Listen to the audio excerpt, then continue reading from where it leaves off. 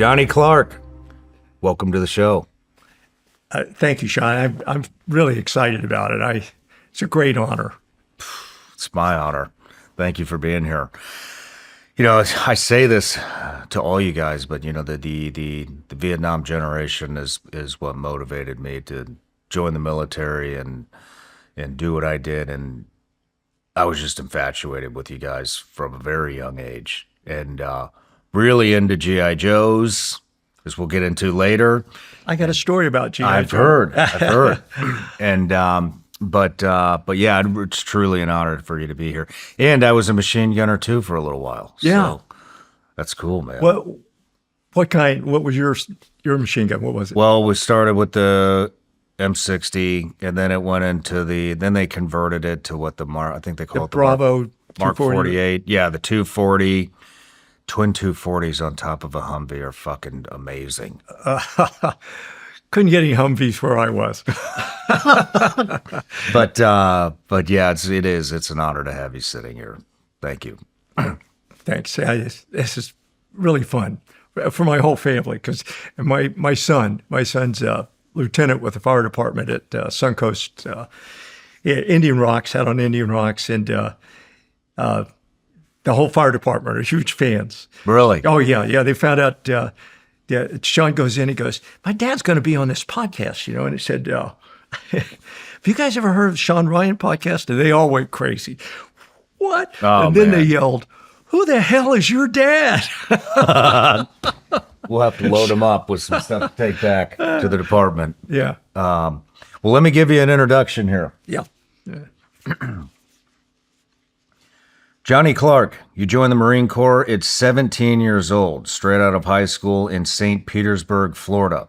Arrived in Vietnam at 18, assigned as a machine gunner to the 5th Marine Regiment in the middle of the Battle for Hue City.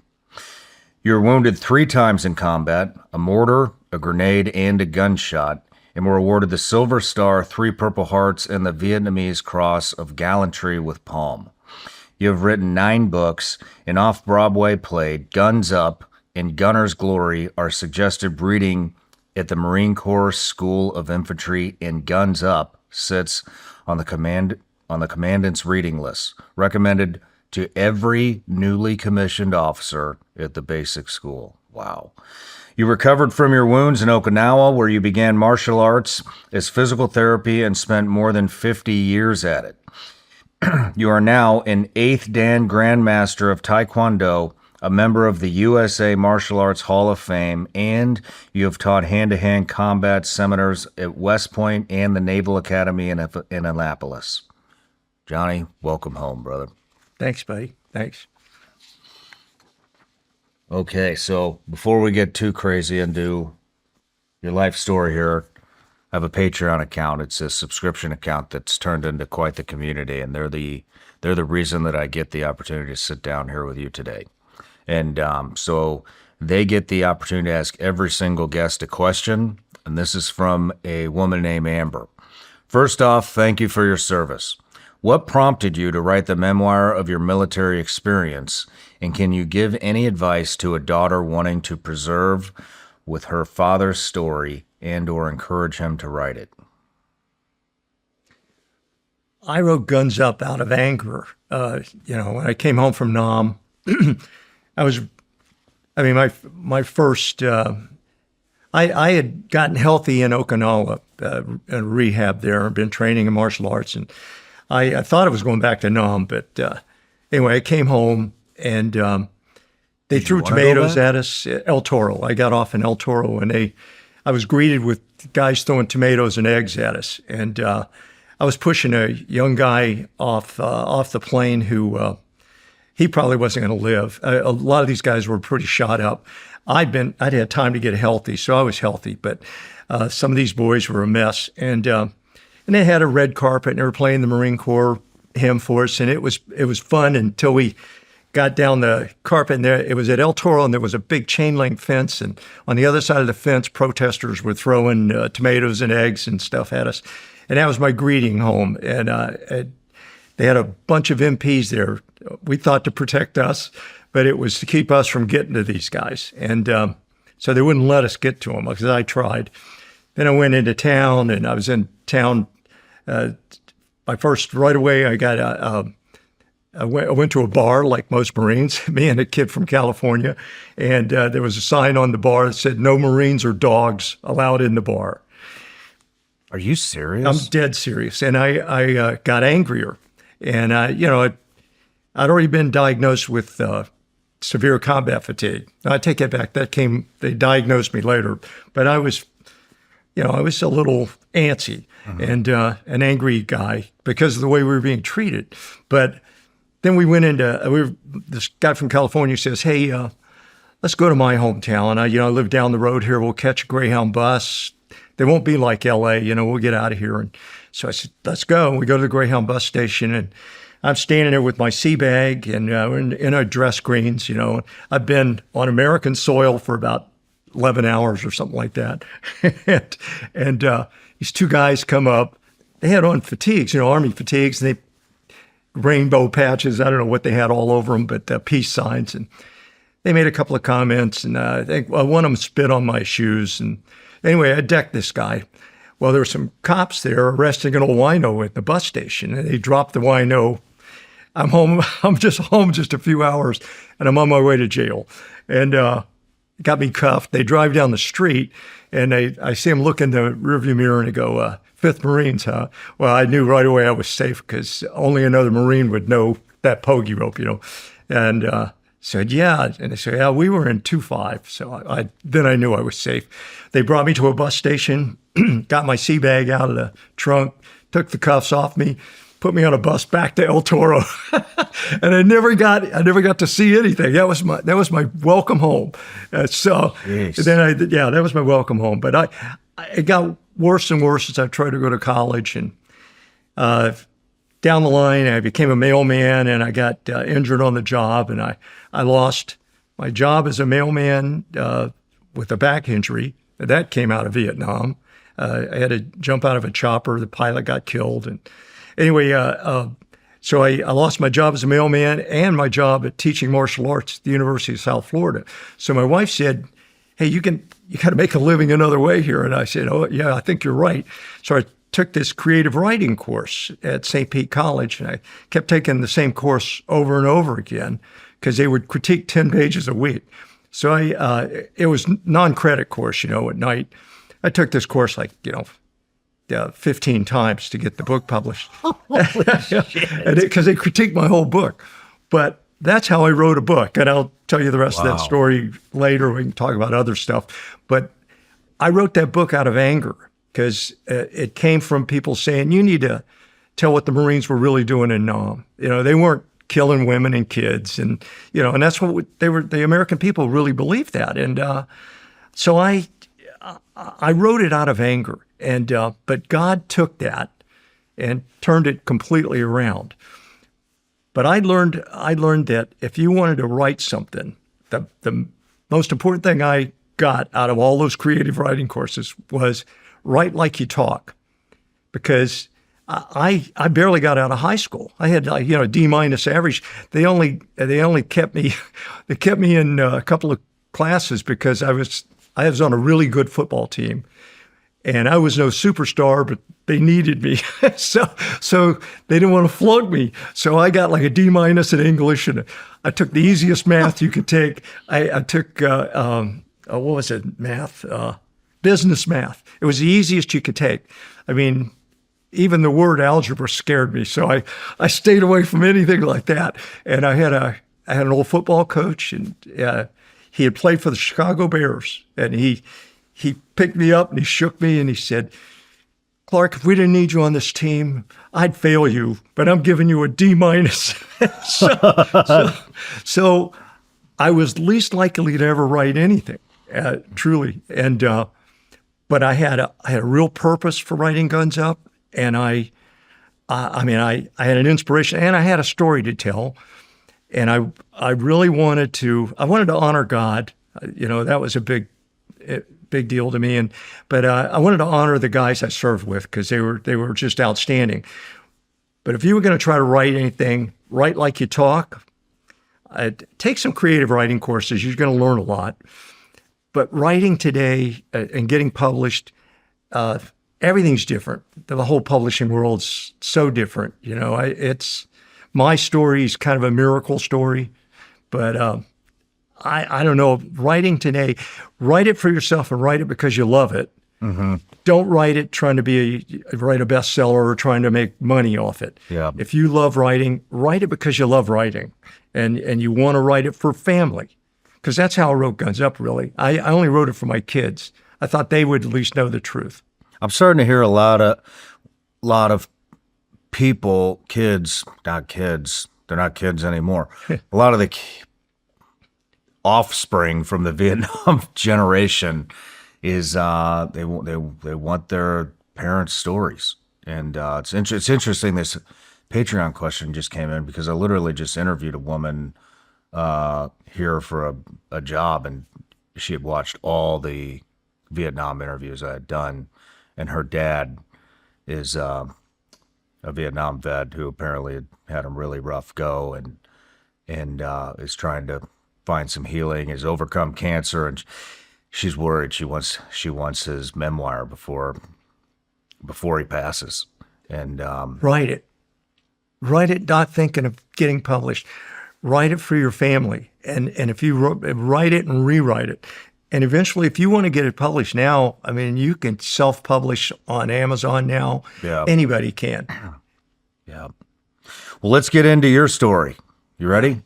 Okay. Yeah. It's Actually, you get a gift too. Oh. Here you go. Almost forgot. All gummies? Vigilance League gummy bears, legal in all 50 states, made in the U.S.A. up in Michigan. It's just candy. It's just candy. We'll load your son's fire department up with those. Love them. Hey, I got a gift for you. Oh, I love gifts. I've seen some of the gifts people have given. I watched Jeremiah Johnson. My wife and I watched it, and when he gave you those gifts, the papyrus, she said, "Johnny, don't even go. You got nothing to give him." Oh, so man. I had a Bible. My little Gideon Bible had a shrapnel hole in it that saved my life. Wow. And I said, I think maybe if I give Shawn that, it'll be impressive enough. And my daughter heard this. Dad, if you give that away, I will slit your throat. Daughter of a non-vet. But so I brought something a little less than a Bible with shrapnel hole in it. Oh, man. Sweatshirt. I love it. Yeah, guns up. Thank you. And this one. There's a story behind this one. Years after I'd been home for many years, and one of the corpsmen that worked on me at one time or another, his name was Doc Turley. He's dead now. Died of Agent Orange. But he showed up at my door 30 years after the war. I didn't even know who it was. You don't recognize each other after all that. Shows up at my door, and he pulls out this, and he goes, "Why waltz when you can rock and roll?" Oh, man, that's awesome. So Thank you. Holy shit, I've that's had amazing. some of those made because all machine gunners get it. I love that, man. That's awesome. I'm going to wear the shit out of it. And a couple of books. Thank you. Yeah. Thank you. All right, Johnny. So where did you grow up? Let's do. What do we want to talk about first? Where did you grow up? Oh, I'm sorry. I grew up in South Charleston, West Virginia. I lived in poverty. My mom was married before she met my dad, and her first husband, she had 2 kids with the first husband, and her first husband was hit 3 times and killed in the Battle of the Bulge. And so then she married my dad, and my dad was destroyed in a car wreck and was blind and crippled for the last 7 years of his life, and he was real young. And so she had 3 kids with my dad, but one baby died.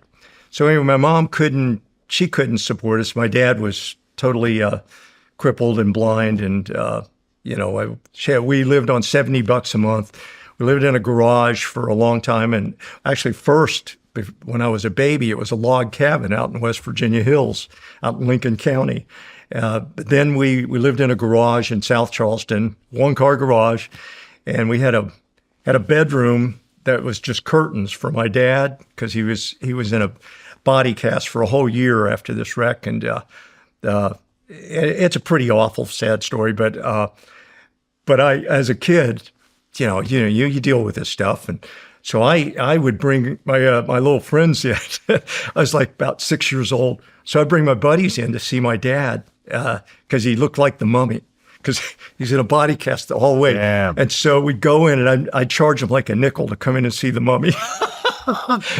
so I'd bring kids in to see my dad. But he finally a year after that, he got out of the body cast. But he lost his memory for a year. He didn't know me or my sister. He didn't know the other kids. He didn't know my mom. But he finally got his memory back. And how long did that take? He lived for about 7 years. And so he died when I was about 10. But in the meantime, my mom had to give up the kids. I was the only one she kept because I was a baby. So she gave my brother and sister from her first husband, Jimmy and Judy, gave them to grandparents in Wilmore, Kentucky. So they grew up there. And she gave my sister to grandparents out in Lincoln County, West Virginia, out on McClellan Farm. That was between the Hatfields and McCoys. And her name was Evelyn Jane. Well, Evelyn, she grew up between the Hatfields and McCoys. Wow. She's actually married to a McCoy now. She married Kirby McCoy. So that Hatfields and McCoys thing was its own war, buddy. It was serious business. So, but yeah, I grew up, then we moved out of that garage. We moved into a Quonset hut, which is kind of funny. Very military. It was an old World War II Quonset hut that this old lady named Alice White, she had bought it and turned it into like a little house and rented it and gave us a place to live. So I lived in that. And then my dad died. Then we moved to St. Pete, Florida. When I was 10, just me and mom, and the rest, last 65 years, I've lived in St. Pete. Wow. If you have a dog that gets picky about food, you know how frustrating that can be. You put the bowl down, they sniff it, walk away, and now you're trying to figure out if they're bored, if they don't like it, or if they're just holding out for something better. Sundays just launched a brand new fish recipe designed for dogs with sensitivities, picky eating habits, or parents looking to add more variety to the bowl. It's made with 80% whole and minced fish, including eco-friendly invasive carp sourced from American rivers. And it's packed with omega-3 fatty acids to help support healthy skin, shiny coats, joints, and brain function. Like every Sunday's recipe, it's human-grade, vet-developed, and gently air-dried instead of heavily processed. No synthetic additives, no meat meals, no artificial flavors, and no fillers. Stanley's been loving it too. What do you think, Stanley? You like Sundays? For dog owners, it's simple too. No fridge, no thawing, no prep. Just scoop and serve. Make the switch to Sundays. Go right now to sundaysfordogs.com/SRS50 and get 50% off your first order. Or you can use code SRS50 at checkout. That's 50% off your first order at sundaysfordogs.com/SRS50. sundaysfordogs.com/SRS50 or use code SRS50 at checkout. Did you keep in touch with any of your brothers and sisters? Oh, yeah. Yeah, we're still close. My sister Judy died, and we had a baby died, but my sister Evelyn and my brother Jimmy still lives in Lexington, and my sister lives in Florence, Alabama. But yeah, we're still close. How'd you guys reconnect? Well, they would send me every summer. Mom would send me to stay with Jimmy and Judy in Kentucky, or else she'd send me out to the hills of Lincoln County to stay on the farm with Evelyn. So we stayed close growing up. So, like every summer I'd spend a month or two in Wilmore, a month out in the hills. And, Or they would come to see Mom when they could. And when they got old enough to drive, they would come in and come to see Mom, and I'd see them then. Sheesh. Yeah, it was a tough upbringing. I mean, I literally got my food out of old Army. They were like sea ration cans. We had these big green government cans from World War II that had Spam and various foods, and that's Salvation Army would bring us a bunch of that kind of food, and that's kind of kept us going. Wow. Yeah, Wow. yeah. It was poverty, but I was such a happy kid.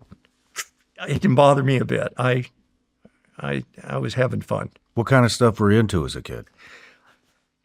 I wanted to be a Marine since I was 5 years old. So I put together a group of kids, and I was the leader, and we were the Marines, and we had a place I named Marine Hill, and we had wars with other kids. Yeah, we BB gun wars. This is back when you got away with that kind of crap. Yeah. We'd wear coal miner helmets and goggles, and we'd have a war with the Blackwell Street gang, and we were the Brown Street gang, and we'd build forts. They'd drive by, and I invented a machine gun. We would, it was remember when kids used to wear the old little red handkerchiefs, cowboy handkerchief things? So you'd fill it full of rocks, and you'd hold all four corners, but you'd hold the fourth corner just between there, and you'd let go, and it would spray rocks. You could take out 3 or 4 kids. So we invented a machine gun. That was my machine gun. But the enemy, stole my design, and pretty soon they were using it on us. And built giant slingshots. I built a giant slingshot, and they'd ride by on their bikes. They were buzz bombers, and they'd ride by on their bikes and throw rocks at us or hit us with machine guns. And we'd knock them off their bikes with this giant slingshot. Yeah, can't do that today. But well, maybe not in most places. Yeah. Like around here, you probably can. yeah, Tennessee, you guys. Yeah. Yeah. What caught your interest at 5 years old in the Marine Corps? Pardon? What caught your interest at 5 years old? Well, in the Marine my Corps? uncle, like I said, there wasn't too much beautiful in my life. I didn't have much. All my toys came from Salvation Army or somebody, or gifts from this group or that group. And so I had one uncle. I had a few uncles, but I had one who stood out, and he was a Marine. He had joined the Marine Corps and kind of got out of the West Virginia poverty, and one of those no-neck guys, stout, knock people out with headbutts, tough Marine. And I just idolized him. Seeing somebody in that Marine Corps uniform, and he was a tough guy. Well, they all were. All my uncles were pretty tough guys. But the Marine stood out. And so he'd come home, get liberty and come home and play with me, do push-ups with me and my buddies on his back. And, I just looked up to him, and that was the beginning of it. But, remember when I was a little kid, the movies were Sands of Iwo Jima. The Marines they were seen as the best. And, all my life, I wanted to be in the Marines. I wanted to be a Marine. My mom knew it too. When I joined when I was 17, I got an early entry, and boy, when Mom found out about that, she was going to let me join anything but the Marines. She said, "No, you'll be the first one killed. You're not going." And my poor mom, 6 hearts. She had 6 hearts. 3 from her first husband. So she went through that. The guy's coming up to the door with the telegram, and they don't tell you how the person is. Just wounded in action, condition unknown, and it was rough for her. Shit. How long had the Vietnam War been going on when you decided to join? I joined in '67. Okay. And it had been going on. I mean, we had guys over there in the 50s. So, but 67, 68, it got really hot. Yeah. What I'm just rewinding a little bit. I've been losing your dad at 10 years old. Yeah, How did it you was deal tough, with that? but there's a story, a good story out of that. My dad wasn't a Christian, and when he was blinded and crippled, and he finally got his memory back a year being in the ozone, he was led to Christ by my grandpa and others, and my dad became a strong Christian. So that's 7 years that he lived. He lived 7 years as a man of God. And because of that, I came to Christ and my whole family. So my dad played a role in saving the whole family. Wow. So, and I don't think that would have happened if he hadn't been blind, because he was a hellraiser. And I don't think that would have happened. So it took that horrible tragedy to bring my dad to the Lord. And you know what Scripture says? Be better to pluck out your eyes than to miss out on heaven. And in my dad's case, that was the case. I'll be damned. Man, thank you for sharing that. Thank you for sharing that. Well, let's move into enlisting. Yeah. I joined at 17, and I had some bad omens right away. I was going in the buddy system, and I had a couple of buddies from the high school football team who were going to go in with me, and had three of them. So I signed up. We're going to show up down at the recruiters, get on the Greyhound bus to Jacksonville, and get inducted and do all that. And nobody showed up. So you were the only one? My buddies disappeared. So I went by myself. But it's funny, those three guys, well, one went in the Navy, and one ended up going in the Army and becoming an Army Ranger. And he went to Nam a year later after. And then the other one went in, and he was in 101st. And he stayed in. He went all the way from private to lieutenant colonel. Wow. Yeah, so they didn't join with me, and they both went. None of them went in the Marine Corps. They went in the Army. So right on, right on. So how was it? Well, How was boot get to camp? Jacksonville. Yeah. And I've said my goodbyes. Got a couple of little cheerleaders waving goodbye to me. It was an important moment in a guy's life. And so at Jacksonville, they tell me, they 4F me. Said, you've got a hernia. And I said, I don't have a hernia. And yeah, this is your out, kid. You don't want to go to Vietnam right now. And these Navy doctors are telling me this. And I said, no, I want to go. That's why I'm here. I want to go. And they said, no, this is your out. Don't be stupid, kid. And they said, you got a hernia. You can't go. Well, I said, no way. And I started doing, I was young and strong. And I started doing one-arm push-ups, and I'm doing backflips. And I'm saying, I can do anything. I said, I'm perfectly healthy. And one of the guys, one of my buddies from Nam was there that day. His name was Pat McCrary. He saw me doing all this. He's a witness to this insanity. He said, we thought you were crazy, man. So he said he saw all that so he can verify that this actually happened. But I did everything to make sure they'd let me in. Well, I'm there. We're in this Hotel Floridian or something like that. I think it was what it was called.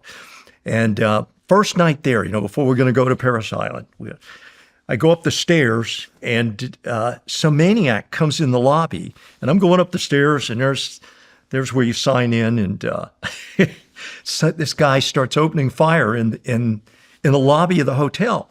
He's got a .45 cal, and he's blasting away, and he's shooting the steps under my feet as I'm going up the steps. Holy and I said, shit. whoa, I'm not even there yet. They're trying to kill me.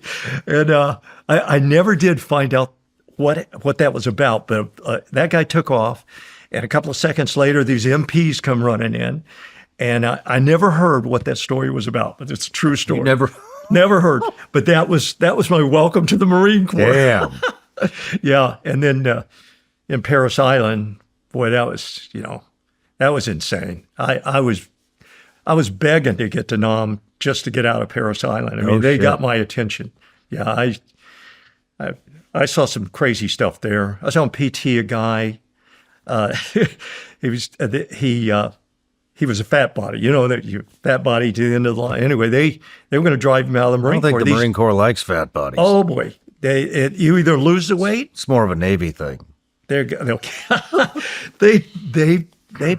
put this guy. They made him do leg lifts until he got a hernia, and he's screaming in agony. And I'm thinking, this is serious. This is awful. This guy's in agony. They cussed him out of our barracks. The old World War I barracks, the old wood barracks on Paris Island. We were in the upstairs. We were all at attention as they are watching this, as the DIs cursed him. They took him out on a stretcher. The Navy guys came in and put him on a stretcher. They're taking him out. They cursed him all the way to the ambulance, saying, "We told you we'd drive you out of our Marine Corps." Damn. A serious. And then I saw another guy who lost it, and he went up the water tower at Paris Island. Well, we didn't know. I mean, I never saw this, but all of a sudden, we're being marched out to the water tower. And we're not allowed to look around. If you even looked, I looked one time, and I don't cuss anymore, but it was IF in the area. And if you were caught IF in the area, you got hit. And this DI caught me looking like that because we saw girls, and he came up, he kicked my legs out from under me.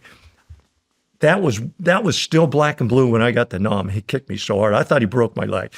Well, you didn't do that. You looked straight at the guy's head in front of you. So I didn't know where I was going, but now I know I'm marching on grass. Pretty soon they tell us we can look up. And here's the whole battalion is around the water tower. And here's this guy, this poor sap is up on the water tower screaming, if you don't let me out of the Marine Corps, I'm going to jump. Holy shit. And these DIs down there, they've all got their platoons out there. And they go, "All right, we're ready now. I didn't bring all these Marines down here to watch nothing. Jump." Holy shit. Of course, he came down and he said, "If you come down from there and don't jump, we're going to beat the hell out of you." Well, he finally came down. He didn't jump, and they beat the crap out of that guy. I know. They just beat the tar out of that guy. So, that probably wouldn't happen today. Oh, no, it wouldn't happen today, man. They got little chits now, I think, that could raise up. I even heard that the obstacle course, I heard the obstacle course, that we had to do, it's now for display only. What? That's what I was told. My A gunner Chan, talk about Chan, remarkable guy. He went back to PI and he said, yeah. He said the obstacle course is for display only. Wow. And he was told, going to make some people mad with this one, but he was told that, a lot of the women Marines, they couldn't do that obstacle course. And they got rid of it. I don't know if it's true. Wouldn't be far out there, man. So how was the rest of basic? I went to machine gun school. And is that what you wanted to do? No, they just put me there, and you had to shoot all the weapons, and I shot really well with the machine gun, so they threw me in machine gun school. I think that's how they figured it out, and I was too dumb to have an MOS doing anything else. All right. So they put me in machine gun school, and and then I started seeing the recon Marines there, and I came up with this brilliant idea. But Chan and I, he was this Chinese. Chan was with me all the way from PIs from the day we joined, alphabetical, Chan and Clark, and we got stuck together all the way through the Marine Corps. And Chan was Chinese American, been smuggled out of Red China as a baby. His dad was a doctor, got him out of China. He was a genius. He had a minor in ministry. and I think from the University of Tennessee. And so Chan was going to be an open heart surgeon. Now you hear one guy say that and you think, yeah, me too. But, this Chinese guy he was a giant brain, and for me to get stuck with him, I had that IQ of 0. I'm stuck with this giant brain, and he had this giant vocabulary, and he'd use words I didn't know what the hell he was talking about. I said, "What are you saying?" But Chan he wanted to join the Marine Corps. He wanted to pay America back for taking his family in. I mean, how do you not love a guy like that? That's cool. Yeah, it's cool. I mean, if only some of the immigrants felt that way today, man. I mean, really. But Chan wanted to join the Marine Corps. He could have been an officer. He didn't have to be a dumb PFC machine gunner. I mean, he had a college degree. He was as smart as heck. So Chan and I were in machine gun. We both fired expert with a machine gun. I came up with this brilliant idea. I want to go recon because I'm telling him the recon guys get to wear those little gold wings, man. It's a chick magnet. I mean, we'll pick up girls everywhere.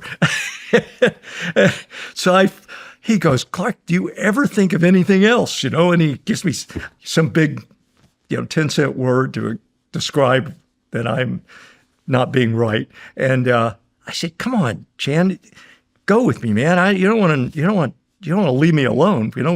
We've been this far." And he goes, "All right." So we put in our request to go to recon.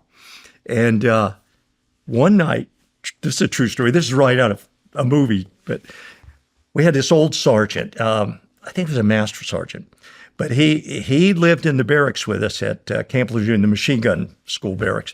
Well, got all these racks, regular barracks with all these machine gunners, and he had an office at the end. And about 2 a.m, he comes out, takes one of those old metal garbage cans that we had. We didn't have the plastic garbage. And he heaves this metal garbage can down the squad bay. And he hits the lights and starts screaming, "Guns up, guns up, guns up." So everybody out of the racks, standing at attention at the end of your rack. And he's got a fifth of booze in his hand. And he's angry. He's an angry Marine. And he's got a bunch of orders. He's got orders in his left hand. And it was my transfer orders to go to recon. And Chan's, and I guess maybe a couple of the other guys wanted to go recon. And so he says, "Clark," gives me a piece of chalk. He says, "Draw a line down the center of the barracks. Everybody put your toes on that line." So we all line up on this line. And he says, "Okay, all you Marines, all you gunners." At first, he tells us how bad we need gunners, and we did. We really did. In the 5th Marines, when I got there, they told me every machine gunner in the 5th Marines had been killed or wounded. So we really needed machine gunners, and he knew that. He had got all the battlefield casualty list, and they knew all that stuff, and so. Suddenly, machine gunners kind of a critical MOS, but even though you could be as dumb as a stump and still be one. So he says, "Okay, all you Marines that join my Marine Corps to kill the enemy, stand still. And all you Marines that join my Marine Corps to find the enemy and tell us to go kill them, step over that line." And nobody stepped over the line. And I mean, it was like I stood there. I mean, he shamed us. It was like being in the Alamo. Wow. Step over the line if you want to leave the Alamo. But it worked. Not one guy tried to go to recon. We all just stayed in machine guns. No shit. I saw my little gold wings flying out the barracks. I really wanted those wings, man. Wow. But yeah, so we got to Nam, and I thought it was baloney, but because they told us in machine gun school, 7 to 10 seconds after a firefight begins, and we thought that's baloney. It can't be true. And then we get there, and all the machine gunners have been killed or wounded. Man, I mean, so you went to the Battle of Hue immediately? That's where you Pardon? showed up. The Battle of Hue. That's where you went. Okay, Way immediately? City. Yeah, it's Way. No, Hue that's City. a little wrong because I got there for Way, and I got there when Way was ending, but I just was at the very end of Way City. All I did in Way City is step in a punji pit. Punji pits with the. I stepped in it and it broke. It didn't go through my boots. God saved me. First week of Nam, and he's already saving me. So I just did patrols, trying to, get the NVA that we're trying to get out away at the end there. But yeah, I didn't really fight in Way City. I went. You went straight from machine gunner school to Vietnam. Yeah, no. Then I went to Camp Pendleton Okay, what'd you for do? a at jungle camp? warfare school. Gotcha. Yeah, and that the little POW thing, that school they give you, and jungle warfare. That was eye opening too. But after Parris Island, everything was duck soup. But then there in jungle warfare school, after it was over, they gave us I think it was 24 or 48 hours liberty, and so I talked Chan into. I had a way of talking Chan into trouble. So I talked Chan into going to Tijuana. I said, What were you doing down there? I wanted to go to Tijuana. So I talked Chan into, we got to go to Tijuana, man. All these, I hear. So, Lots of things. yeah, lots of things. So I talked him into going to Tijuana. So we go to Tijuana and we're in one of those really seedy bars, and there's a bunch of Marines in there, of course. And, there's activity going on that was pretty despicable. But they bring us over a bunch of drinks. We'd order, it was four of us, four Marines, and we'd order 4 drinks. This big Mexican guy comes over with a tray full of drinks. And I said, well, no, we only won 4. And he expects us to pay for them. And, that led to a confrontation. And so a big brawl started. Big, huge fight. And I realized this is getting ugly. Let's get out of here. So me and Chan are trying to crawl out because bottles flying everywhere, people fighting all over the place. And we got to the door and the Tijuana police were there. And then everybody said, he started it. I didn't do anything. But I was almost innocent. They put you in the clink? Yeah. Well, they Tijuana police threw us in the Tijuana jail, and then the shore patrol came and got us out of there and threw us in the Navy brig, and then they took me into San Diego, me and Chan, and he was so mad at me because Chan would never do any of the stuff. So we were in. That was the last time I saw San Diego was Tijuana brig. But then the Marines came and got us. They threw us in a red line brig at Camp Pendleton. Have you ever heard anything about those? I haven't. Oh, they're awful. The Red Line Brig, you stand at attention. There was a big wall. Of course, there's a war going on. They take, some guys would get in trouble like this and think it was going to keep them going to Nam. But, I wasn't doing that. I hit this guy because he was trying to extort money out of us. So anyway, got our face up against the wall. You'd stand at attention. And if you had to go to the head, they had the MP jailers, they're marching up and down behind you, and you got your face up against the wall. And if you move your face away from that wall, they hit the back of your head, and it drives your face into the wall. And that's why it's called a red line brig. There's bloody red where everybody's faces would be. There's a red line, and there's just drips of blood all the way down this wall. Yeah. The red line break. So that was, those guys, they didn't play games. And I wanted out of there, but I had orders for Nam like the next day.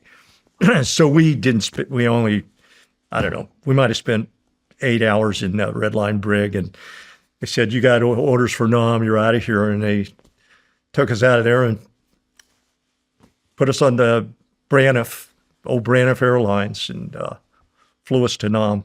Oh, wow. So what was it like when you landed at Nam? Was it what you expected? It was, I didn't know what to expect. I mean, I'll be honest with you. I was such a kid. I look back at it, I was such a gung-ho, dumb kid, but Chan had been reading about Way City. He read newspapers, and he's telling me, yeah, there's a lot going on in Way City. I think we're going to be going to Way City. And I said, oh, okay. So we get off the plane, and then we file through this. And as soon as we got off the plane, that heat from Vietnam hits you, and you're going, whoa. I'm from Florida, but this was a different kind of heat. And we see the Phantoms jetting down the airstrip and taking off, and we could hear artillery. And all of a sudden you're going, crap, it's a real war, man. I'm in a real war here. So we file through, they're giving us our orders. And I always remember the sergeant, you go through and hand him your orders, and he'd stamp it, big red stamp, 5th Marines, next, 5th Marines, next, 5th Marines.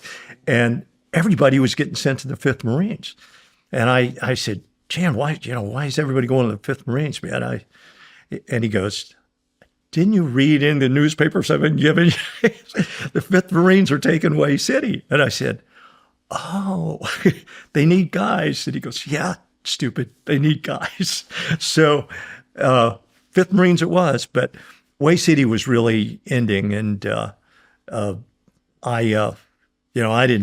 really didn't do anything away except patrols around it. And I didn't do anything. So I really wasn't away. How long were you there? In Nam? In Way City. Oh, in Way? Oh, geez, just a couple of days patrols. And then they brought us back to Phu-Bai. And then they sent us down to a place called Troy Bridge. And things started getting hot there. Right on. Yeah. Right on. You didn't have any, did you know anybody that had been to Vietnam before you, or No. you were just you just plopped right in there? Yeah, I didn't know anybody. Shit. Were you nervous? I was, like super excited. I mean, the pretty soon, you can't tell nerves from fear. Yeah. But I was kind of still, it was a great adventure. And I was so young that I just saw it as just, right now it's a huge adventure. But, once you got out in the bush, yeah, the adventure's over. And this is, it was hard. Right It was hard. First time I got hit, I lost, I went over there at 160 pounds. First or second time I got hit, they sent me to a hospital they sent me to Da Nang, but there were so many wounded Marines that they didn't have any beds. They got guys laying in blood all over the floors. And so they threw a bunch of us on a C-130 and flew us down to an Air Force hospital and Cam Bay. And, after 6 months in the jungle, getting to Cam Bay, the Air Force, the Air Force, they live a different life. They air-conditioned hospital. They ate off plates and trays, and they had flushing toilets. And I went into the head once I was able to walk, and there's these crazy Marines, these stupid Marines in the bathroom, and he's going, Clark, come here, man. Listen to this. He'd flush the toilet. Oh my God! When you're entertained by hearing a flushing toilet, I'm sorry, but it's true. Oh, man! That was, in that hospital, when all the guys started coming out of the morphine and stuff, where you wake up and you're going, "Hey, who you with, man?" 7th Marines. Hey, who you with? 26 Marines. And I'd say, 5th Marines. And so the whole hospital is filled with wounded Marines. It's Tet Offensive. And so this one kid, a couple of beds down where I was, but the other ward, it was the same story. And so this one kid, he wouldn't say anything. I think, he's still in shock or something, And a couple of days later, here's the same thing. Hey, who you with, man? Hey, who you 26 Marines? Who's it? Hey, who's that guy with? And he wouldn't say anything. Finally, the guy started harassing him, said, who are you with, man? And he goes, I'm in the Air Force. So all these Marines go, what? Then you see these wounded guys sit up and go, what'd you do? What'd you do? Step on a nail? And so He's like, no, it was a thumbtack. He goes, no, it's my mom's fault, man. You know, he was a nice young guy. He goes, no, it's my mom's fault, man. He said, my brother's a Marine, and she kept sending me letters, and she'd been contacting my CO, telling him to make me go check on my brother and see how he's doing.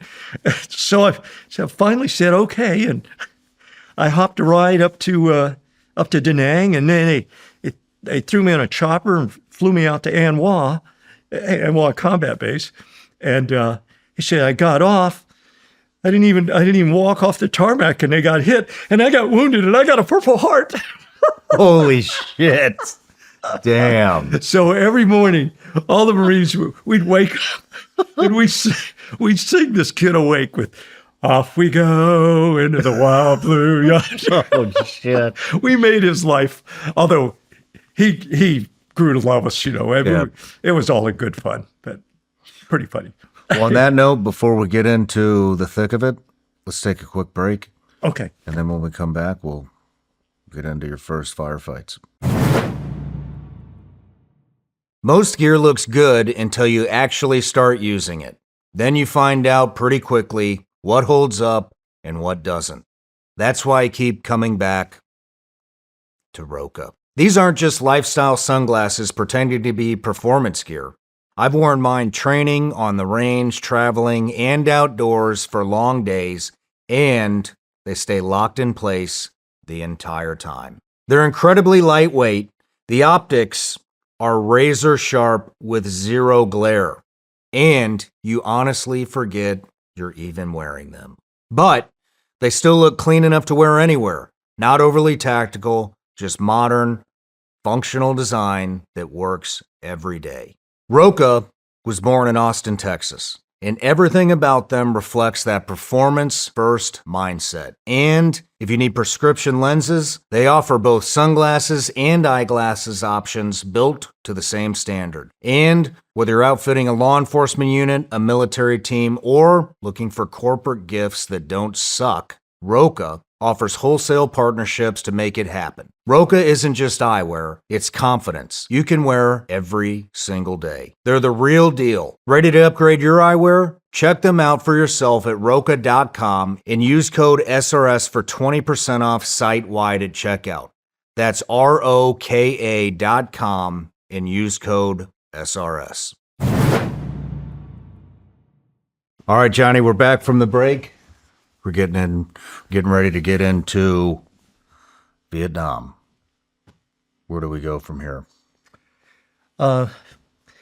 Well, I got to Troy Bridge, and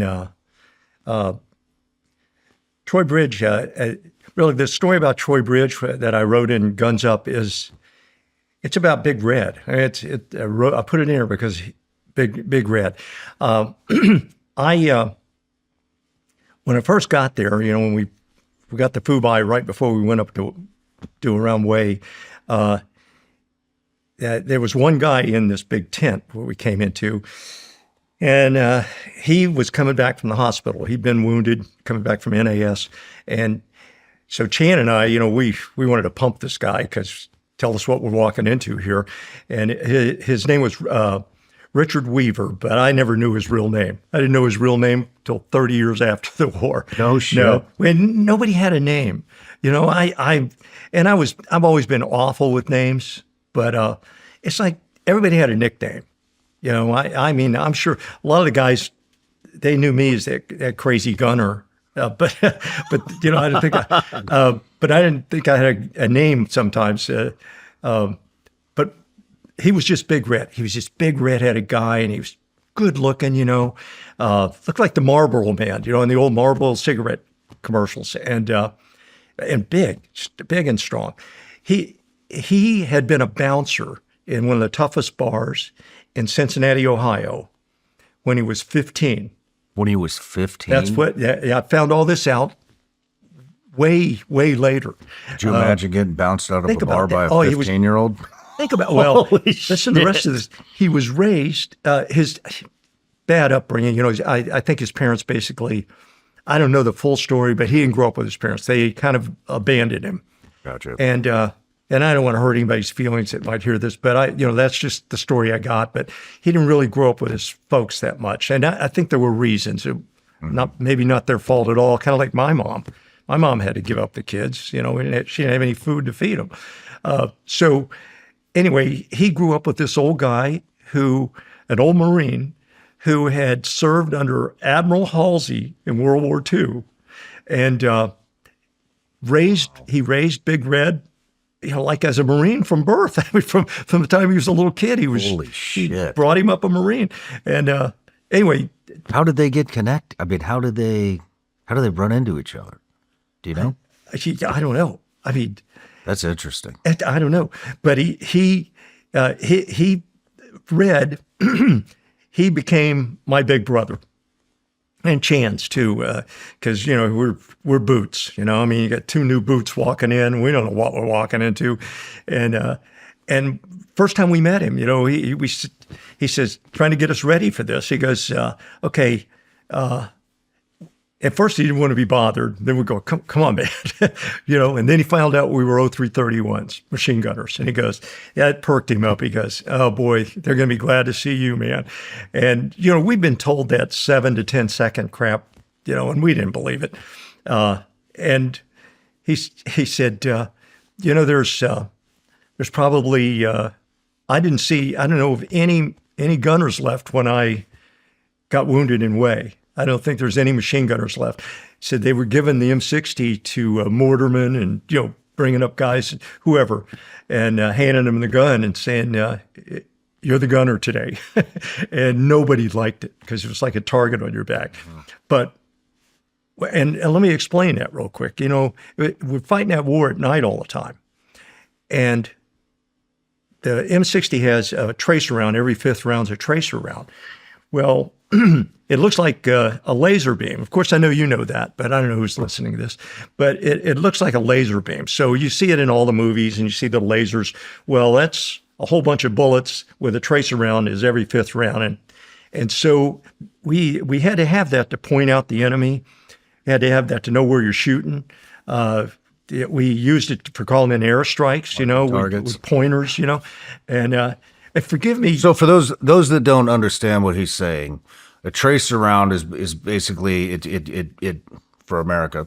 It's red. Was it red back then? Red. Okay, the NBA were green. Yeah. So it's a round that kind of burns red as it's going out of the barrel. And what people will do is exactly what Johnny's saying. They will mark. So if a airplane, helicopter, somebody's going to drop some ordnance close to your position, you mark enemy territory where you want them to hit with tracer rounds. Right. And so they see where the tracer rounds are going, and then they know exactly what they need to hit. Yeah. And we used it, when you're calling them phantoms. I mean, there were a few times phantoms had to drop napalm like really close to us. And if I didn't show them where to drop that, we could be frying like eggs, So, but a lot of guys still carry. I mean, even though we had lasers when I was in, I used to carry an extra mag of all tracers. I mean, in that way, if the laser went down or whatever, then I could throw in a mag of tracer and mark target. Yeah. When I wasn't carrying my 60. Yeah.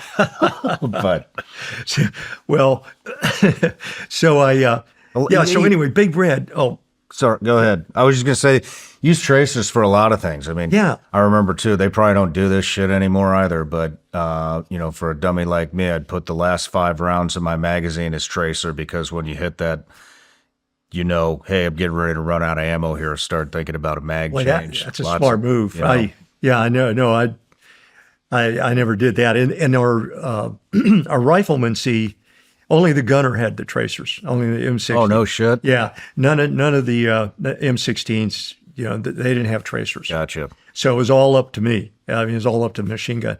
So, but anyway, so Big Red's telling us that, because of that tracer round, because it points out who, there's the machine gun. You'd only see the M16s and AK-47s going off like muzzle flashes. It looked like a bunch of lightning bugs in a big shootout. And the only steady target you saw was the NVA 30 cals. They'd shoot green tracers. So it was like Christmas time out there, green and red crisscrossing each other. And we were the only targets. And every good Army's taught the same thing. Knock out the machine gun first. Back then, anyway. I assume it's the same. So anyway, machine gunners didn't last long. If you laid on the trigger very long, that's why it was 7 to 10 seconds. If you laid on that trigger very long, it was 20-round burst. We were told, unless you're being overrun, unless there's no choice, 20-round burst. Don't be laying on 100 rounds. You'll never finish that 100 rounds because some rifleman's going to pinpoint where your machine gun is and out of the jungle, and you're dead. Well, that's the reason you became such an obvious target in a battle where everybody else is a lightning bug flashing on and off. That gunners didn't last long, and but you got no choice. You got to use the tracers. It's crucial, and it shows the infantry where to fire. Where's the enemy, et cetera. It shows you where your rounds are going. Shooting without tracer rounds, you don't know. All your rounds could be running into a tree. I mean, it's really interesting because the M60 machine gun wasn't just a weapon; it was also a communication device. Yeah, because it just like all the stuff we were just talking about. You know what I mean? And then you're marking targets for your own guys. I mean, you really got to be switched on. Well, some gunners, I don't remember doing this, but I know some gunners, and they would talk to each other. You'd be mountains apart. And, they could sing. Yeah, it just 5-round burst, and they talk to each other to kind of let each other know where they were out in the the big mountains in like Thong Duc and places like that. And when you get near the Cambodian border and everything, we're talking big freaking mountains. It wasn't flat jungle. It was straight up, straight down, and so you can't see each other. You don't know where the other platoon might be. And but old Red tried to tell us that no, that wasn't bullcrap. 7 to 10 seconds is about right. And it goes, if you lay on that trigger more than 20-round burst, you're gonna be dead.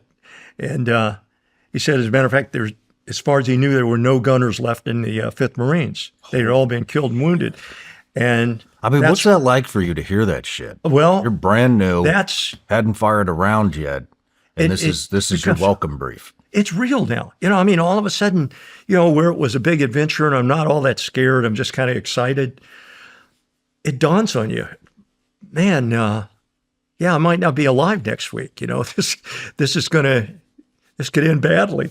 But you got no choice. You're there. You got no choice. You got to do it. And so that woke me and Chan up. But he was great about everything. Big Red was like a big brother. I mean, he was like, bend those pins on your frags.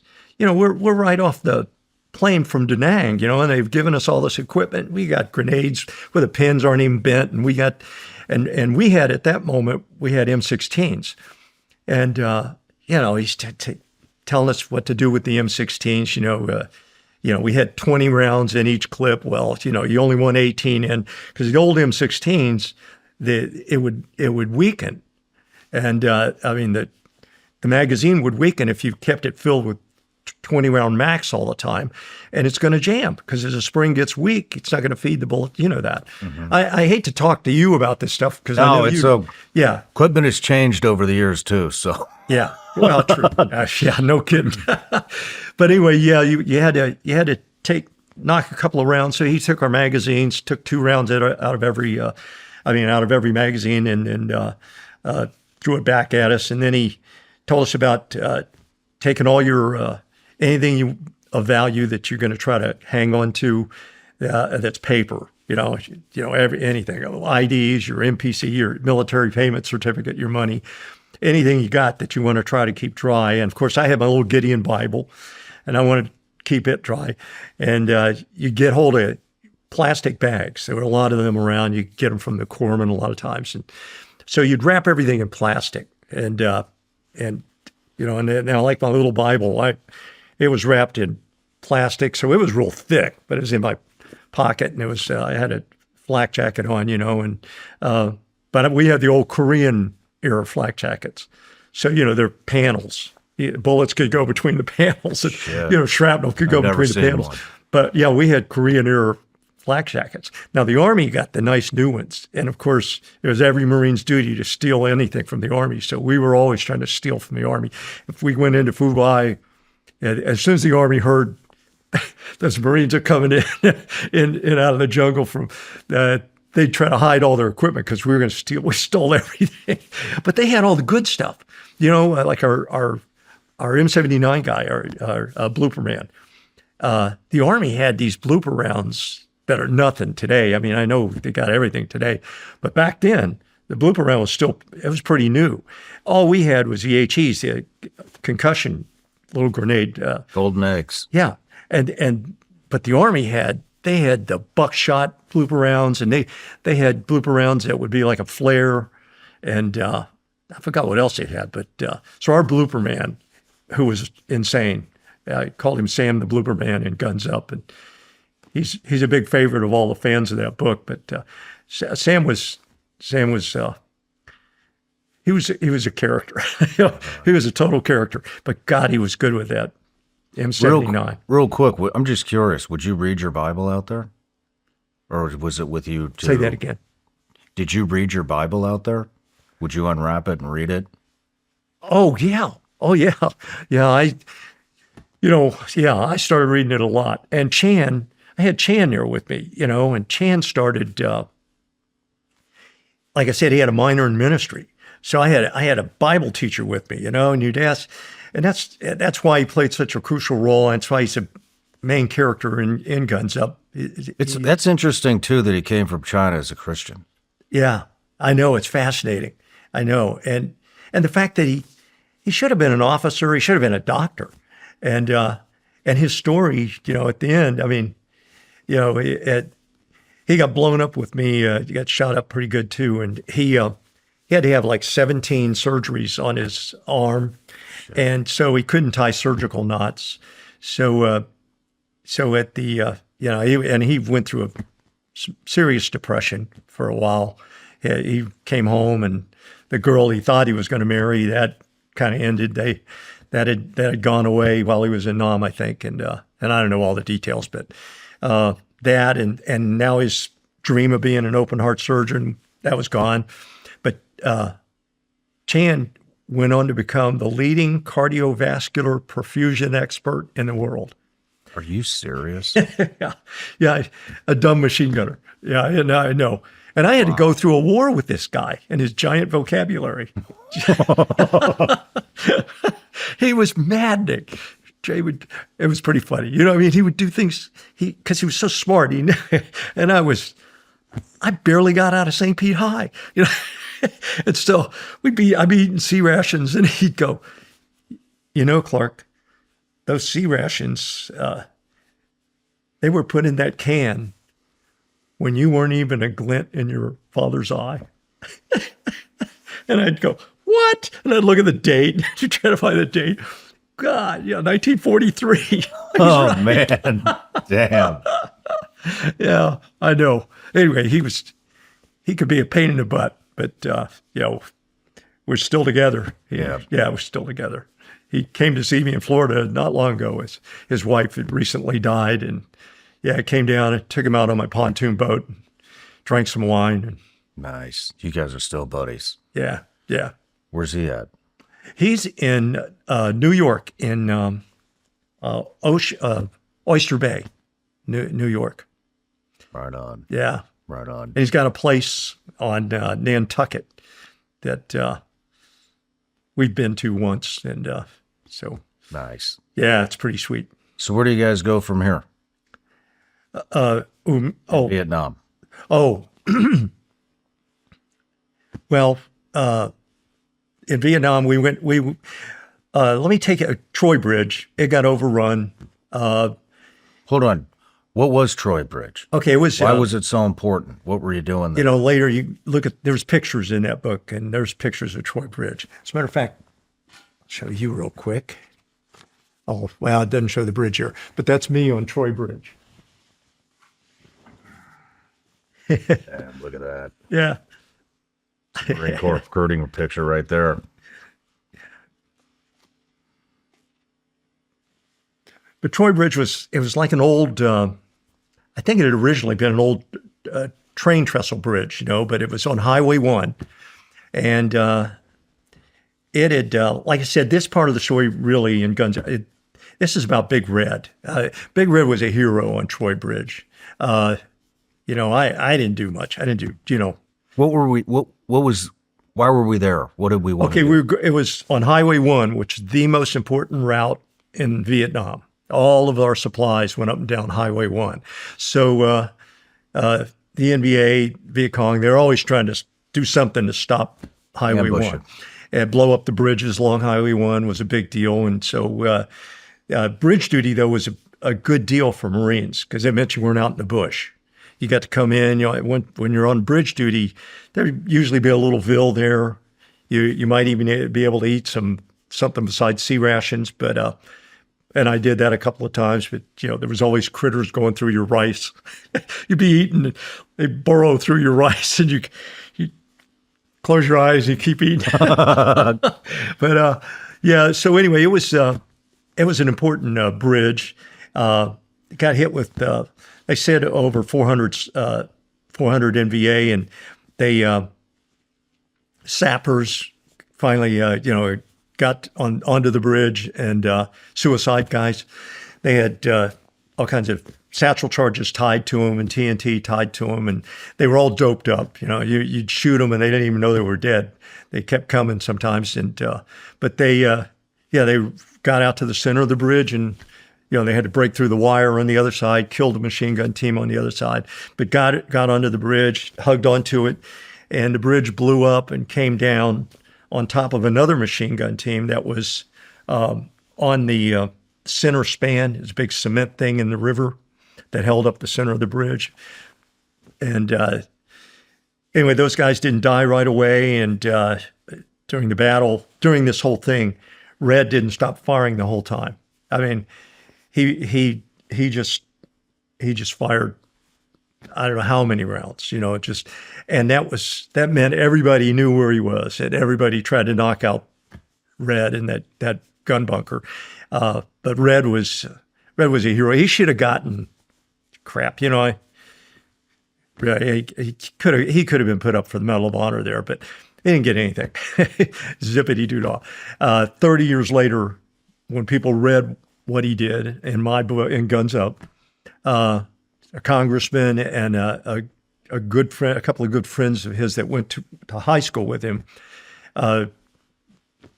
caused a stir, and they finally gave him the Bronze Star. And, he'd been dead for 30 years. He was killed beside me on May 20th, 1968. But anyway, Red was a hero, and what he did that night was amazing. And a couple other guys were heroes that night. We had two guys, Tedesco and Rosalie, both corporals. And Rosalie had been put up in Way City. He had been put up for promotion to lieutenant, got a battlefield commission. And he turned it down. He wanted to go home. And so he turned it down. And they came out to say goodbye to the platoon. So they hopped a ride from Phu-Bai, which is between Way City, Phu-Bai, and Troy Bridge. They hopped a ride from Phu-Bai, which is a great big army base. And that's where the 5th Marines were too whenever we went back, but we never went back. But they hopped a ride down Highway 1 to come out to come out to Troy Bridge and say bye to everybody. Well, they were there they picked that time to say bye to everybody, and the bridge got overrun, blown up. Machine gun team was out there screaming. They hadn't died yet, and they were in a lot of agony. And Tedesco and Rosalie tried to get out to those guys and got killed. And they should have been they were due for a flight back to the world the next day. Mm-hmm. They should have been in Da Nang. And they came out there to say bye, and they died heroes. Yeah, they didn't get anything either, as far as I know. Yeah, but yes, a lot of brave guys. What did you see there? I mean, this is your first. I was just an A gunner, just feeding the gun. I didn't do anything. I didn't do anything.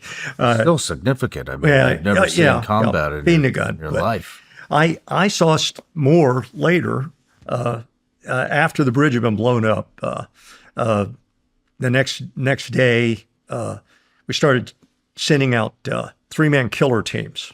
So I volunteered for these 3-man killer teams, and those were pretty fascinating. These 3-man killer teams, I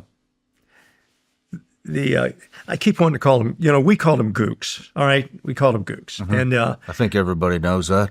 okay, Anybody that's watched any Vietnam movie ever? Well, it came from Korea, that term. I mean, you probably already know that, but yeah, it was Marines in Korea picked that term up, and that's what the Koreans called peasants.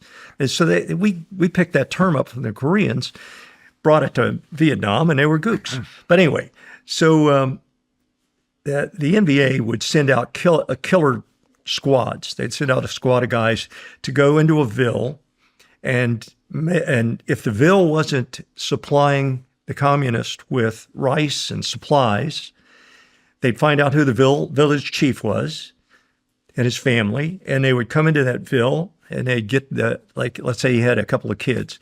They'd get one of his kids, cut off their head, put it on a bamboo stake in front of right in the center of the ville, and then leave. And that was their either start supplying the commies, or we'll be back.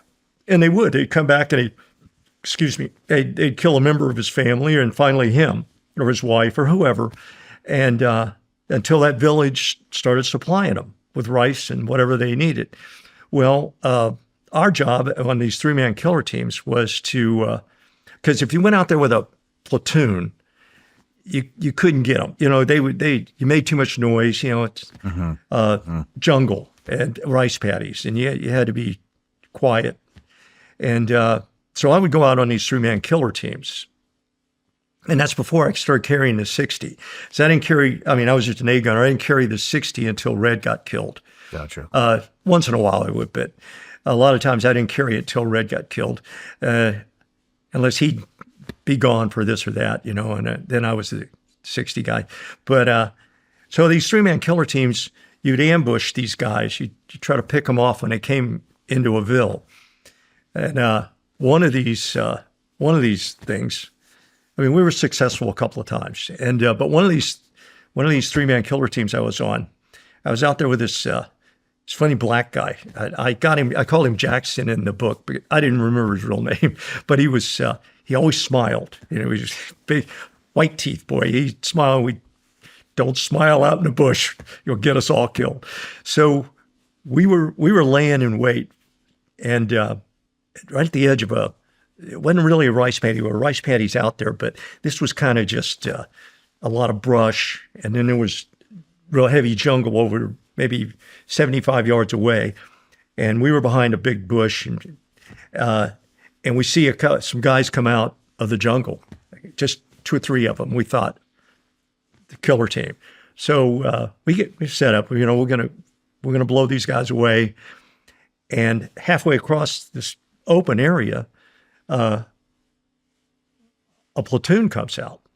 These guys are just a point, 2 or 3 guys. They were just point men. And pretty soon, they're getting closer and closer, and we're going, I don't know if we should open fire on a whole platoon. There are only 3 of us. And so pretty soon, it's not a platoon. It was over 200 NVA came out, and they walked so close to us. They could have stepped on us because we couldn't do anything. We couldn't run, we couldn't move. We just had to stay still. And we're getting eaten up by ants and mosquitoes. The mosquitoes in Nam were, God, the worst. But we're just getting sucked dry with mosquitoes and getting eaten up, and you can't move. And I tell that story sometimes to other Marines to tell them this is why Paris Island was so horrible. all those stories of a Marine slapping a sand flea on PI back when I went in, if you did that, you were going to be tortured. I mean, they tortured guys. They'd make you dig a 6-foot grave with an E-tool. Then they'd make you have an official burial for the sand flea. And then they'd say, what sex was that sand flea you killed? And you'd say, it was a guy. All right, this is a female. Dig another dig another grave. I mean, they torture you, but you were scared to death to move, you know, like I was scared to death to even look. It worked. They had my attention. And, buddy, it worked. I got to know them.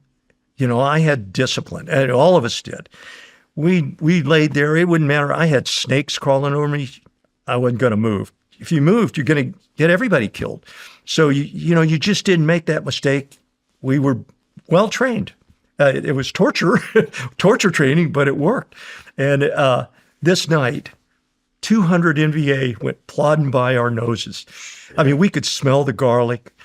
I saw their little Ho Chi Minhs. That's these sandals they wore. They made them out of tires, American tires. But they'd walk by their little Ho Chi Minhs flopping right by our nose. And we're just going, it was never going to end. 200 guys, and they're kind of spread out. It went on forever. I mean, it felt like forever. When they finally got away from us, it wasn't me. One of the guys, well, it was three of us. I don't know which one it was, but somebody had pulled a frag. He pulled the pin on the frag, thinking, that we got to do something to get out of here, and squeezed it that whole time. The spoon end, squeezed it, and he was so relieved when these guys went into the jungle.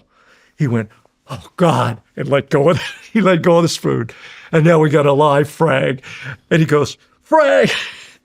And we all dive flat down. Boom! A grenade goes off right by us. Nobody got hurt. We didn't catch any shrapnel or anything.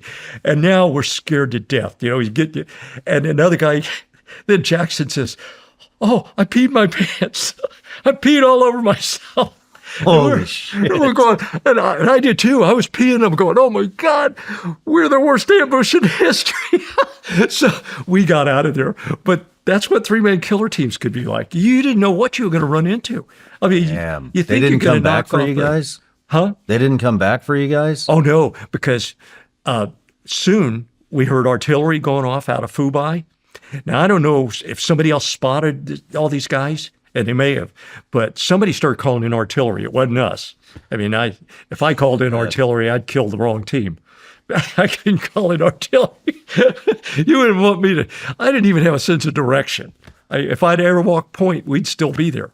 So what were some of the success stories with the three-man killer teams? Oh, well, there were times where, they'd only send in a squad, and you would, we had a couple of times where we killed 3 or 4 of them, and the rest would get away. But what would happen?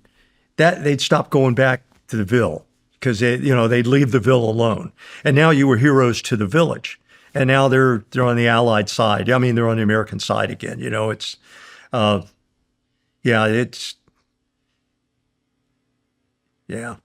you want to talk about the first time you killed somebody? I want to talk about. It was an ambush, and I killed this NBA officer, and I guess it stays with me. The shooting was at night. I killed him at night, so but we stayed in that position all night, and we stayed there longer than we usually would.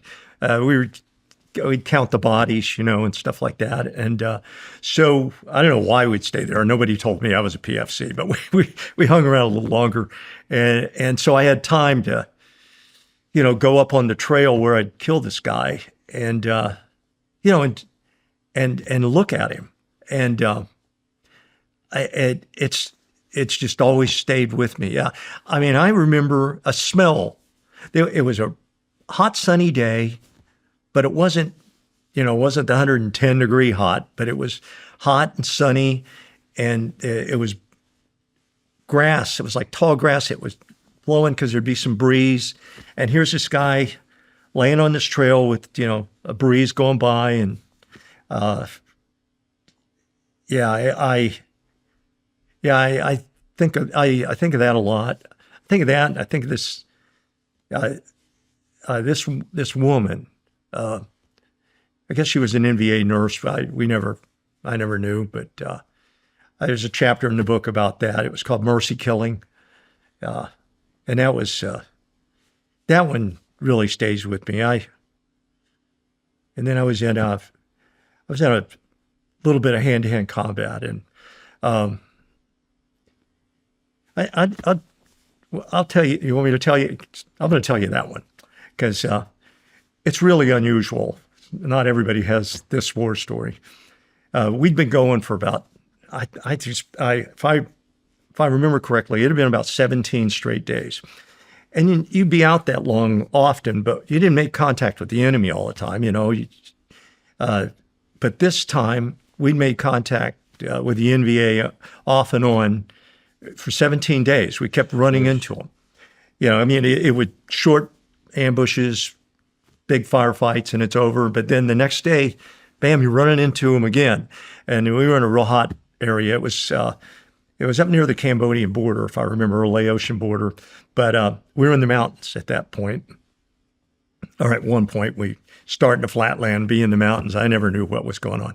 But we're going around, we're humping all night. And we'd been going for 17 days and hadn't had hardly any sleep. You'd set up an ambush. You'd hump all day, stop maybe for some chow, but you were just humping up and down hills all day. That's how I lost 40 pounds the first time I got hit. But you just hump all day. And then at night, set up ambushes all night. So we set up this 17th day of contact with the enemy. We're going around the side of a mountain. And it wasn't much of a trail, but a tiny, somewhat of a trail around the side of this mountain. And it was way up in the mountains. And our lieutenant was as dead as we were. And we had a great lieutenant. He didn't make mistakes. He could call in artillery on a dime, Annapolis grad, smart guy. His name was Nelson, Lieutenant Nelson. He went on to become the head of the FBI in all of the Northeast after the war. Wow. Yeah, he was a hero at that Ruby Ridge thing. He was one of the FBI guys at Ruby Ridge. I think it was called Ruby Ridge. Anyway, but he was a great lieutenant. We were blessed to have that guy. But even he was, we didn't know where you were sleepwalking. You reach a point where you're just sleepwalking. I got nothing left. Nobody did. So we sat up on the side of this mountain, and he put a couple of guys above this tiny trail, and I should have been ambushing the trail. They should have had the 60 on the trail, aiming down the trail one way or the other, and we always did. This night, I believe everybody was just so exhausted, we didn't know what we were doing. And they set me up on the bottom half of this trail, pointing downhill. Well, it's possible that maybe he had a reason to think they were going to come up the hill at us. But normally I'd be ambushing that trail. So me and Chan we're trying to stay awake, and I got poncho over. The mosquitoes are eating us alive. And so you couldn't use that poncho, if any kind of rain or anything, because it makes noise. But it wasn't raining, trying to fight off the mosquitoes, and I'm hanging over the 60, and I got it here. So if I fall forward asleep, it wakes me up. I hit it. And it was Chan's turn to, take an hour's sleep. Sometimes we'd do 2-hour shifts. So, but I think here we were only doing 1 hour because you couldn't stay awake more than an hour, And, but anyway, it's his turn to sleep. And I'm hanging over this thing, and I'm fading out. I'm going out. And believe me, you didn't do that. We were scared to death to fall asleep on lines. We had an Indian named Swift Eagle. It's his real name. He's a funny story too. His real name was Swift Eagle. I had to see it on his paycheck to believe it. I think he had another name too, but Swift Eagle. So Swift Eagle, he'd been in I don't know, a couple of tours, maybe more. And he would sneak around, and if anybody fell asleep on lines. This frickin' Indian would sneak up and he'd take a K-bar and he'd reach around behind you and nick you with a K-bar. Well, in Nam, that nick's going to get infected within a few hours. Everything got infected in Vietnam. So you learned real quick, don't fall asleep. No, I don't care how tired you are. So I was scared to fall asleep. He had already nicked me once, and I almost shot him. I thought it was, I didn't know who it was. But anyway, that guy was a hero. He got hit 7 times. Jeez. Yeah. And he would return down Purple Hearts because he didn't want to go home. The Marines were in Nam. The Marines were his family. Why would I want to go anywhere else? My family's here. He would say stuff like that. I mean, how do you not love these guys? Yeah. So I wasn't going to fall asleep if I could help it because Swift Eagle would make sure I woke up. But this night, I'm dozing and I'm dreaming. And I'm dreaming back home. We call them world dreams. You're back in the world. And I'm back in the world. I'm cruising Steak and Shake. And I've got my 57 vet. And I'm cruising around Steak and Shake. And I'm trying to pick up girls. And I'm having a great time in my dream. You're out of Nam.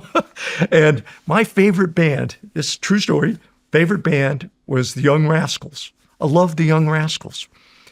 Well, all of a sudden, in the middle of the frickin' Cambodian mountains, Laotian mountains, wherever the heck I was, I start hearing the Young Rascals singing In the Midnight Hour. And I'm thinking, oh my God, this is the best dream I've had since I came to Nam. I'm even hearing the music. And I mean, that's where my mind was, get it? That's where my mind was, man. And then, bam, bam. And it wasn't M16 rounds. It was M14 rounds. And they're slapping through my poncho. And the plastic poncho, we had Korean era ponchos, okay? They were plastic stuff. They would rip through that, and it was cutting my face from the rounds, not the bullets, but the plastic was cutting my face. Bam, bam, and it's going through my poncho. Of course, I was frozen, but I was awake. And I'm still hearing the music.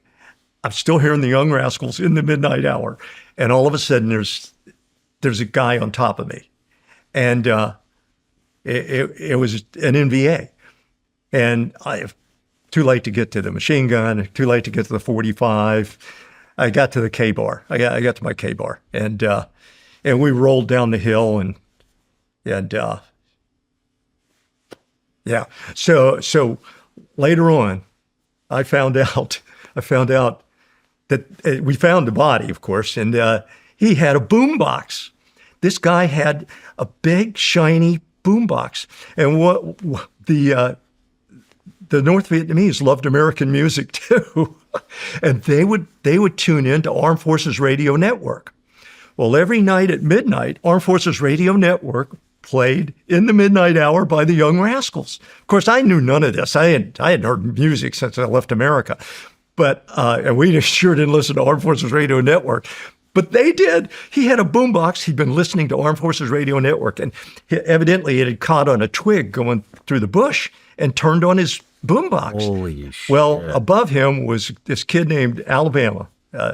Actually, we called him Sugar Bear, but he was from Alabama. Sugar Bear was the lieutenant made sure one guy in every squad or so had an M14 because the M16s were crap. They were plastic. We called them Matty Mattels. They would jam in the heat and the rice paddies. And, there were episodes like Liberty Bridge. I had heard the numbers. If I'm wrong, forgive me, but I was told 48 Marines died there. And mostly because all their M16s or Matty Mattels jammed. And they ended up using them just as clubs, just, hand to hand. But anyway, so we didn't trust that Matty Mattel. It was plastic. We trained through all our training with an M14. And at the last minute, they throw us these little plastic guns and say, go to Vietnam with this. So one guy would carry an M14 in case these M16s jammed. Well, the sound, you can tell the sound, and you know more about guns than I do. And so we could hear that. I knew it was an M14 firing through my poncho. And sure enough, it was Sugar Bear. Was the only one who woke up quickly as these guys went down through this trail beneath him. And he had shot the guy, but he wasn't dead. And he rolled down the hill on top of me, and then it was me and him. And so flash forward about 10 years ago, I go to a big party in St. Pete given by a doctor, and he was wealthy. And he would have these big, huge parties once a year, and he would hire old rock and roll bands. He hired the Young Rascals, Felix Cavallari and the Young Rascals, to this party. I ended up meeting Felix Cavallari, and I told him this story. Yeah, I knifed a guy to your song in the midnight hour. And he goes, oh God. He goes, I got to hear this story. So we spent the night, me telling him this whole story.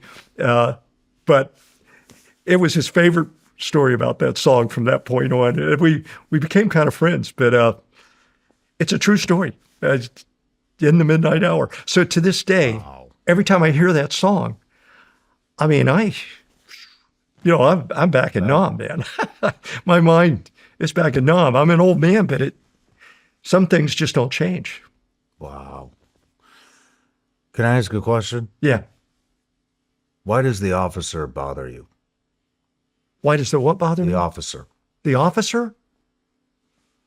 Oh, no, Lieutenant.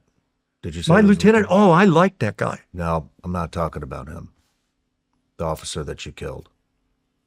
That you went to go see in the grass. Forgive me, I've lost. I'm not sure. Tell me again. We had just spoken about it, and I had asked if you want to talk about the first time you had to kill somebody. Oh. And you'd brought up an officer. Yeah, he was. I don't know. I guess I remembered.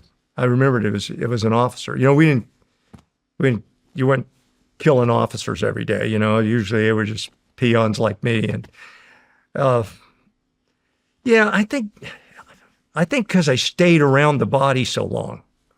You know, I think because I had to stay around that body longer than normal, and yeah, Okay. I think that's why. I don't know. Maybe just because it was the first time I saw. I mean, I had been in firefights, but you go out, you find some dead bodies. You don't know if you got them. I mean, yeah. This one I knew, and hit different. Yeah, it's different. It's different. We had some crazy episodes. I shot a girl up. Once again, we just had it was about 20 guys, about 20 Marines, and I don't know what we were doing, but we were walking way up in the mountains, and the word's coming back that we're near the Ho Chi Minh Trail. Well, you know, I'm hoping the rest of the battalion's out there somewhere, because 20 guys, you know, there's a lot of gooks on the Ho Chi Minh Trail, and but we came across. We're going up the steep hill. And we came across this guy who'd been left behind, an NVA soldier. Well, they ran into him up at the front of the line first. First, our point man comes across him, and a butt strokes the guy and kicks him back. Then now all the way down the hill, Marines are kicking this guy back down the hill, and he comes to me, and he's on. So I didn't hit him; he was already a mess. But he had been left behind. He wasn't, he'd been wounded. His foot was all infected. And I don't know if it was from a wound or what, the jungle, and they had left this guy behind, but we knew they were going to come back for him. So we set up an ambush, and it was, I mean, I remember this, honestly, if I was a good painter, I could paint this. But it was steep hills, and then there was a little flat area and a little mountain, a stream going through this little flat grassy area, and heavy woods everywhere else. But there's one little open area in this stream, and the trail went through this, and right along that side beside that stream. And we set up on a hill beside it. We got up on this hill, had an open fire down on this thing. And I sat the gun up, looking down on this trail, waiting for these guys to come back to get that guy.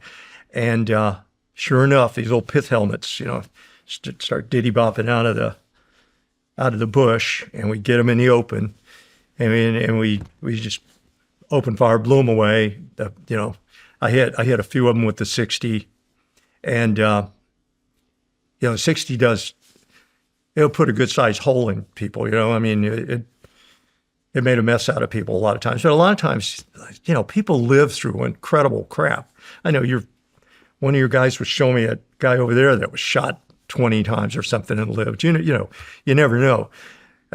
So after this, during this battle, they were like water bugs. I mean, really, they were like roaches. They weren't going to stay around and fight. They never did. And they're gone into the woods. But one by one, they keep coming out of the woods back into the open. They're all trying to get to this one guy. This true story. They're trying to get to this. We realized it was this one gook laying half in the stream and half out that I had hit. And they're all keep trying to get to this guy. And every time they'd come out in the open, we'd kill them. And finally, it's over. And we go down to check the bodies. And we're kicking them over. And we kick over this one laying in the stream, half in the stream, half out. And kick the pith helmet off. And it's a girl. It's a beautiful girl. She's a beautiful Asian girl, beautiful. Long hair falls out, and she's pretty, a pretty girl, and we haven't seen a girl in a long time. So, and she's alive. She's alive? She's alive, and her eyes pop open, and she starts saying all that. Well, Chan had been sent to, because I told you he was brilliant. They sent Chan to, it was called S5 school or something like that, S2 school, some S school to learn the Vietnamese language so he could help interpret when we got prisoners and stuff. So Chan knew a little bit of Vietnamese now. He had learned enough to figure out some stuff. And so she keeps saying the same thing, over and over. And so hey, Chan, what's she saying, man? And he goes, she's saying, Marines, you're evil. Marines are devils, or something like that. Something like that they'd been told about Marines. And the neat part of the story is after that shootout was done, we're real close to the Ho Chi Minh Trail. That everybody said so. And you don't have to, when you're in Indian country. I mean, nobody has to tell you, this is a real dangerous zone here. I mean, you'd see where they'd worn down a path where they were even pulling, box carts full of crap, and bicycles loaded down with ammo, and you could tell. And we were in a place where there were a lot of NVA, and we only got 20 Marines, if that many. We called in a chopper to come get this wounded girl. Now there's huge trees, this one little open area, where we got them, but all around it's these giant trees. And here comes this Jolly Green that usually would carry 105s, one of those great big choppers. And usually you don't use that for, medevacs, but I don't know if that's all they could get. I don't know if it's because of where we were, but Jolly Green shows up and starts lowering the basket to get this girl out. And we rescued this girl, and she's cursing us and doing everything, saying stuff about us the whole time. The corpsman did what he could to patch her up. We got her in this basket, and that chopper almost crashed. It's hitting the treetops and everything, trying to hover and get this thing out. We could hear artillery. You could hear. I mean, we know we're in a bad zone. I think of that, and you come home and the Americans are calling you a bunch of baby killers and this and that. And you go, if only they knew. We risked all those Marines to get this wounded girl out of there. We risked everybody's life. And I know it, and the guys with me knew it. And that chopper pilot, those guys, crap, they're hitting tree limbs and stuff. I mean, they could have gone down at any time.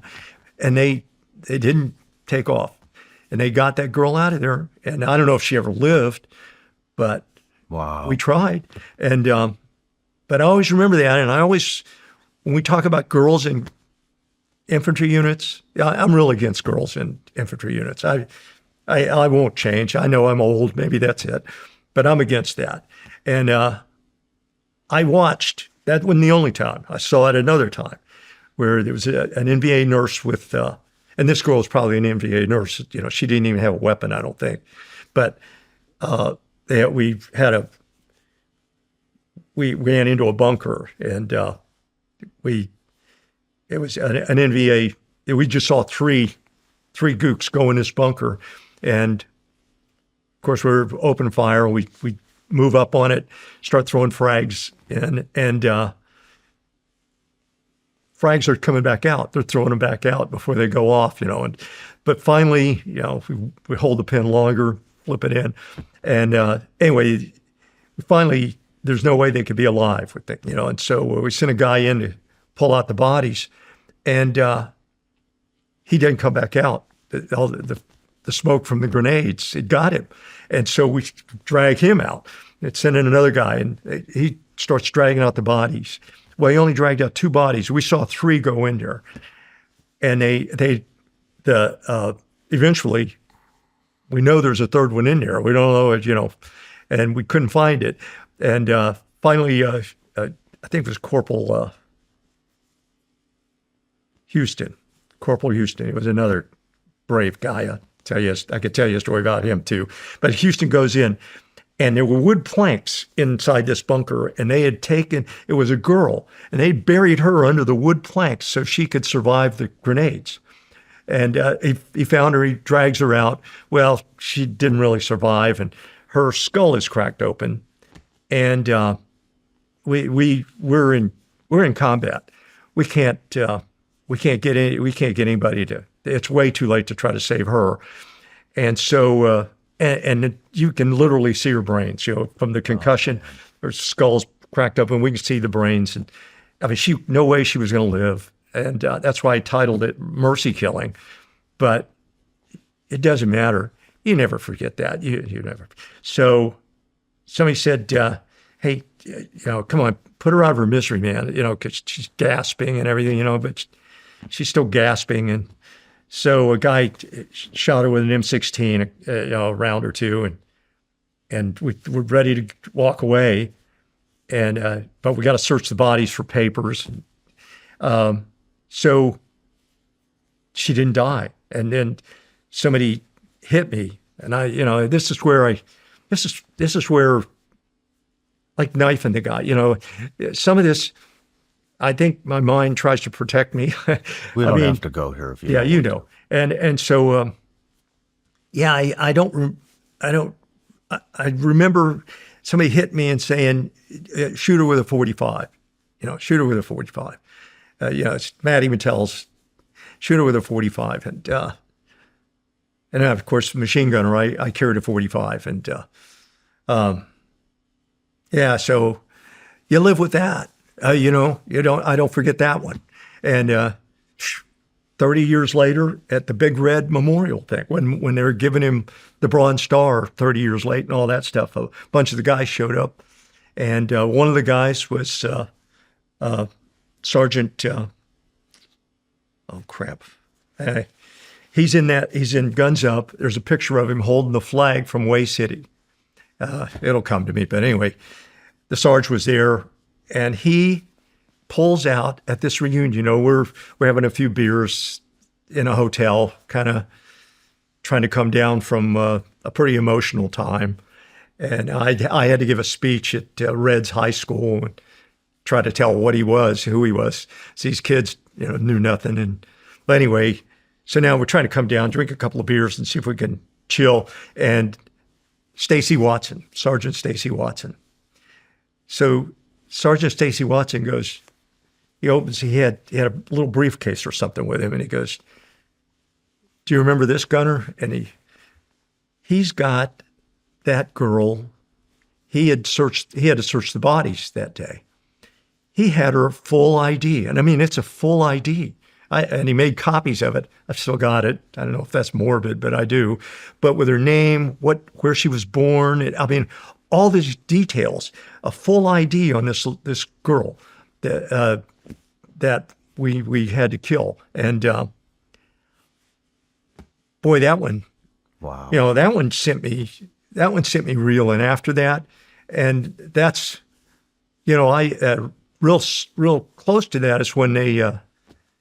They found out all my records had been blown up. A 122 Chinese rocket had hit Anwar Combat Base. And for those who don't know, a 122 is about the size of a telephone pole. I mean, it's a big old freaking rocket.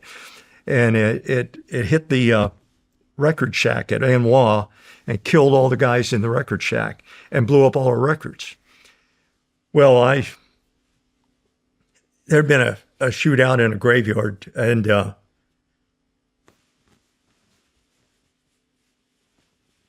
it's okay, Johnny.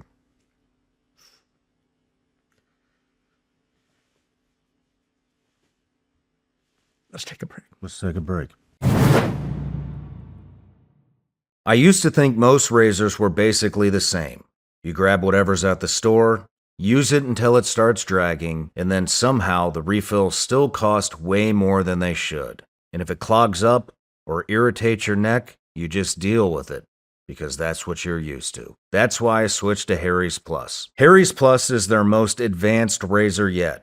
It has an advanced pivoting system to reach every corner of your face, refined blade tech for a closer, smoother shave, and a weighted metal handle that gives you more control. It feels solid in your hand, not cheap or flimsy. And the blades are German engineered, honed at 3 different angles to cut cleanly without tugging. The cartridges also have a lubricating strip with aloe and vitamin E to help calm your skin while you shave. What I like is Harry's owns their own blade factory in Germany, so they control the process from steel to shelf and keep the price reasonable. And all of Harry's blades and grooming products can be delivered right to your door. You set your schedule and never have to think about running out of blades again. Plus, if you don't love your shave, Harry's will make it right. For a limited time, our listeners can get the Harry's Plus trial set for only $10 at harrys.com/SRS. This set includes the all-new Harry's Plus razor, 1 refined 5-blade cartridge, a 2-ounce foaming shave gel, and a travel cover to protect your blades on the go.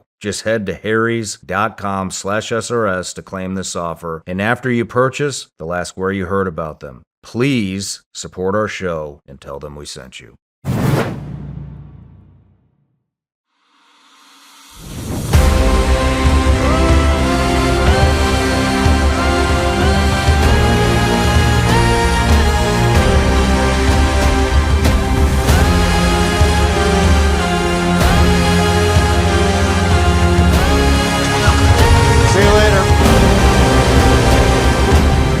Tallest building. What do you think, Shawn? We're high.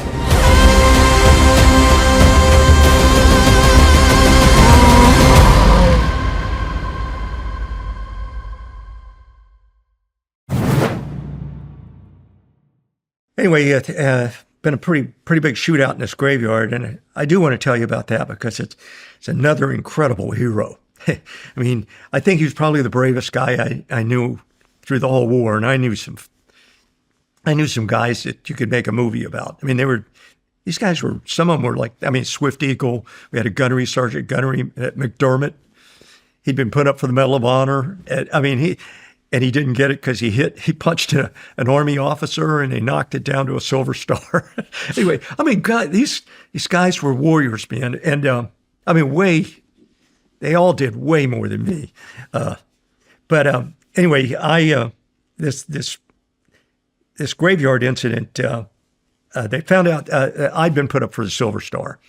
They told me that night, they'd seen something I did, and they wanted to put me up with the Silver Star. And 30 years passed, war's way over, but I always wondered about it.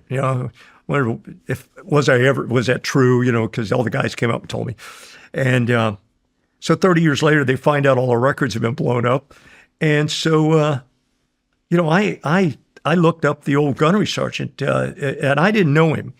It was gunnery sergeant Portner.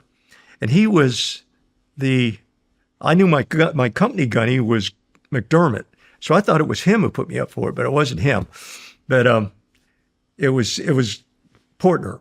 So I got a hold of Portner. He lived in Virginia, and I said, Gunny, I don't know if you're going to remember this, I said, but I told him the story. I said, do you remember the graveyard that night, when the Undamstock got killed and Sonny got hit 11 times? I said, do you remember? And he goes, I remember every minute of it. And I said, well, look, the guys told me you put me up for a Silver Star. And he said, I did. I said, well, okay. Well, I never got it, and I just always wondered, was it true? And I thought it'd end there. But when they found out the records had been blown up, and listen to how they found out. Pat McDermott, the guy who saw me in Jacksonville doing the 1-arm push-ups and the backflips to get in the Marine Corps, he got shot that night in the graveyard. And so he wanted a Purple Heart. He still lived in Jacksonville, and he wanted a Purple Heart license tag because they'd just come out with the Purple Heart license tags, and he wanted one. And they wouldn't give him one. And he goes, he shows him the bullet hole. And you look, and they go, it's not on your DD-214. Well, nothing was on our DD-214s. Crap, I didn't have anything. I had good conduct medal, I think. I had nothing. So he says, I got shot, and he died August 3rd, 68. I can tell you. Well, he started the investigation that found out that all the records had been blown up. Oh, shit. And because of Pat McDermott wanting that Purple Heart license tag, he's the reason I got the Silver Star, because Gunnery Portner found out about it. And one thing led to another. Gunny Portner wrote the whole thing up again. Other guys, Doc Turley wrote up a thing about it, and others did. They're all dead now. But Portner died 2 weeks after rewriting me up for that. And so I got it. But that particular night, that bringing back that getting the Silver Star, all that stuff comes back on you. And then I go to, that's when Big Red, they gave him the Bronze Star. He deserved a Silver Star way more than Johnnie Clark. He deserved a freaking Medal of Honor. But anyway, they all that happened, and we went to that reunion, and that's when he shows me the picture of this girl we had to kill, and kind of sent me over the edge. I was. Why do you think he showed you that? Oh, we all we had a few beers, and and I don't know, some guys handle it better than others, and it was his job to search all the bodies, and that's how he had the flag that the 5th Marines raised over the Citadel at Way City. Wow. He still had it. I got a picture of it in Guns Up, him with the flag. But he didn't mean anything bad by it. I'm not mad at him about it, but it. I kind of, I was diagnosed with severe combat fatigue, and it was a rough ride sometimes. All my hair fell out in one night, and up to that point, they had diagnosed it with mild combat fatigue. And then I went to the VA and I said, "Hey, did I catch something in Nam, man?" All my hair fell out in one night, and my wife's screaming, and I'm freaking out, and I said, "Oh, you've been misdiagnosed." Severe combat fatigue. So, it's been a bumpy ride at times. It really has. But all your hair fell out in one night? Pardon? All of your hair fell out in one night? Yeah. I've never heard of that. Well, it grew back. It was a shock. I mean, I don't know. I don't know why your body does that. But yeah, I'd gone through, I couldn't get out of Nam. It's when I first came home. I was like 21 years old. Maybe 21. I don't even know if I was 21, but around there. And And here's what made it really devastating to me at the time. I mean, it crushed me. That was when, do you remember the musical Hair? Mm-mm. No? Hair, beautiful hair. Well, anyway, long hair became this incredible rage in America in the early 70s. And there was this giant musical called Hair. And I think they made a movie out of it even. But anyway, hair became this, everybody had long hair. And I didn't like that. You know, I'm not a long hair guy, but everybody had long hair. And so if you didn't, I already came home looking, here I got a Marine Corps haircut. So I already looked out of it, and you don't fit in with all your friends because now you're 20 years older than them, even if you're the same age. So you don't fit in anyway. But now all your hair falling out one night, and it was shocking. You know, it really threw me over the edge there for a while. But the VA, oh yeah, they diagnosed you got severe combat fatigue. But anyway, enough of that. But all that came about from Pat McCreary wanting a Purple Heart license tag, the Silver Star, and all that stuff. It all came out of that. But that night that I got that Silver Star license tag, I got the Silver Star. It was that night in the graveyard. I wrote that story because of a kid named Undumstock. We had a kid with us that was so terrified, Shawn. We don't know, nobody could figure out how he got through boot camp. I didn't exaggerate boot camp. It was hell. So we didn't know how he got through boot camp, but somehow he got through. He was a Hollywood Marine. I know that boot camp's easier than Parris Island. So he got through Hollywood Marine, but he got through boot camp. He was so scared that if we go on an ambush, you could hear his teeth chattering, and you can't shake. He would shake, and he would make noise, and he would urinate on himself all the time. Now we all smelled horrible anyway, but that makes it even worse when you're in a hole with a guy and he's peeing all the time, all over you. But he was absolutely terrified and shouldn't have been there, and it became obvious. You go out on a ambush or an LP with this guy. And, he's just, making noise, shaking. He's going to get everybody killed. So the lieutenant finally knew and came to him and said, we're going to give you an out. And we called him Cowboy. He was from Oklahoma, and we called him Cowboy. And he had his out from Vietnam. Now, look, a lot of the guys at that point, they weren't letting us win the war. We knew that. It was clear they weren't going to let us win the war. They weren't going to let us ever go across that river and invade the North. None of that was ever going to happen. We were just going to play this stalemate game and end up like Korea. And that doesn't do anything for the guys' morale. So you come to a bunch of guys that have put in a tour, maybe 2 tours, some of these guys, and you say, okay, here's your ticket home, back to the world. We're going to let you go back to the world. A lot of guys would get me out of here. I did my time. I'm ready to go home. And here's a guy who's the most terrified Marine I ever met. And he tells the lieutenant,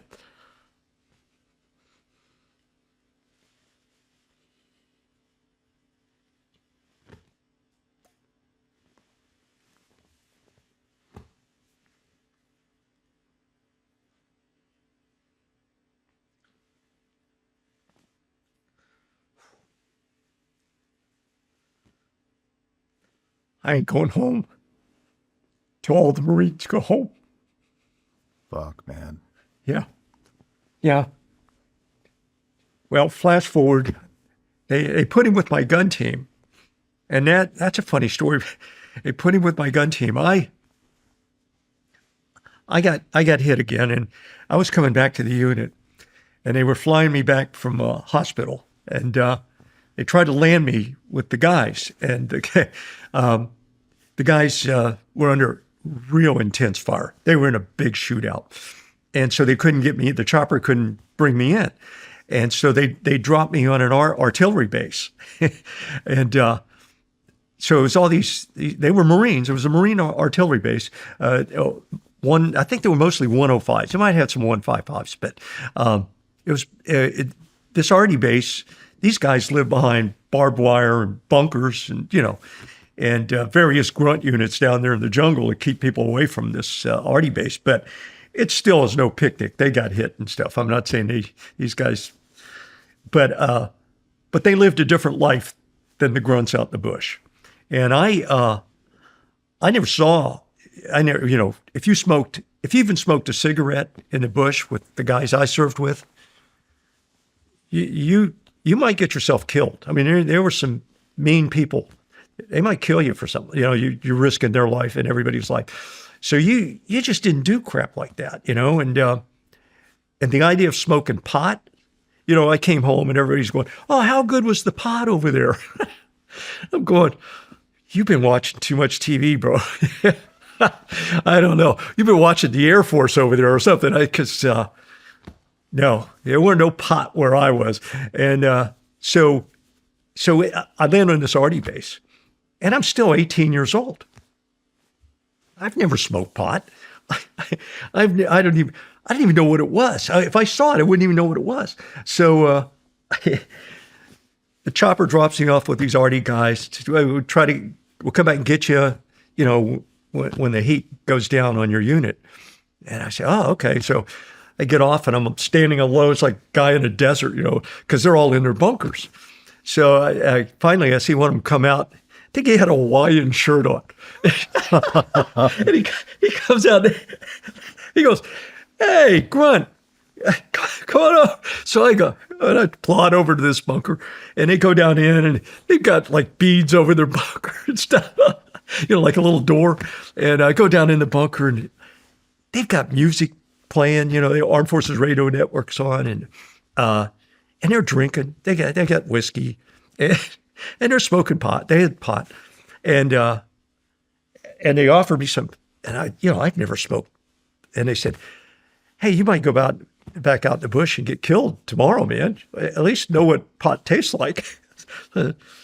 Okay, so I tried it, and then I get stoned. I'm stoned, and now they're giving me whiskey, shots of whiskey, and I'm thinking, now this is a pretty good way to spend the war.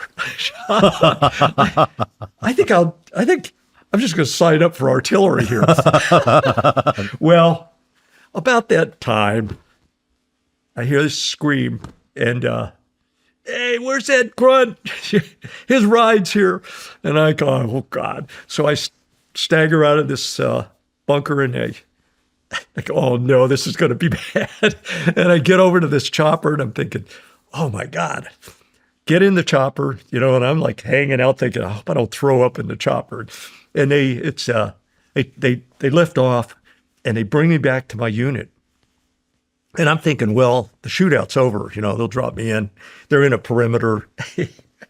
Shootout wasn't over. So this chopper comes in, and there's all kinds of fire, and there's bullets smacking through this chopper, and they let me out. And I'm half buzzed, and I'm standing in the middle of a shootout, and the Marines are all firing around the perimeter, and I'm standing in the open, and the gunny's going, "Get down, you idiot!" And so "Where's my gun team?" And he said, "Your gun's over there, Clark. Take over the gun." And so I make it back to my gun. Well, it was during that firefight that, I finally have time to square away, because it went on for a while. And so we had to call in Phantoms, and they're dropping napalm. Oh, geez, a couple 100 yards outside our perimeter, And it's not a perimeter like a build-up area. We're just in an open area, we behind trees and dug some holes, foxholes, and it's. But we've got a perimeter set up, and but about 200 yards out in front of me, a lot of the fire's coming from, and so I got to pinpoint. We're calling in napalm, man, over there, and the lieutenant tells me. So I show him where the napalm, and just the second I open up to show him where it's at, man, these Phantoms rip by.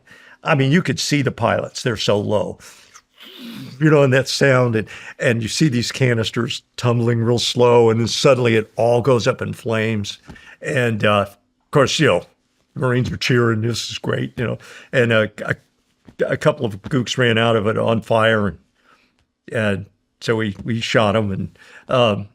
But this went on for a while. This big shootout, and well, later on, we're not going anywhere. Clearly, we're not going anywhere, and nobody's coming to save us. So we just hunkered down, and so and choppers can't get in. That chopper almost got shot down. So nobody's coming. So we've been there. This is going on for hours. And Chan and I are behind this tree that's been knocked down. And we're behind this tree, and we got a hold dugout. And he says, so you want some coffee? And I said, oh, man, I really need coffee. He says, yeah, you smell like you need coffee.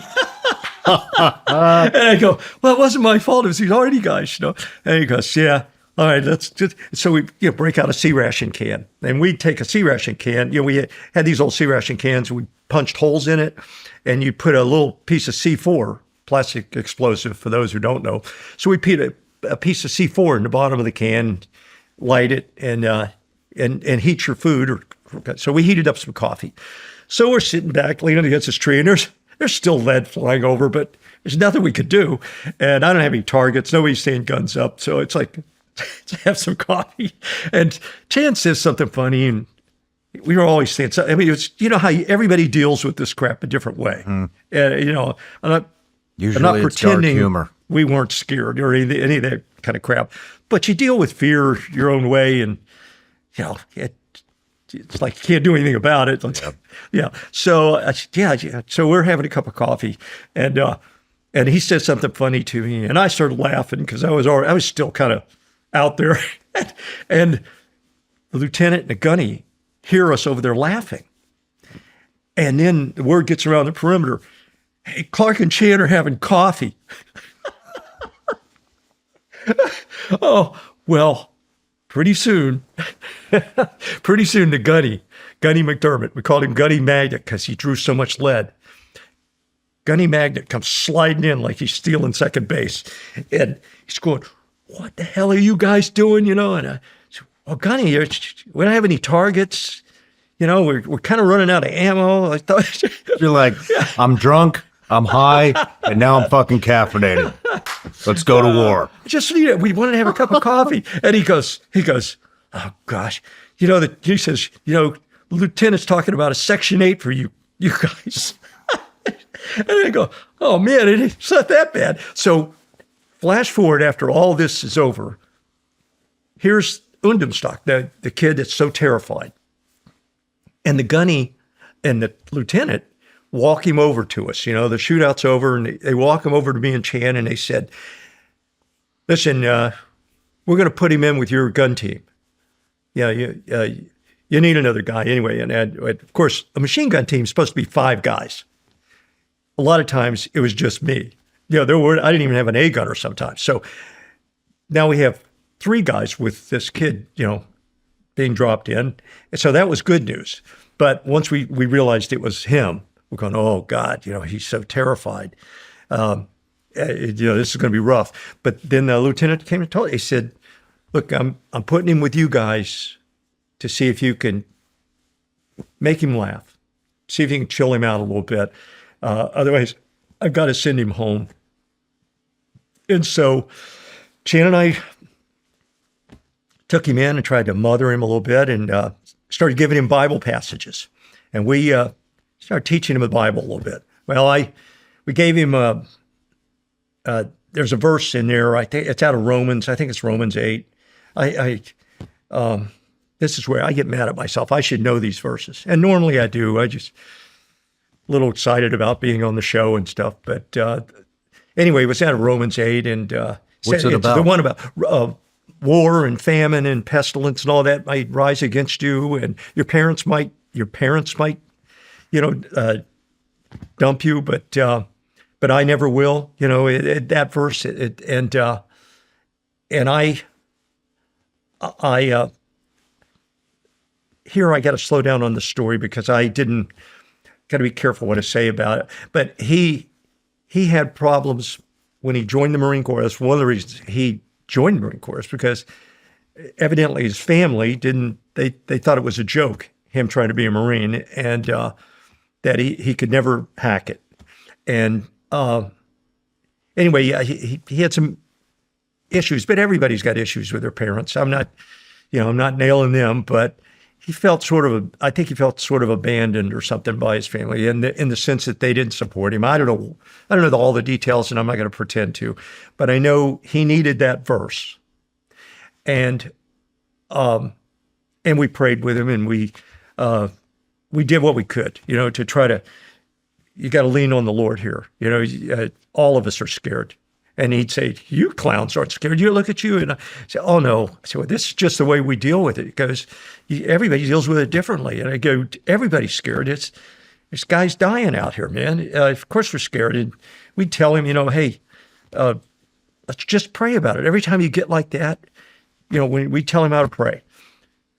And he started getting a little better.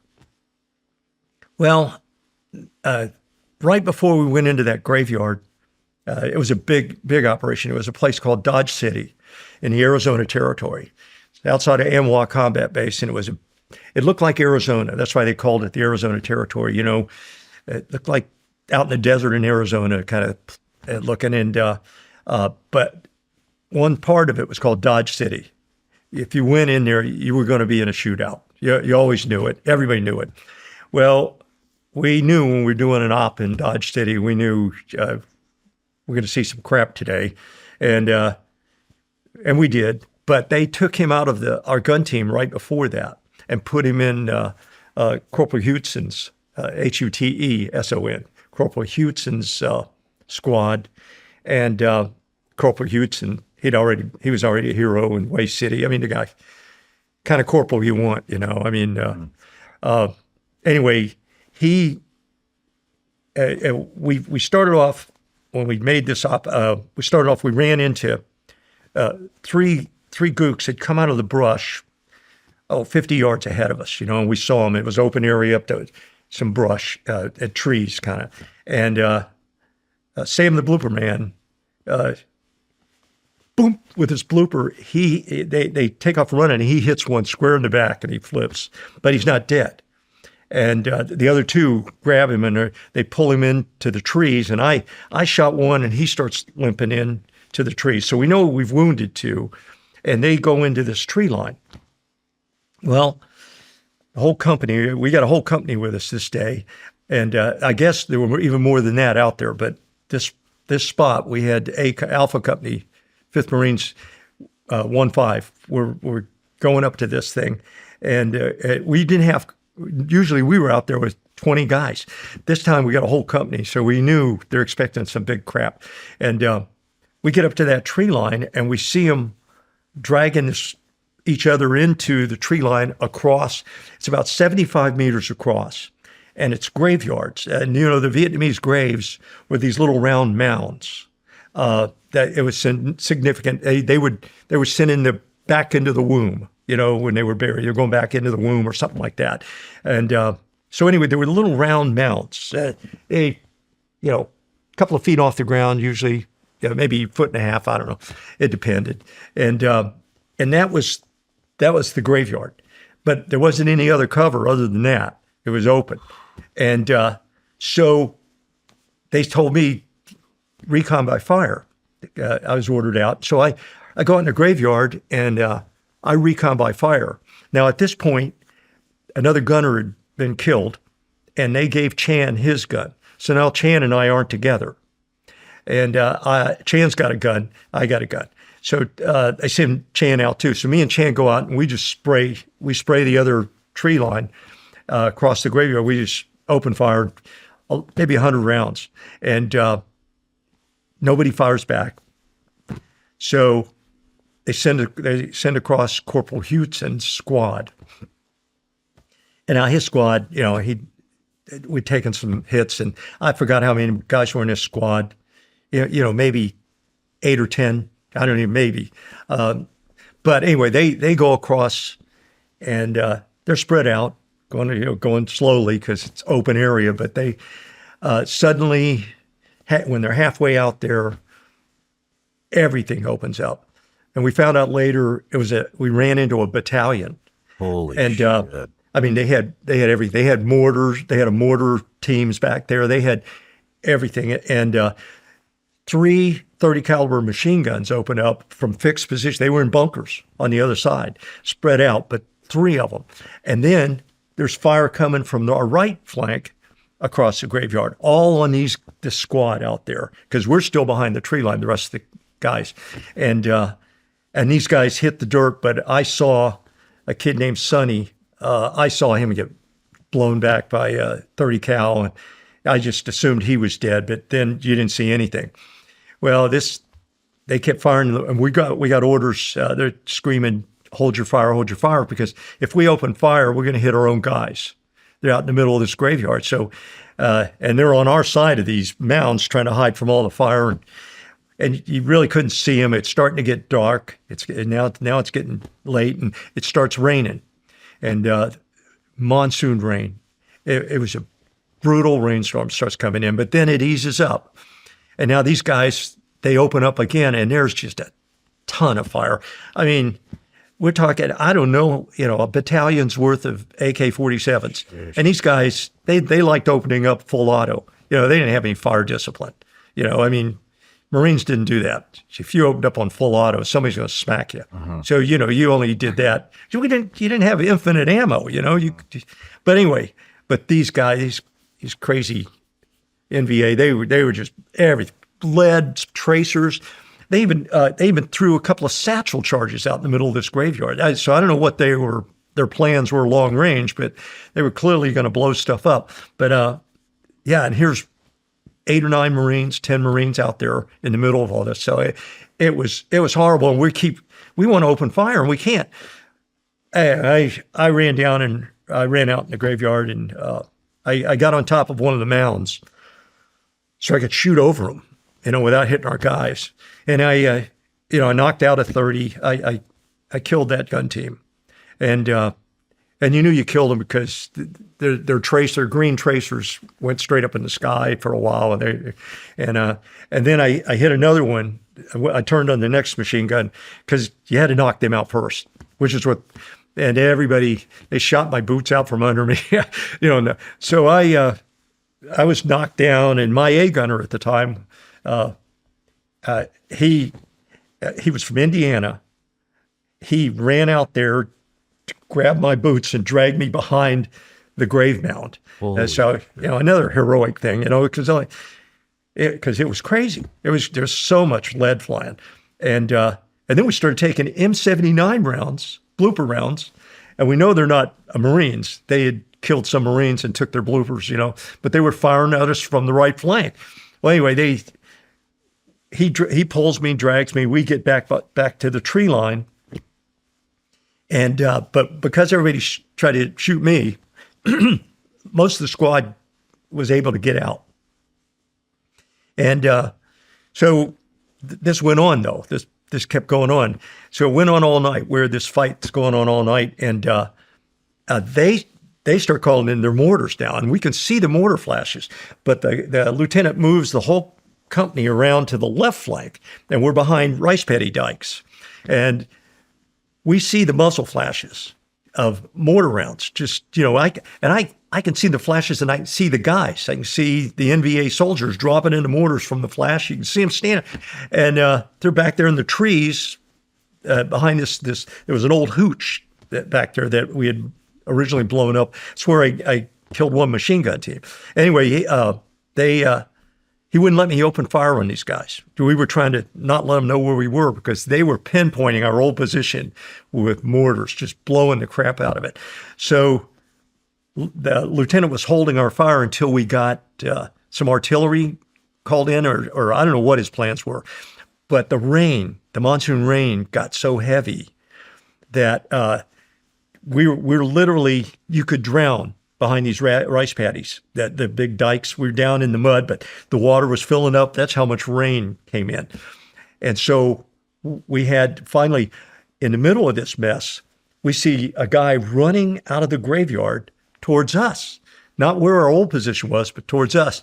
and I start to kill it. I mean, I'm going to blow him away. And I see a flash of a mortar going off, and I see his helmet. It's an American helmet. I scream, hold your fire, and nobody shoots him. And and he stands up, he goes, where are you? And I ran out and tackled him, dragged him back. It was Pat McCrary, Wow. the one who got the Purple Heart license tag the hard way. Well, anyway, it was Pat McCrary. And he had stayed out there with Sonny, the one that I thought was for sure dead. So he comes in and he goes, Sonny's still out there. Sonny's still out there. And so Gunny Mac, he comes out because, all right, you got to take us back to him. We're going to go get him. So I went out with him, and we crawled out in the graveyard to try to find Sonny. And then everybody realizes Undemstock's not here too. So we got at least two Marines still out there. So, and Corporal Hewitson went out with us too. So we're crawling back into this mess, and we couldn't find him. He wasn't where he'd been left. And because Pat knew exactly where he left him. I mean, he knew exactly pretty much where he was. He wasn't there anymore. Well, we didn't know it at the time, but the Gook machine gunners came out and dragged his body back up in front of their gun, so that they were waiting for us to come and get him. And so he said he thought the next morning we sweep through. Battle's over, and now we've got artillery coming. We sweep through, though, fixed bayonets. It's just, and I got no bayonet on that 60 man. So we sweep across, with bayonets fixed, and they've D'd him out. So but we ended up running into him again later. But we find Sonny, and I assume he's dead, and we roll him over. And his eyes are swollen shut, like big, like it looks like a raccoon. And his eyes suddenly just pop open, and he goes, "Oh my God, you guys won't believe what happened to me last night." And he starts telling us a crazy tale. And the Gooks had come out, and they came down at him with a like a K-bar, and he thought they were just going to kill him. They were going to finish him off, and they cut off his web gear, cut off all of his gear, and took it. And then they dragged him up in front of the gun and left him. And he said, "I almost drowned." He said, I was doing everything not to drown because the water was rising. It was so much rain. And he lived. That guy lived. He went on to become a Virginia state senator. Chan went to see him. He actually went to see the guy in Virginia. He still lives here. Not that many, maybe a couple of years back. So Chan went to see him, and he's still alive and well, and he lived through that night. But here's a guy with all these bullet holes who lives, and not very far away was Undemstock. We couldn't find a wound on him. Now years later, they told me they found a little shrapnel hole, but they said that didn't kill him, But at the time, the corpsman and Chan, who's way more than a corpsman, he was also handy for that stuff. He was like a doctor. They said that, he died of heart failure. He literally died of heart failure. Damn. Didn't have to be out there. Could have gone home. Shit. Wow. Yeah. It's a hell of a night. Yeah. Ever notice how many guys have a pouch in basically all day, then stack caffeine on top of it just to stay focused? And at a certain point, you start asking what you're actually relying on to get through the day. That's what made Ultra pouches stand out to me. They still give you the pouch experience, but they're completely nicotine-free and caffeine-free. I like having something I can use when I'm working, traveling, or trying to stay locked in without feeling wired or dealing with a crash later. Ultra partnered with leading neuroscientists to design these pouches with nootropics and adaptogens for focus, mental clarity, and smooth energy. So instead of reaching for another stimulant, you've got something plant-powered that's built for that calm, steady flow state focus. They've also got a solid flavor lineup, so you're not stuck with one option. Cool mint, wintergreen, tropical, watermelon, blue ras. Whether you want something crisp, sweet, or more refreshing, you've got options. Ultra is the ultimate guilt-free pouch, delivering instant focus and mental clarity without nicotine or caffeine. New customers can use code SRS to get 15% off at takeultra.com. That's takeultra.com for 15% off with code SRS. After you purchase, they'll ask you where you heard about them. Please support our show and tell them our show sent you.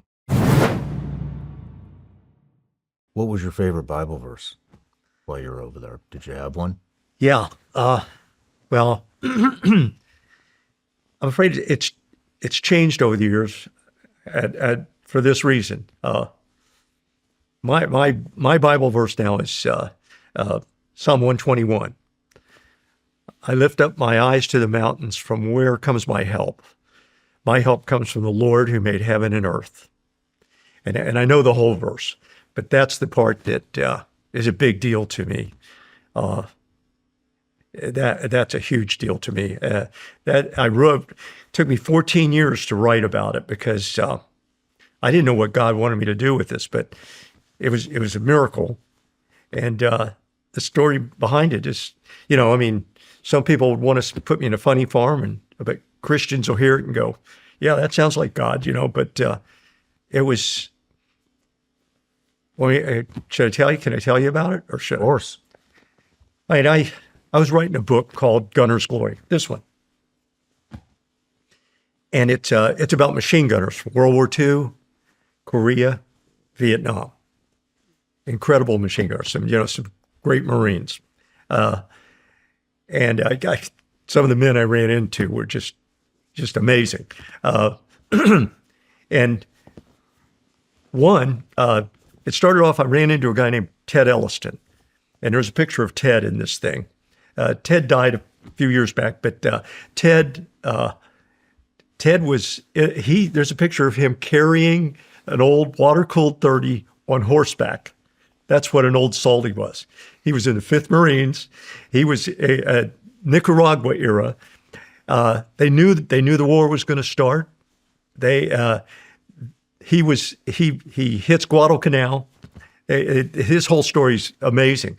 But through Ted ran out of ammo on Guadalcanal, ran out of everything, and had nothing. A Jap came out of the bush, and it was him and a Jap soldier. He had nothing but a hunting knife. He didn't even have a K-bar. His dad had given him a hunting knife, and he had to kill this Jap with a hunting knife. He still slept with that hunting knife by his bed, and I still sleep with a K-bar. And still to this day. To this day. There's one by my bed. There's one on my desk. And a 45. So I still do. But, when this crap happens in the middle of the night, I don't sleep good without it, When I take trips like this and you can't bring a weapon on the plane and stuff, I don't like that. I know. Now, I bet you do. And I'm old, but I could still surprise some people with hand-to-hand combat, and I'm not dead yet, but I don't like not being able to go to sleep with something beside me, especially now I don't hear good. Somebody can sneak up on you, and this kind of stuff, you don't get over it. Yeah. I'll be that way, and neither did Ted. Ted was 84. He slept with his K-bar, and it was all because of this moment on Guadalcanal where it was no grenades, no pistol ammo, no machine gun ammo, nothing left. Yeah, amazing men. And I got to tell you how I met him, but him leading me to another guy. I met him at Haslam's bookstore, is where I had my book signings for all my books. It used to be the oldest bookstore in the Southeast in St. Pete, Florida, and fabulous old bookstore.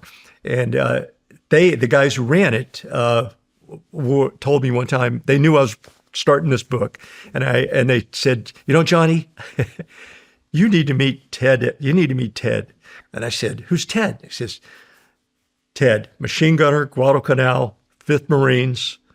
He says, you need to meet Ted. And so I said, I got to meet him. Let's do it. And so they contacted. They said, yeah, he'll meet with you. And they gave me his address, and they said, look, when you meet him, you're going to notice his right hand is a real mess. 84-year-old skin. Mine's getting like that, but you'll notice his hand is kind of purple and beat up, and he said, ask him to tell you the story behind that. And I'm going, oh, I think I'm liking this guy already. And they said, oh no, he said, we got to tell you. He saw a girl. He thought this guy was roughing up a girl on Central Avenue in this kind of seedy part of Central Avenue. And Ted was walking down the street. He's coming to Haslam's bookstore. And he thought this guy was being ungentlemanly to this lady. And he did. I guess the guy must have slapped her or something. I don't know what he did. But Ted goes up to him and says something to him. The guy mouthed off.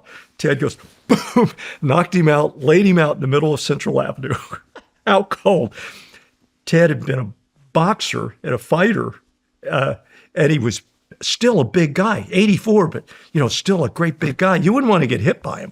And this guy found that out. He dropped a dude at 84? Yeah. He knocked the guy out. Shit. No, I'm telling you, these old Marines, these old China hands, and some of these crazy guys from Korea. And I got some stories that you wouldn't believe some of these guys. I mean, they're absolute nutcases. I just love them. Gunnery Sergeant Francis Hugh Colleen, as Irish as the day is born, played the bagpipes in the face of the first Chinese human wave assault at Sudogni. They told him he was ordered to, and they shot the bagpipes through his throat. When he told me his story, he had throat cancer from that, and he had to write his story to me. If you read these letters from this old Irishman, you'll cry laughing. It's just so beautiful. He's one of my books too, but he's in No Better Way to Die. I put a lot of stuff about him. But anyway, in this one, Ted tells me about, Mitch Page was, he was in the 7th Marines, but he was at Canal 2, and I'm going, Mitchell Page, Medal of Honor? And he goes, yeah, I think he did. Yeah, I think he got the Medal of Honor, and it was just another guy to him. And he goes, yeah, you need to talk to Mitch. So anyway, I got Ted's story. I get a hold of Mitchell Page. The short version is this. I see you got a G.I. Joe doll up there. Mm-hmm. Mitchell Page is the Marine that Hasbro Toys made the G.I. Joe doll in honor of because of what he did on Guadalcanal. And what he did on Guadalcanal is a little crazy. There was one big hit where they caught Japanese barges unloading troops. And the Japs didn't think that the Marines would leave the ridge, Edson's Ridge on Guadalcanal. They thought they'd stay there and hunker down and try to protect the airfield. And the Marines, some crazy Marines said, no, let's go out and find them in the jungle. They went out and they saw them offloading off barges, getting into position, alignment, and marching down the beach where they were going to attack, the Edson's Ridge eventually. And Ted, they say there could have been 600 Japs killed in this shootout because they had them totally in the open. And the Marines had dug in on the beach. They were coming down the beach. They dug in on the beach with water-cooled 30s and the Mahoney gun, which had, a lot of these old guys were gunsmiths. Shawn, they rigged up a 30 caliber water-cooled to fire. They said, now this is from them, they said somewhere between 900 and 1,200 rounds a minute. Whoa. Different springs. They were gunsmiths. They had, these old Marines that was their life. They were real tough guys. Well, this guy named Mahoney had done all this work on these guns before the Japs bombed Pearl Harbor. And they knew it was coming. And he had them prepared. Well, these were Mahoney guns. So that Mahoney gun place is significant in this whole miracle that I was leading up to. But so I interviewed Mitchell Page, and I more than once. But my final interview with him, he was on his deathbed. And his wife Marilyn wouldn't let anybody talk to him because he was He was going down. He was dying, and everybody knew it. And she let me. She, because I was a Marine gunner. And she knew I was writing this story about him, and so she let me interview him. Well, on his deathbed, he told me the story. Now, he had told it to the Gideons years before, and the Gideons actually put out a little pamphlet about it, but I'd never heard about it. But Edson's Ridge was a ridge that defended the airfield, Henderson Field. If we lost Guadalcanal, they say Australia would have fallen.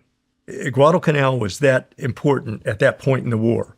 And a lot of people think, America was dominating the war, and nothing would be further from the truth at that point. We were in major trouble. Midway, had done a lot, but we never won a ground battle against these guys. And they were building they built this Henderson Field on Guadalcanal, and they were going to be able to bomb Australia, and it was for taking Australia. And they would have taken Australia. We didn't have enough to stop them at that time. And because they were already in the little islands moving up to Australia. So the Marines had to hold Guadalcanal. It was really life and death. I've read old experts that said that they think the Japs could have made it all the way past California, maybe as far as Chicago. I've actually read this stuff. Yeah, and old history accounts. Had we not stopped them at Guadalcanal. So it was critical. And unless you study history, it's just another battle, but it was freaking critical. And so all that was keeping the Japs off Henderson Field was this ridge line. And on the other side of the ridge line is the airfield. On this side of the ridge line is all jungle, deep, thick jungle.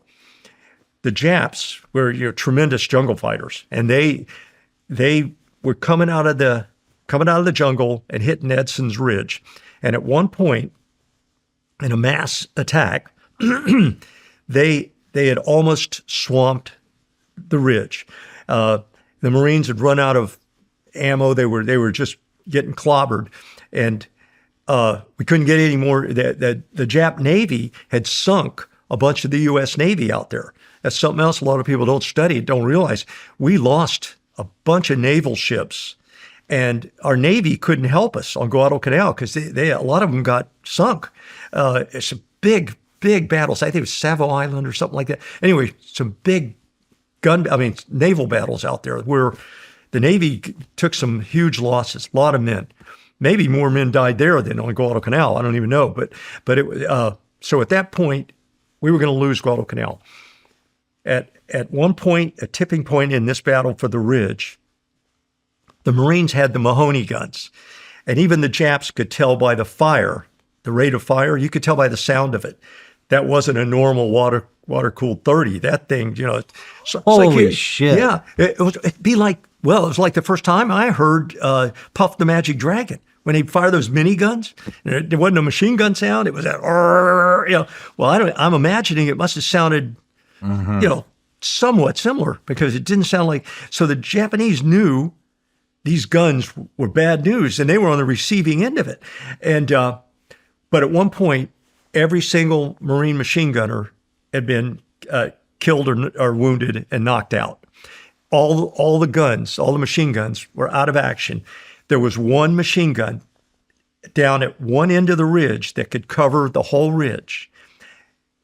If the Japanese got to that gun before Mitchell Page got to that gun, they could turn that Mahoney gun on the ridge. They would control the ridge. They would have won the Battle of Guadalcanal. This is what he told me. Other guys have told me that. I trust them. So at that point, Mitchell Page is in a race to get to that Mahoney gun. He sees it. A Jap soldier sees it. The Jap has a Nambu, 30-round clip. The Nambu machine gun. It's got a 30-round clip, banana clip. The Japs carrying it, trying to race to that Mahoney machine gun position. Mitch gets there first, kicks the dead Marines out of the way and off the gun because they were draped all over the gun. The gun's still in action. It hadn't been blown up or anything. He gets behind the gun. He leans forward to chamber around. And, the old 30s, you had to put some weight in that. And he going to lean forward to chamber around and open fire on this Jap before it's between him and the Jap. The Japanese soldier drops to the ground, point blank range. This is what Mitch says, point blank range, 10, 20 yards. Point blank range. Drops to the ground, opens up with his Nambu. Mitch, this is what he told me on his deathbed. I absolutely believe him. Now I really believe him, now that God's done something similar to me. As he goes to lean forward and chamber around, he said, I was frozen in place. He said, I could not move, front, back, sideways. He said, I couldn't do anything. And he said, but Johnny, I felt at total peace. I wasn't scared. I knew this guy was going to put 30 rounds through my temple. I wasn't scared. I couldn't do anything about it. And for some reason, I had absolute peace. It's like a tractor beam, like a Star Wars kind of, he couldn't do anything. And he said, the Jap opens fire. He got burned from here down to here with 30 rounds going under his chin and all down here. Didn't get hit. Had he been able to lean forward and chamber the round, he was dead. But as soon as he fired his last round, he said, I was released. Said, totally released. Boom, fell forward, chambered around, killed the Jap soldier. The battle's still going on, but not in this sector, another part of the ridge. But he turns the Mahoney gun now on the Japs. They're in retreat now. They've beat them back a little bit. Later, he had to then lead a bayonet charge to drive the last ones off into the jungle again. Yes. But he goes when the shooting is stopped, it's still dark.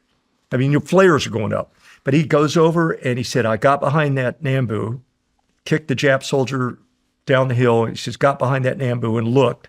He said, there's no way he could possibly miss me with 30 rounds. And he goes, God, how could this possibly happen? How could this possibly happen? You had to freeze me. He's talking to God. Well, as he's doing this, he's pleading with God.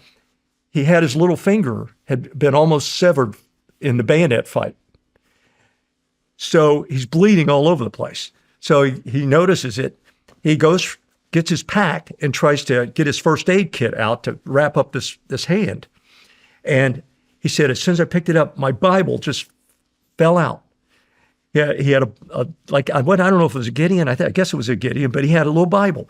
He said it fell out and it fell open.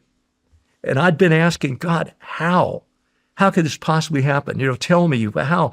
And it falls open to a page. He said there wasn't any wind, but the pages blew open to a certain page. And he said, one passage lights up. He said it was like gold, and it would look bigger than all the other letters on the page. It was big and bright. It showed so bright. He said it scared the crap out of me because it was giving away my position. He said there's still Japs out there, and this was like a light. And he reads it. It's Proverbs 3:5. Trust in the Lord with all your heart, and do not lean on your own understanding. In all your ways acknowledge him, and he will lead your path. That was the verse his mother sent him to war with. That was her favorite verse. Later, wow. Yeah. But his favorite verse, yeah, I know. So he said, I didn't even tell the other guys. He said, if I'd have told them this, they would have thought I had shell shock, because it wasn't combat fatigue, it was shell shock. He said they would have thought I had shell shock, and they would have thought I was nuts. They wouldn't have believed it. So he said, I didn't even tell the guys this. I didn't tell anybody till years later, and he did tell the Gideons this. And so his favorite verse, though, is Psalm 121. I lift my eyes to the mountains, from whence cometh my help. My help comes from the Lord who made heaven and earth. That was his favorite verse. And that part of this story, flash forward, Mitchell Page died soon after my interview with him, and soon after he told me all about this. And I go forward about 3 years. Well, I was working on another book, and I I finish a book, I never look at it again, because if I do, I hate it and I want to rewrite it. So I don't even look at them again. And that book was put away.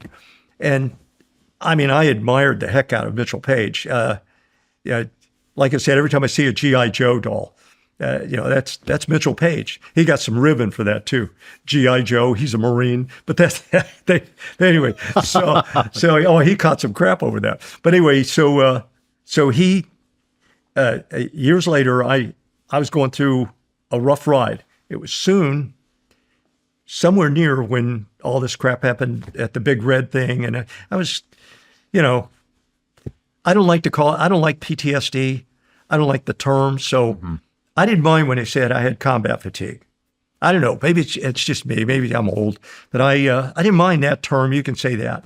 This PTSD thing, I don't like this lump, rape cases and car wrecks and everybody, into a PTSD file. I don't think it's the same, and I don't like it. So I didn't mind that, but PTSD. So I guess I was, they said I had 100%, and I guess I did. So I was going through a tough span. We have a Bible study at my house all the time. We'd have a Taekwondo at my school, and then Taekwondo and Judo school, and afterwards, certain days, we'd have a Bible study class. And so we do it at my house. Everybody go to my house and we do it. And I was just having a rough time. I was, and my pastor came. He came to the Bible study, and I talked to him after everybody left. I told him the situation. I said, "Hey, not sleeping good. A lot of remembering stuff. Not forgiving myself for stuff." He said, "I'm doing a study on time alone with the Lord." He goes, "Johnny, it's changed." Phil Engelman is his name, Phil and Sue Engelman. He says, "Johnny, it's changing it's changing me and Sue's life. Cutting everything off and just spending time alone with the Lord." He said, "You need to go spend time." When was the last time you spent time alone with the Lord, is what he asked me. And I said, "Not since I was a little kid. Back in the mountains of West Virginia, I'd go up on a hill, But I said, not since I was a little kid." And he goes, that's what you need. So you need to go spend time alone with the Lord. And I said, "Well." What does that mean to you? Well, I didn't really know either. I said, I turned to Nancy and I said, "Nancy, let's go get a mountain cabin or something somewhere." And he goes, No, Johnny, not with Nancy. Just you. Take your Bible, go spend time alone with the Lord. Nobody else. Not your family, not your kids. Go spend time alone. And I said, gosh, one of my senior students had moved away. He was a Taekwondo master, and he'd moved to North Carolina. He's a professor at Montreat College. Brilliant guy, really brilliant, and a strong Christian. And I called Tony up and I said, "Tony, here's what Phil told me. I'd like to try it. Can you think you can find me a cabin or something in North Carolina where I can just, go be alone, something out in the mountains, something out in the hills?" He goes, "That's really weird." He tells me these people, he's a doctor from Duke, and they own a little mountain getaway, and they asked Tony and Jane, his wife, to take care of it while they were gone, and they'd rent it out and stuff once in a while. And he says, "They're asking us to take care of this place, and that's unbelievable. You can go there."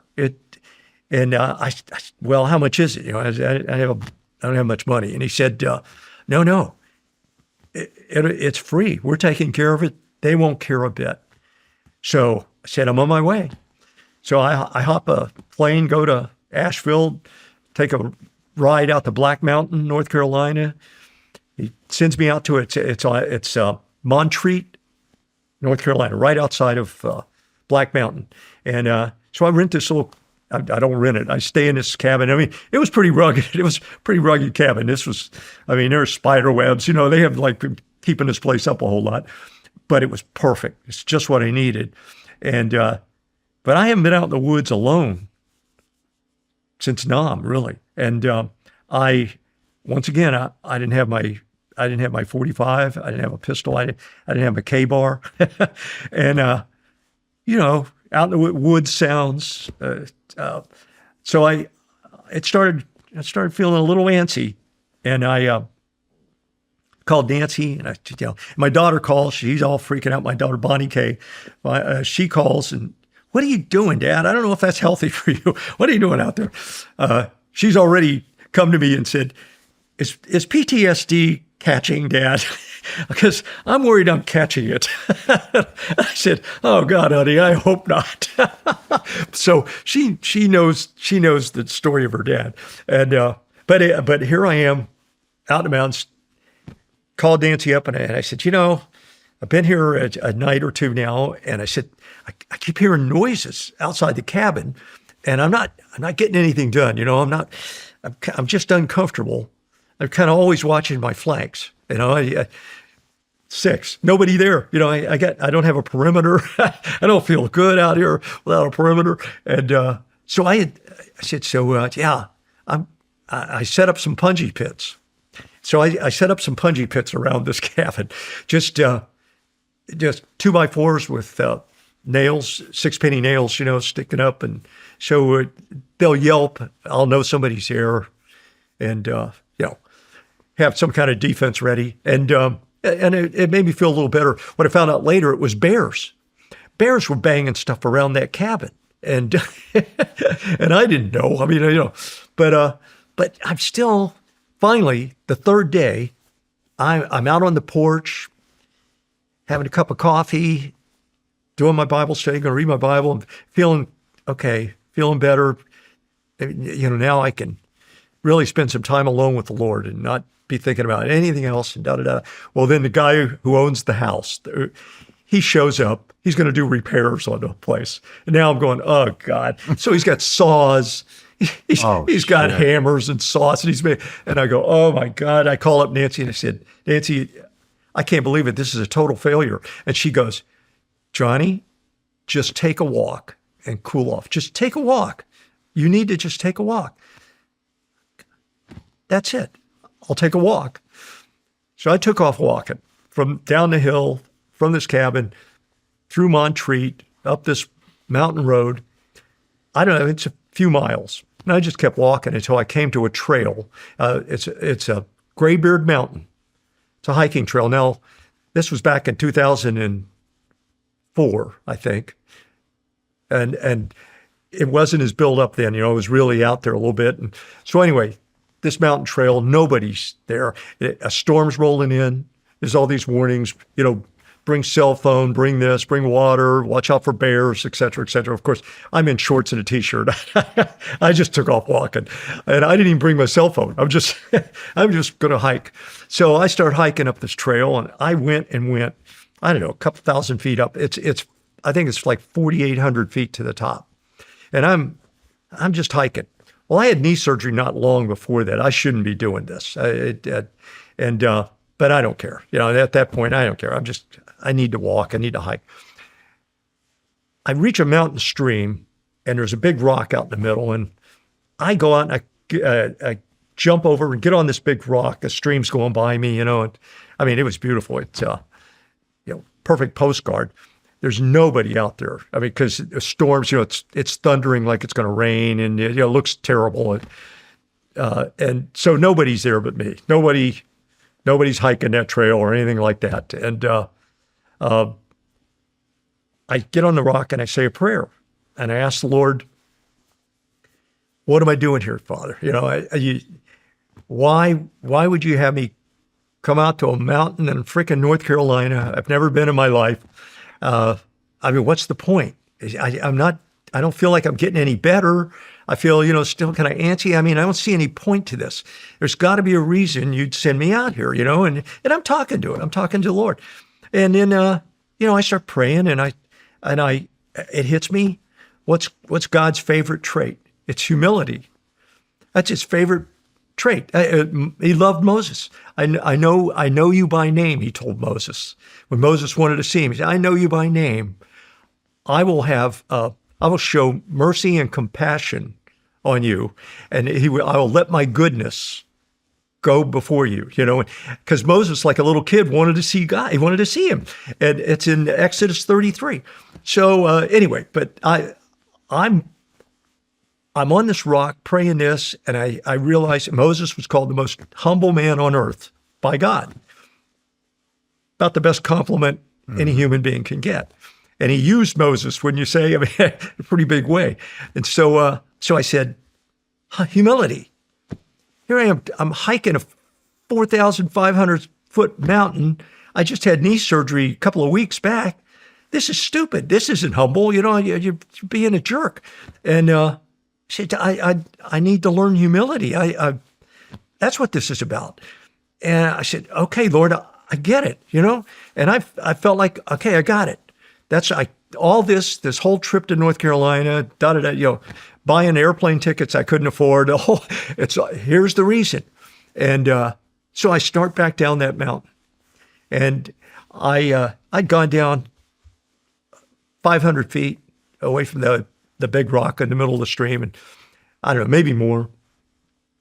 And it's downhill's harder than going uphill, for if your knees kind of screwed up. And I'm having to take these steps and land on the good foot, trying to take pressure off the knee, and I'm going down and go over a tree branch, gives you a little step on the trail. You've been on it. And I at one point I go to step, and I was frozen. I couldn't go anywhere. Now, I've told this in a church, but I've never even told this in my church. I've never talked about this because I know what it sounds like. And and I wouldn't blame anybody for thinking this guy, he does have combat fatigue. He's a total fruitcake. I wouldn't blame anybody for that. Who cares? And I've what other people think? I've never told anybody. This was 2004 it happened, and August 26th. And I've never told anybody except, my personal friends.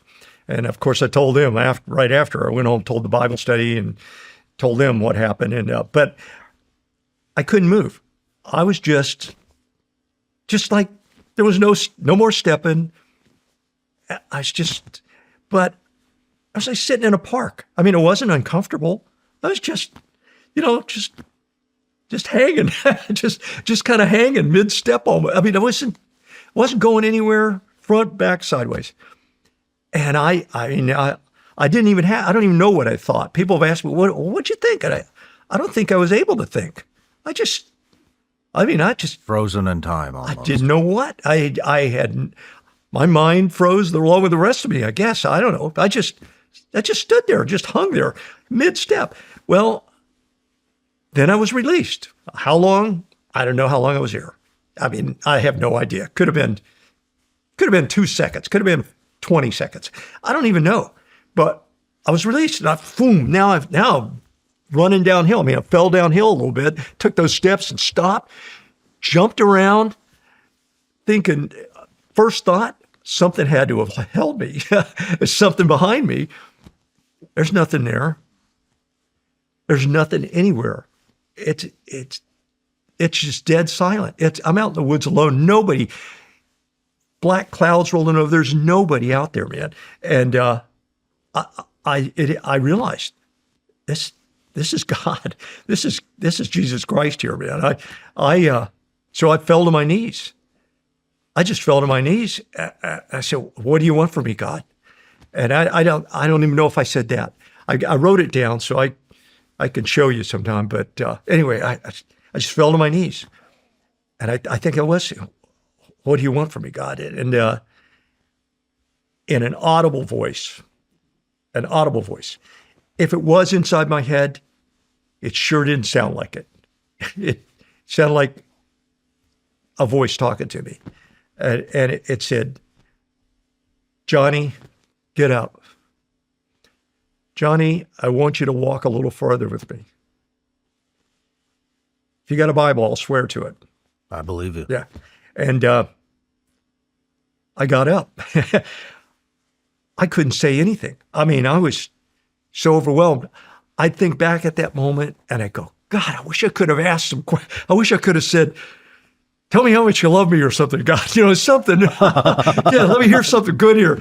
I couldn't say, I said, yes, Lord. And I got up and I started back up that mountain. I would have gone to Canada. I mean, I was just going to go until he stopped me. And I went back up that mountain. I reached that big rock in the middle of the storm. I made it over that, jumped to the other side. The trail kept on up. I kept going on up. I've taken my kids there. I'm taking my grandkids to this same spot in about 3 weeks. I'm taking my son and my daughter have never seen it either. My wife, we've been back 2 or 3 times, and she could tell you what her feelings about this. It was, but anyway, keep going, and I'm not thinking. I'm going to go until God stops me. I would have kept going until I fainted, but I come to this big boulder on the side of the trail. There's a big old boulder. As big as the bottom half of that whole bar set there, big. And somebody has put a big round plaque embedded in the boulder. And now I've never been there in my life. I've never been in this place in my life. Never been to Black Mountain in my life. So if if somebody's thinking you knew it was there or something, never been on this mountain in my life. Never been to Black Mountain, North Carolina in my life. Montreat, never.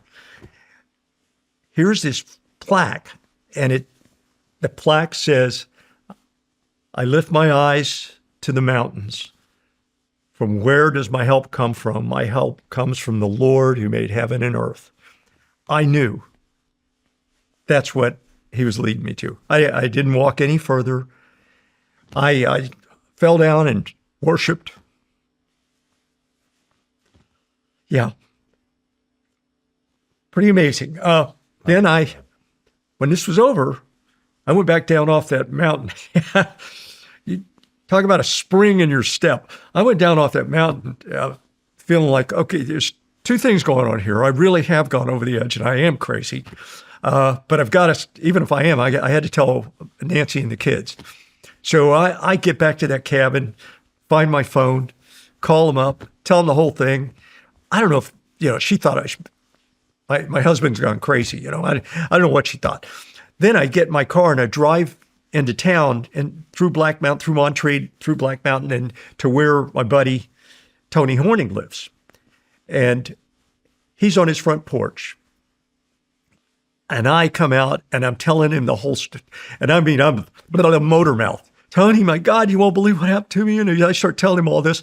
Well, a friend from our church in St. Petersburg had just happened in on Tony and was on the front porch with him. So now his name's Gary Ripple, and he's the leader of music in our church. So I'm telling these 2 guys who both went to my old church, I'm telling them what happened. And and I don't know what they thought, but Tony told me, you look like Moses who'd seen the burning bush, man. Your face was red. You were flushed beyond flushed. He says, yeah, I could tell something really dramatic happened to you, whether it was that or not, whether I believed it or not. But he believed me. He's a close friend, so he would believe it. A stranger would think, you're out of your freaking mind. And I don't even, like I said, I wouldn't blame him. I don't know if I'd believe a guy telling me this story. But anyway, so I go home. Now, I can't wait to get home and tell Nancy and the kids and the Bible study about this. But the more I think about it, I'm going, how am I going to tell them about this? Am I even supposed to share this? Is this supposed to be something just between me and God? I don't, I've got all these questions. Did it really happen? Or am I really crazy? But, you ask, you don't know. And so I said, God, how do I know this really happened? And I'm asking God that. I'm talking to him. As soon as I get home, I'm telling Nancy the story all over again. I mean, I'm just getting out of the car from the airport, right? And I'm already telling her the whole story again. I've told her twice on the phone, and I'm telling her again. And she's patiently listening to me. My wife is very flatlined, which is probably what I need. But I'm telling the whole thing again, and I'm thinking, God, Nancy, where's the reaction, man? You got to see reaction here. And so she's going, I'm listening. And so she's listening, but she's also going to the mailbox. And I'm thinking, and I yell at her, what are you going to the mailbox for at a time like this? I'm telling you the most important moment of my whole freaking life on planet Earth. What? And I'm mad at her now. What do you know? And she pulls mail out of the mailbox, and she pulls out this thing, and she's looking at the mail, and we got this pamphlet. Now I've given to this missionary ventures. I've given money to this group over the years. They help missionaries, and I've tried to support them over the years, but they've never, ever sent me anything. It's one of the reasons I supported them. They don't send out a bunch of mailings and crap, Never gotten anything from these guys. Today, in my mailbox, as I'm telling Nancy for the third time and just got home, here's a thing from Missionary Ventures. Nancy goes, oh, we've never got anything from them before. And she opens it up, and on the first page, it says, my wife, Nancy, loves to shop. And she goes, Johnny, this is weird. And there's Psalm 121. No way. All right, it gets weirder. So now we have the Bible study. I tell the guys in the Bible study this whole miracle, trying to, getting ready for anyone who doesn't believe it, knowing I'm going to sound crazy, and already wondering if I'm supposed to say anything about it. And so while I'm telling them the whole story, Chris Pegas, one of the Tae Kwon Do instructors, another Tae Kwon Do master, has been with me for many years. His dad was wounded in the head on Iwo Jima, and one of my books is based on his dad. So he is listening. He's a real studious guy, and he's listening to this whole story, and he goes, Johnny, have you got a copy of your last book here, the Gunner's Glory book? And I said, yeah, I think I got one in the bedroom. Go, and he goes and gets it, and I'm still continuing the story with the guys, and he said, he's searching, he goes, I knew it. He says, that Bible verse was in your last book. It's in your last book, Psalm 121. And I go, what? I didn't know. I mean, I'd written the book 3 or 4 years ago. I don't know. And he goes, yeah, it's in your book. It was Mitchell Page's favorite Bible verse. And I said, oh my God. I mean, and I'm thinking, God, is that the connection? Because I'm thinking back, because I hadn't thought about Mitchell Page since he died. I mean, you don't think about those things. I hadn't thought about the fact that God froze him on Guadalcanal like he did, and this turning point of the war, and I hadn't thought about any of that ever since I wrote it. And here I am going, oh my God, is there a connection? And then the guys start talking. A few seconds later, Chris is going through the book. He goes, Johnny, here it is again. Mitchell Page prayed that verse when they were being shelled by the Japanese ships. And he thought they were going to die, and they got blown up but not killed. He said he and that other guy prayed Psalm 121. Look, it's on page 66. Gives me the book, and I'm going, oh no. And he says clearly, Mitch says clearly, this was my favorite Bible verse, and I depended on this verse. The next day, now I've been asking God to confirm this, so tell me I'm not crazy, God. And the next day, I get a book in the mail, and it's some guy, I don't know where he's, somewhere out west. He'd written a book, and he was a huge fan of my books, and he was asking me to endorse his book, write a little blurb, on there. And, I was flattered. Why anybody want a blurb from Johnnie Clark? You could go find somebody famous or something, but he did. And he sent me this book, and he wrote a nice letter asking me to do it. And so, I didn't even look at it at first. I was still caught up in this miracle and what to make of it all. And then Nancy said something like, aren't you even going to look at it? And I said, yeah, I better look at it. And I looked at it, and it was based on, it was a World War II. It was about World War II. That's all I remember. And so I opened first page, Psalm 121. Nancy can confirm it, but the first page. Then I went to church that Sunday. What's a song we sing? We sing a song based on Psalm 121. I got the hint. You know, I'm not the quickest guy out there, but if you hit me enough times, I can finally get it. And I got the hint, man. And God was telling me, you might be crazy, but you're not crazy on this. This really happened. And this is the first time in my life I've ever told anybody that story. And I'm going to tell you right now, I fasted and prayed about saying this story in front of 1 million people or whatever. You know, I didn't take this lightly. And I know they may want to put me in a loony bin after this, but I've had something very similar happen. I heard some of it. Tell me, because I forgot a lot of it, and I heard some of it. Starting this podcast was one of the biggest leaps of faith I've ever taken. And at the time, I had no idea if anybody would listen, if it would grow, or if it would turn into what it is today. And when you build something from scratch, you realize fast how many moving parts there are. That's why having the right tools matters. And for me, and millions of businesses, that tool is Shopify. Shopify is the commerce platform behind millions of businesses around the world and 10% of all e-commerce in the U.S., from brands just getting started to massive companies you already know. And what I like is everything's in one place. Inventory, payments, analytics, marketing, all of it. They've also got AI tools that help with things like product descriptions, page headlines, and even product photography. And you've definitely seen that purple shop pay button online. There's a reason it's everywhere. It makes checkout ridiculously easy and helps businesses convert more sales.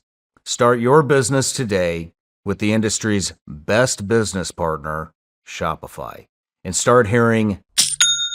Sign up for your $1 per month trial today at shopify.com/SRS.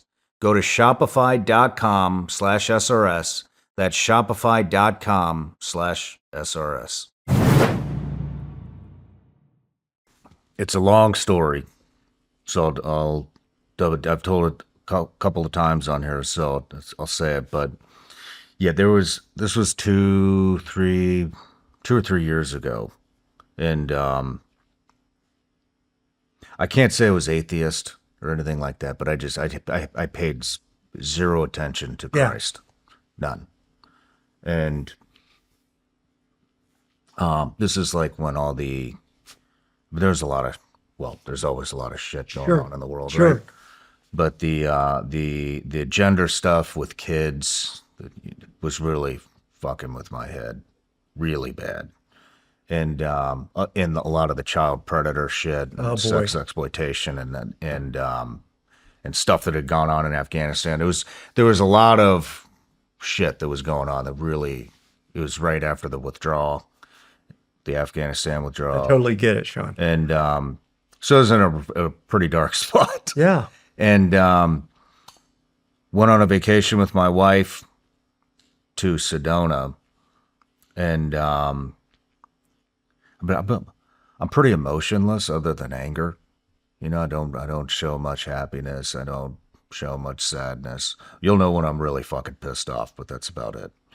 And for whatever reason, I had a complete breakdown on the flight there. I was just fucking crying, and I didn't know why I was crying. Yeah. You know, I'm just like, the world is a fucking shit place. I hate this place. I don't even know if I wasn't saying I was suicidal, but I don't even want to fucking be in this world. I don't feel like I belong in this world. I don't like 8-year-olds getting their junk chopped off and changing sexes. Like, I don't like all these pedophiles, and it's satanic to hell itself, man. It's like everywhere I looked, I'm like, it's just darkness. Well, especially doing what you do, you're hearing a lot of dark crap, and you're hearing a lot of satanic crap. Yeah. And you're under attack because you're honoring God. I guarantee you're under satanic attack. I'm aware now. I wasn't at the time, but I'm aware now. And so we go this whole week. It's a shit vacation. It just fucking sucks. My best friend's there with his wife. Supposed to be having a great time. I had met this other SEAL, and I don't have a lot of friends. I had met this other SEAL here in Franklin who was a very successful businessman, and our relationship was developing quickly because he didn't need anything from me, and I didn't need anything from him, and we could just be with each other. And Just friendship. yeah, and that doesn't come around often, Seems like the older you get, the harder it is to find. And I don't relate with very many people that haven't been to combat or don't run a business, or you know what I mean. I just don't have a lot in common with a lot of people. At least it seemed like that at the time.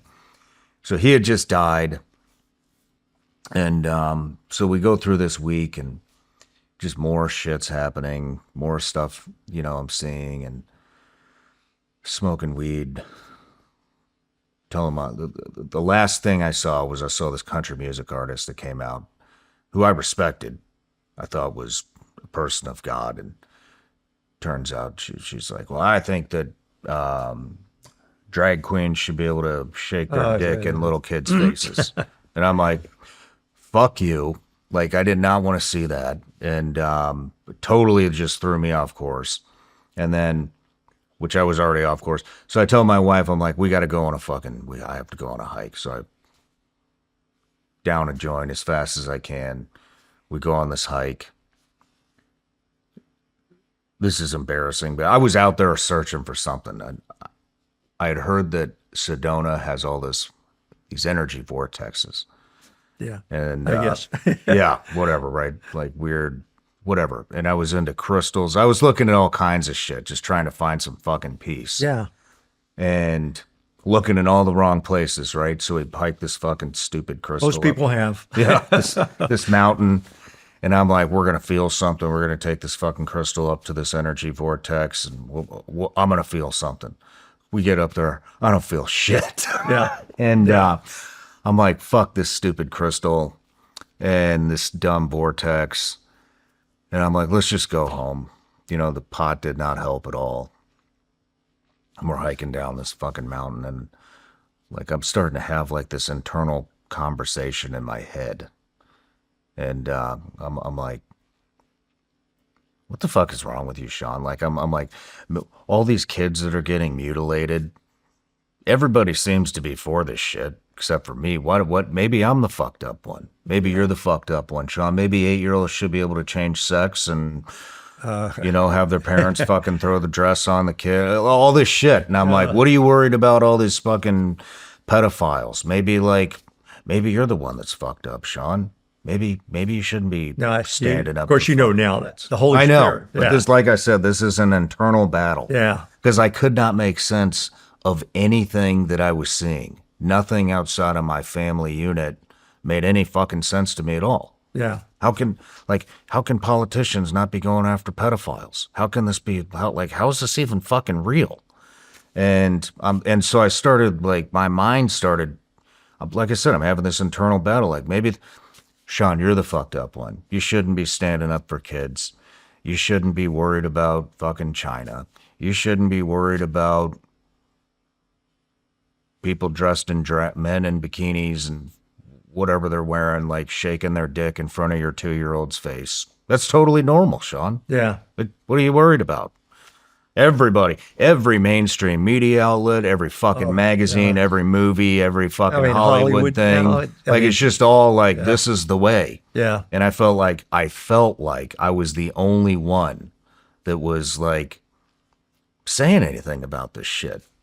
Especially when I saw the fucking country music artist. I was like, whoa, like, you're over here spouting Bible quotes and all this other shit. Say Fuck something. you. I know. Fuck you, I know. bitch. Yeah, I've been disappointed in a dude, few, what the fuck? Yeah. Of course, then they got like some huge fucking TV show, of course. They probably told her to say it, and they're like, hey, say this, and then we'll reward you. Yeah. And so sure as shit, she's like fucking huge in TV again. I know. I think I even know who you're talking about. Yeah, who cares? I got Doesn't really matter. angry about it. Doesn't fucking matter. Doesn't even fucking matter. who it is because it's a nobody. Yeah. It's a fucking lying piece of shit.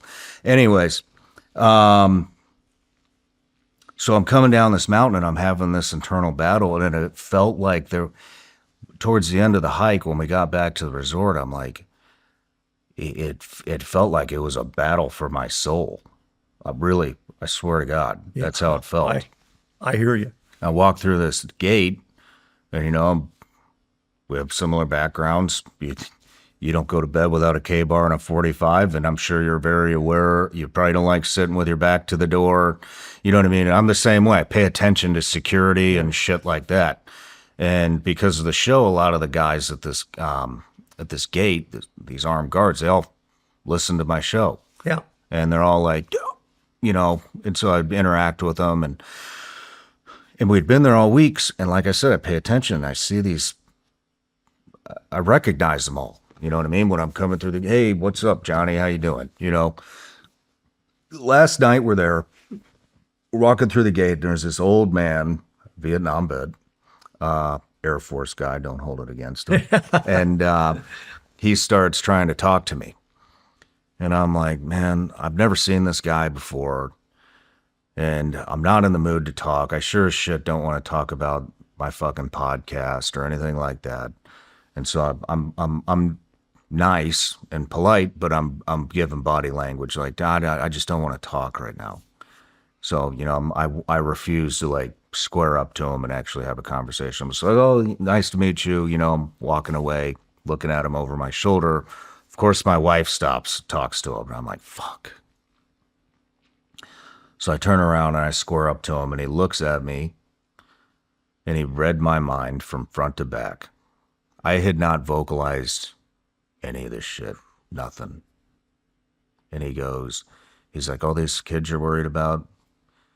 He's like, that's not your battle, man. That is not your battle. And all the shit you're worried about with China, and that's not your battle either. And all this stuff, and I Wow. after like, Wow. after the first thing, it was after he said, all this stuff that's going on with kids right now is not your battle. Wow. And then my mind went blank. I just caught like little glimpses because I was like, how the fuck does this guy know I'm talking to, like, what is happening? He's inside my fucking head right now. And it scared the shit out of me. And whatever, we wrap up. He's quit talking. This is only maybe, I don't know, 30 seconds. Kind of like you. I don't know how much fucking time has passed. I'm freaking out. I'm like, I would. why the fuck are you in my head? And how are you in my head? And we're walking, we're walking away, and I look at my wife and I said, holy shit, I think that's fucking God, like, talking to me. And she looked at me and she goes, yeah, no shit, Shawn. She's like, God's always been around you. You just don't make time to let him in. Oh, And I was like, beautiful. what's going on? So keeps getting weirder, just like yours. I know. And I'm remembering some of it, but I forgot. so my best friend in the world was this guy, Gabe Accardi. And he was a SEAL. We contracted together at CIA. We did a lot of shit down in Colombia off, not working, doing a lot of debaucherous shit down there. Anyways, Gabe succumbed to addiction. He was had some really bad addictions when he left the agency, and I talked him into leaving, and I wanted to help him. I mean, I was all fucked up too. Anyways, whatever. I was helping him get over his addiction. He didn't wind up making it, but Gabe was always known as a protector. He's a hockey player, an enforcer on the hockey team. Showed up to the SEAL teams. Baddest motherfucker in every one of his platoons. Everybody knew if you're in trouble, Gabe's gonna fucking be there to bail you out one way or another. Went to the agency, reputation followed him there. Everybody knew it. And anyways, we get to this resort all week. There's this guy identical. Same jawline, same build. Gabe was jacked. This guy's jacked. Like, same brow line, everything. like could have been like not identical, but could have been his identical twin. And I remember like the first thing when we roll up to the resort, I'm like, that guy looks like fucking Gabe. He even fucking walks like Gabe. And I'm in a vulnerable spot. Everywhere we go throughout this week, this fucking guy is around. We go out in town, this dude's out in town. We go on a hike, he's coming back from a hike. We're at the pool, he's at the fucking pool. And Katie and I both are like, this shit's weird, you know. And my buddy Dan had just died. So Katie's like, that's Gabe. He's here. You're in a weird spot. You're in a vulnerable spot right now. She's been telling me this shit all week. I'm like, yeah, whatever. So we go from the gate. It's like maybe a 1-minute walk to this bungalow we're staying in, which is like a duplex. And we go in to open our door, unlock the door, and this fucking guy winds up being he's staying across the way from us. And I'm like, what the fuck? That fucking guy he's in the other half of the building. Like, there's only 2 rooms here. What's the coincidence of that? Yeah. Plus him being everywhere we're at. Wow. And Katie looks at me again and she's like, I fucking told you. She doesn't cuss. I told you. We get in the room. I'd have another meltdown. I'm like, what's happening? What the fuck is going on? You know, I thought this God is like, what's going on? You know, and I'm getting emotional again. And like I said, I don't really show much emotion. And so we talk it out, and she's like, how can you keep saying you can't believe it? It's happening right in front of you. I'm like, I can't believe this is happening. She's like, what do you mean you can't believe it? It's right in front of your face, Shawn. Yeah. My phone dings in the middle of this. And so we wrap up the conversation. I go look at my phone to see who texted me. And it's Dan Cirillo's daughter, who's my friend that just died, who doesn't have my number. Must have dug it out of her dad's phone. And I could read it to you, but I'll summarize it. It basically says, hey, Shawn, I walked into my dad's gun room for the first time since he'd passed, and the whole room came alive. And he grabbed me and said that I should reach out to you because you would become his new best friend. And he wants you to know that he loves you just the way that you are. And I was like, man, what is happening? Yeah. 3 things. Then I get home and I'm obviously like, okay, holy shit. Like, God is real. I've been looking for answers in all the wrong places. So I call this guy up, who's been a huge inspiration and a bit of a mentor in my spiritual journey. His name's Eddie Penny.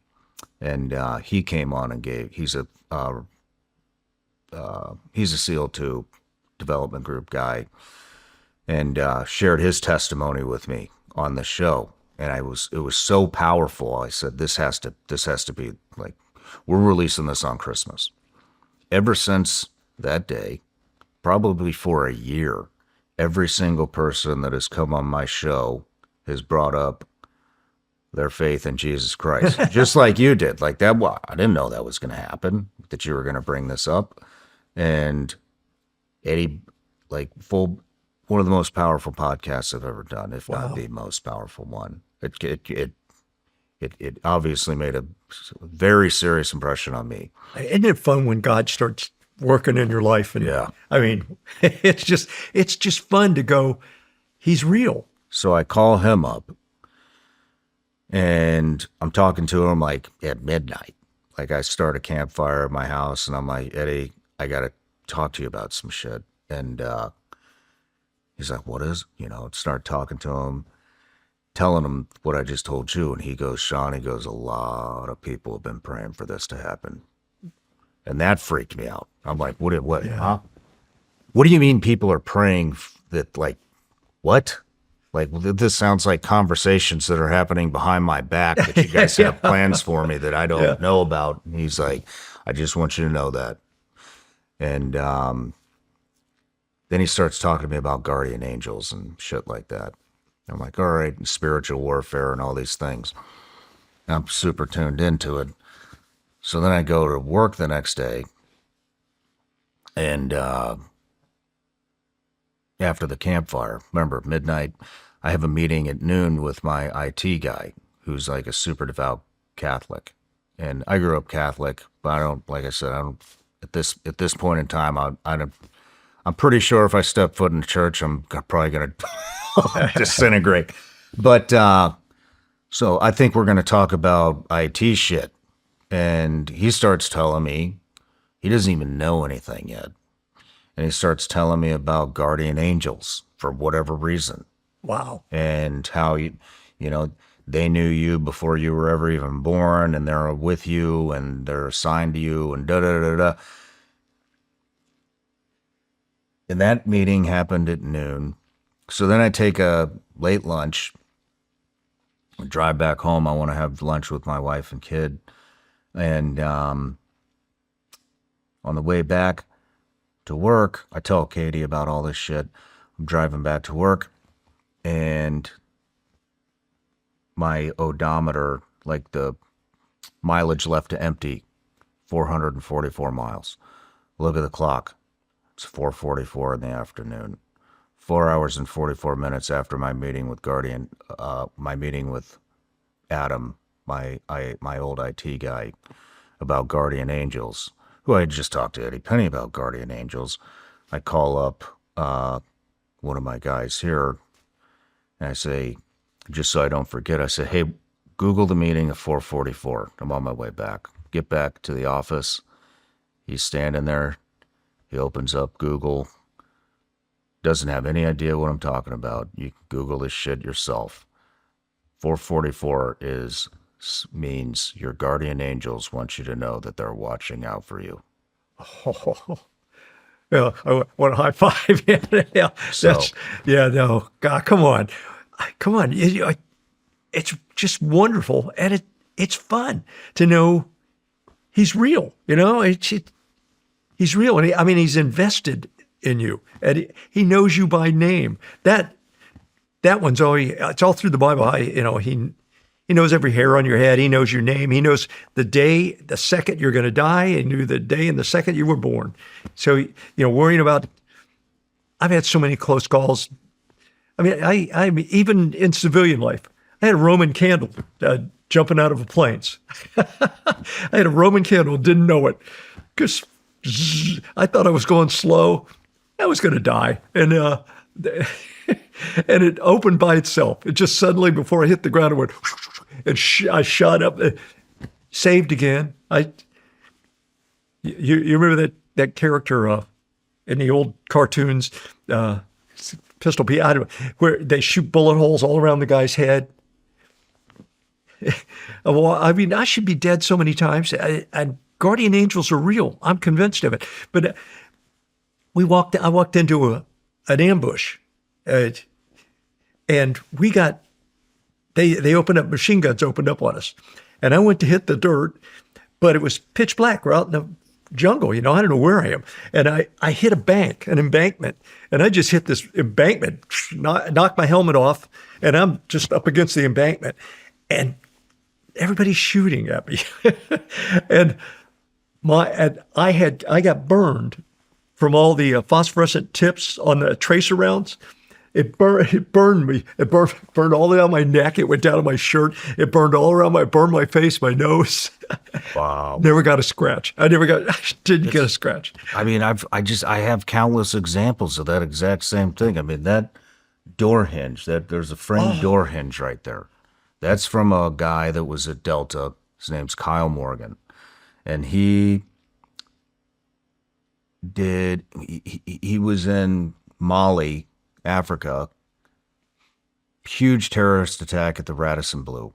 This was supposed to be like a booze cruise for him. Like, he had seen a lot of shit.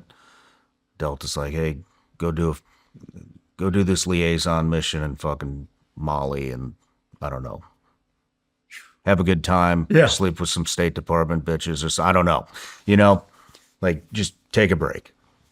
And so he's down there having a good time, whatever, doing his liaison gig.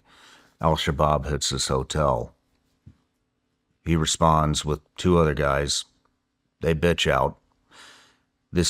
He super descriptive account. I mean, he talks about he enters the Radisson Blu. First thing he sees is fucking dead bodies in an elevator shaft, and the elevator doors are open and closing.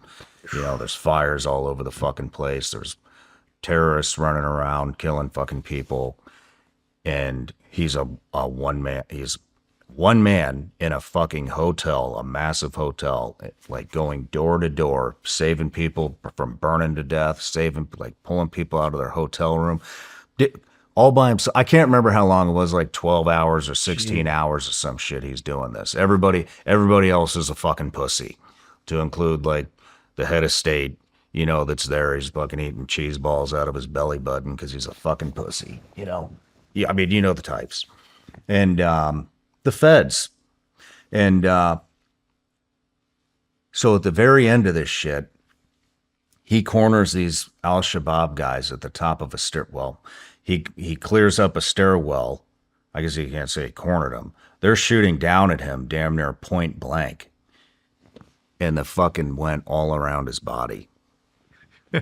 And then he throws up a concussion grenade, discombobulates him, runs up, finishes him off, rips the door off the wall. And that's the door hinge that was holding the fucking door up. Wow. But I mean, and he, same thing. Yeah. He credits should be Christ. Dead. Yeah. Lots of guys. Eddie Penny. He's got another, he's got the guy I was just telling you about, this kind of a spiritual mentor for me, or he's got a similar situation where it's just like where I can't remember exactly what happened. Like a voice told him, like, don't fucking move. And then the building gets leveled. I mean, it's just time and time and time again. Yeah, you're not going to die until God says so. Yeah. He knows the exact second. He knows, and there's some confidence to take in that. That Bible verse, that Proverbs 3, 5, and 6. It's trust in the Lord with all your heart and do not lean on your own understanding. When I can do that, when I try to figure out, I go through that worrying about China and I worry, and what is fret not thyself. We're told don't do it to yourself. Be anxious for nothing. He tells us all through Scripture, quit doing that because it's a waste of energy. Mm-hmm. That He's in charge. Mm-hmm. Trust in the Lord with all your heart, and He will direct your path. I mean, it's always a battle because, guys like you and me, we believe in doing things and getting it done. And we're contingency planners. Yeah, right. What if this happens? Then we're doing this. What if that goes to shit? Then we're doing that. It goes. I don't think there's anything wrong with that. I just think as God's kids, we got to be careful where we put too much faith in our own. Trust not in our own understanding, and don't lean on your own understanding. When I have any conflict in my own thinking about Israel, about China, about whatever it is, I can go back to the Word now, and this is something that I think Christians have this huge advantage over the world, where we can kind of take the pressure off ourselves. Even in this Iran thing right now, I know that in Ezekiel 38, 39, I know the Bible says clearly, it gives us the play-by-play. Have you ever read that? Do you know that what I'm talking about? It gives us the play-by-play of a final big shootout and who the players are. Iran will become allies with Russia, Libya, Turkey, Ukraine, and Arab peoples. It's in Ezekiel 38. They will come against Israel. Israel will stand alone. They're going to have no allies. So they're going to come against Israel. Israel will have no allies. And in this big future shootout, and I'm sure you have Lee Strobel on here, and you got guys who know this 10 times better than I do. But in my own little studies of the Bible, it gives me this. I know we're not going to knock off Iran. I know we're not. Don't get me wrong. I think we're going to decimate them and maybe knock them down a couple of pegs, and they're not going to be a problem for a little bit. And I think I'm all for it. But I know we don't get rid of them because Scripture says they're going to be around. They're going to come against Israel with Russia, with Turkey, with Ukraine, with Libya.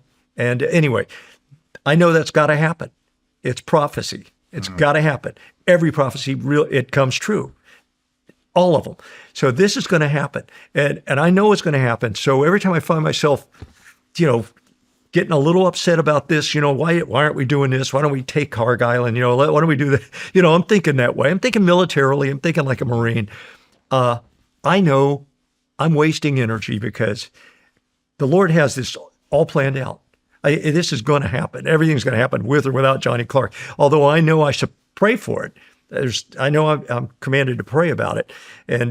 But I know that in the end, Israel's going to stand alone. And I mean, you can see it happening. The whole world will basically abandon little Israel. It's Bible prophecy. And when Iran and Russia and all of these nations, they're going to be destroyed.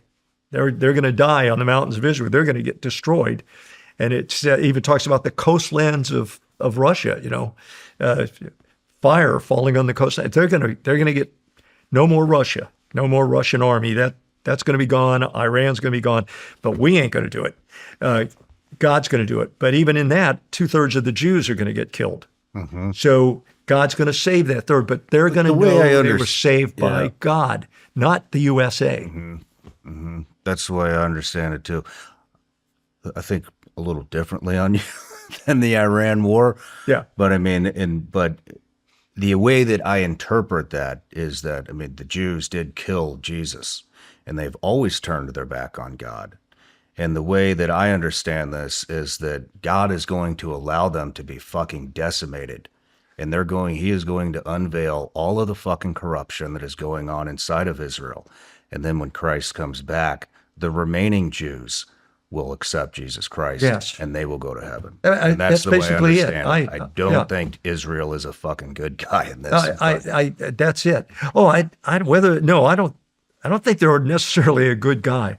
I know they're the chosen people. I know. We're the chosen people. I know that God is going to. God's going to take care of these things, not us, not any human force. That the Lord's going to take care of it. And they are the remaining Jews that survive this are going to come to Christ. They're going to realize Jesus Christ was the Messiah. They're going to come to that decision. But in the meantime, nothing's going to stop this stuff from happening. Nothing. My worrying about it, nothing's going to stop it. It's got to happen. It's Bible prophecy. Yep. Let me tell you about Guns Up, the miracle with Guns Up. Okay. It getting published. I told you, at first I was an angry mess, and I was working as a mailman and teaching martial arts at the University of South Florida at night. And so I was working 2 jobs, doing okay. That's just, could you imagine how many people, if they knew what the fucking mailman was capable? Holy shit. I was really blessed, Shawn. In Okinawa, I by accident, I trained with Grandmaster Shimabuku, a really famous old Okinawan. I didn't know who he was. He was just another Okinawan to me, but I was ordered out in the Ville. We had a lieutenant ahead of his time. He ordered guys with certain wounds to go into the Ville and take martial arts from this little Okinawan guy. And it ends up being Grandmaster Shimabuku. He was an amazing character.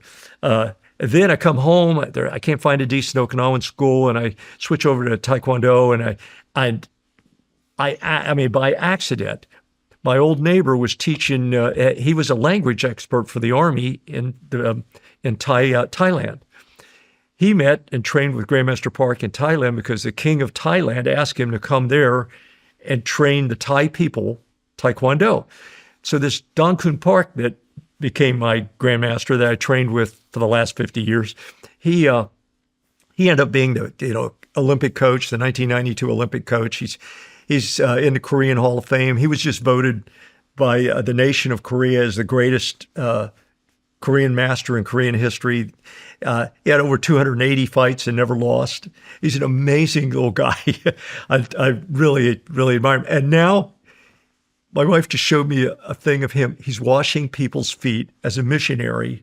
Wow. In Guatemala. I think it's Guatemala. Yeah, I just love this guy. And we've been together forever. We had some adventures. but yeah. So anyway, I lucked out in getting to train with some great men. And I'm just another student. But I lost both those jobs when my back went out on me. And I hurt that back. We were coming in on a hot LZ. The machine gun's the last one off the chopper. When the old the 46s, with the back ramp goes down, little round holes. 46s back then. Huh? You run off the back ramp. Well, they hover and guys run off the little back ramp. And the front of it hovers because we were under fire. And so all the guys got off. And me and Chan are the last two trying to get to that ramp. And the pilot got killed. And the chopper went out of control, and the co-pilot got control of it, but we're swirling like this, throwing us all over the place inside the chopper. And I got all that gear, 25-pound M60 and on and on. So Chan got off. Now I don't know how high up in the air, but he finally gains control of the thing, and I know I got to get with the guys, and I don't even know how high up I was. I run off that ramp. I landed like an anchor, but I hit mushy, swampy stuff, and sank down deep into it, and didn't die. Another time, I should have died, and everybody's shooting at me, and they can't get me out of the mud. Anyway, I came out of it fine, but that back was never quite the same. And it finally went. And when it went, now I had to find a way to make a living. And that's when Nancy said, you need to write some of your stories from, Vietnam and fight the liberal media who are lying about what the guys did over there. And you get so angry about it, you can't beat everybody up. You got to, just fight back a smart way and set the record straight. Yeah. And that's what I tried to do. But that book was rejected by every publisher from New York to California for 4 years. I told you how I learned how I wrote it. I kept taking the same writing class over and over and over. Well, my writing professors at St. Pete College thought it was the best war book they ever read. They were sure it's gonna get published here, and they'd give me all these people to send it to. Rejected by everybody. I mean, you couldn't. There was very few publishers that I hadn't sent it to. I don't know if there's any, and.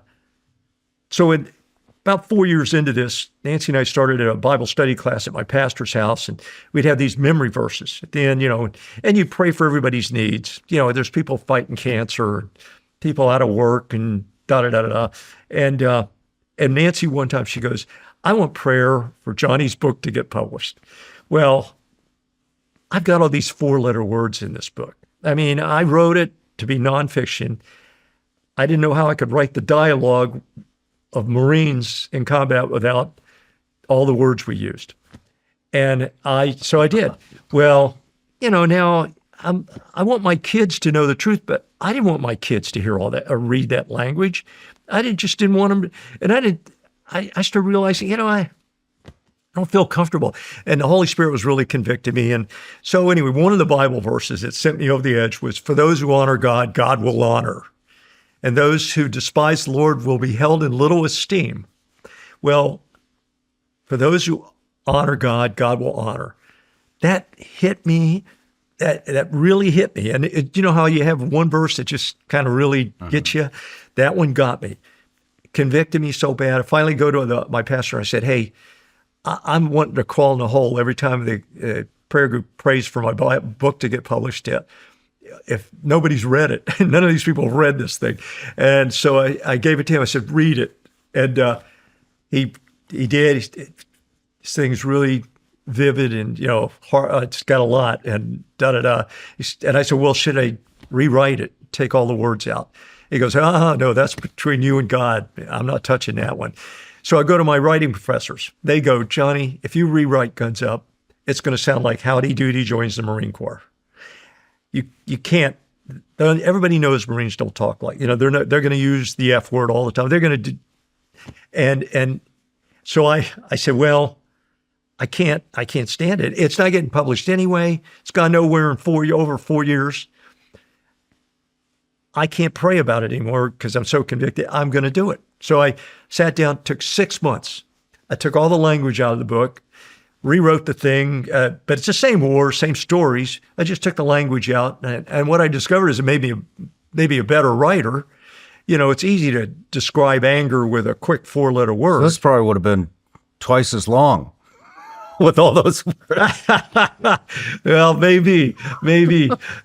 So I took all the language out, and the day I finished that rewrite, Nancy and I got a bottle of champagne, popped a champagne, and said, Nancy, anchor's off my back. I pray about the book getting published I'm done with it. And the next morning, I get a call from Soldier of Fortune magazine, and they said, "Oh, is this Mr. Clark? Da da da da. We've got this story you sent us, and we want to publish it." I had never had anything published, so I said, "What story? I never sent you a story." And they go, "Yeah, you sent us a story, didn't you? About Troy Bridge, da da da da, and out of a book called Guns Up." And I said, "Well, yeah, I wrote that." And then he goes, I said, "Well, wait a minute. When did I send you this?" And he goes, let me see. Oh, he sent it to us 4 years ago. And I go, what? Why are you just now finding it? He goes, I don't know. It just turned up in our slush pile. 2 days later, Eagle magazine calls. It's the exact same story. Whoa. And I say the exact same thing. Why now? Why 4 years late? And he goes, oh, I can't answer that. It just turned up in our slush pile. Then American Legion magazine calls. Holy cow. It's the exact same story. And there was a fourth one. Okay, go ahead and tell me, luck, baloney. I had honored God, and now God was honoring me. So I sent the book out again. And I started to send it out to publishers again. Within 1 month, this book that had been rejected by every publisher in New York, North Carolina, California, everywhere I could find a publisher. Within 1 month, 9 publishers now wanted the book. What? And the one that bought it was Random House, biggest publisher in the world. Now they want this book. So I get a phone call from Pam Strickler, she was the senior editor at Random House at Ballantine Books. And she goes, so I say, well, listen, Mr. Clark, we love this book. We want this book. And I said, well, I'm thrilled, but I said, why now? I mean, why do you want it now? And she says, what do you mean? And I said, well, I had wallpaper. This is something the writing teachers told me to do to keep up your spirits. My whole, my writing office, once we had our second kid, I knocked a hole in our roof of our 2-bedroom, 1-bath house, and I built a conning tower on top. It was basically a conning tower, with little stairs going up to it. A real thrill with Nancy. Did a lot for our living room, but that was my writing room. Well, I wallpapered my writing room with rejection notices. Are you serious? I'm serious. The whole wallpaper. That's I had amazing. rejections from everybody, and I had grown to know. I could tell when somebody actually read it or when it was just a stamp. No thanks. I had hers there, and I said, Pam Strickler. And she goes, yes. And I said, I have your rejection letter right here. And I said, you actually read this thing. I can tell. And I read it to her. And she goes, oh, I did read that book. I remember. And I said, well, that was just a year ago. So why do you want it now? Why do you think it's so great now? I said, is it because I took all the cuss words out? And she said, you mean there's no profanity in this book? And I said, no, none. And she goes, Mr. Clark, that's incredible. All my readers have read this book and loved it. She said, all my junior editors have read this book. I've read this book. No one at Random House recognized that there's no profanity in that book. And I said, no, none. And she goes, that's incredible. She goes, we've never heard of a Vietnam War book without the profanity. And I said, well, yeah. I said, we have now. And she said, gosh, well, we want this book. And I said, it's yours. It's great. You're the biggest publisher in the world, please. And she says, but you're going to have to work with us some.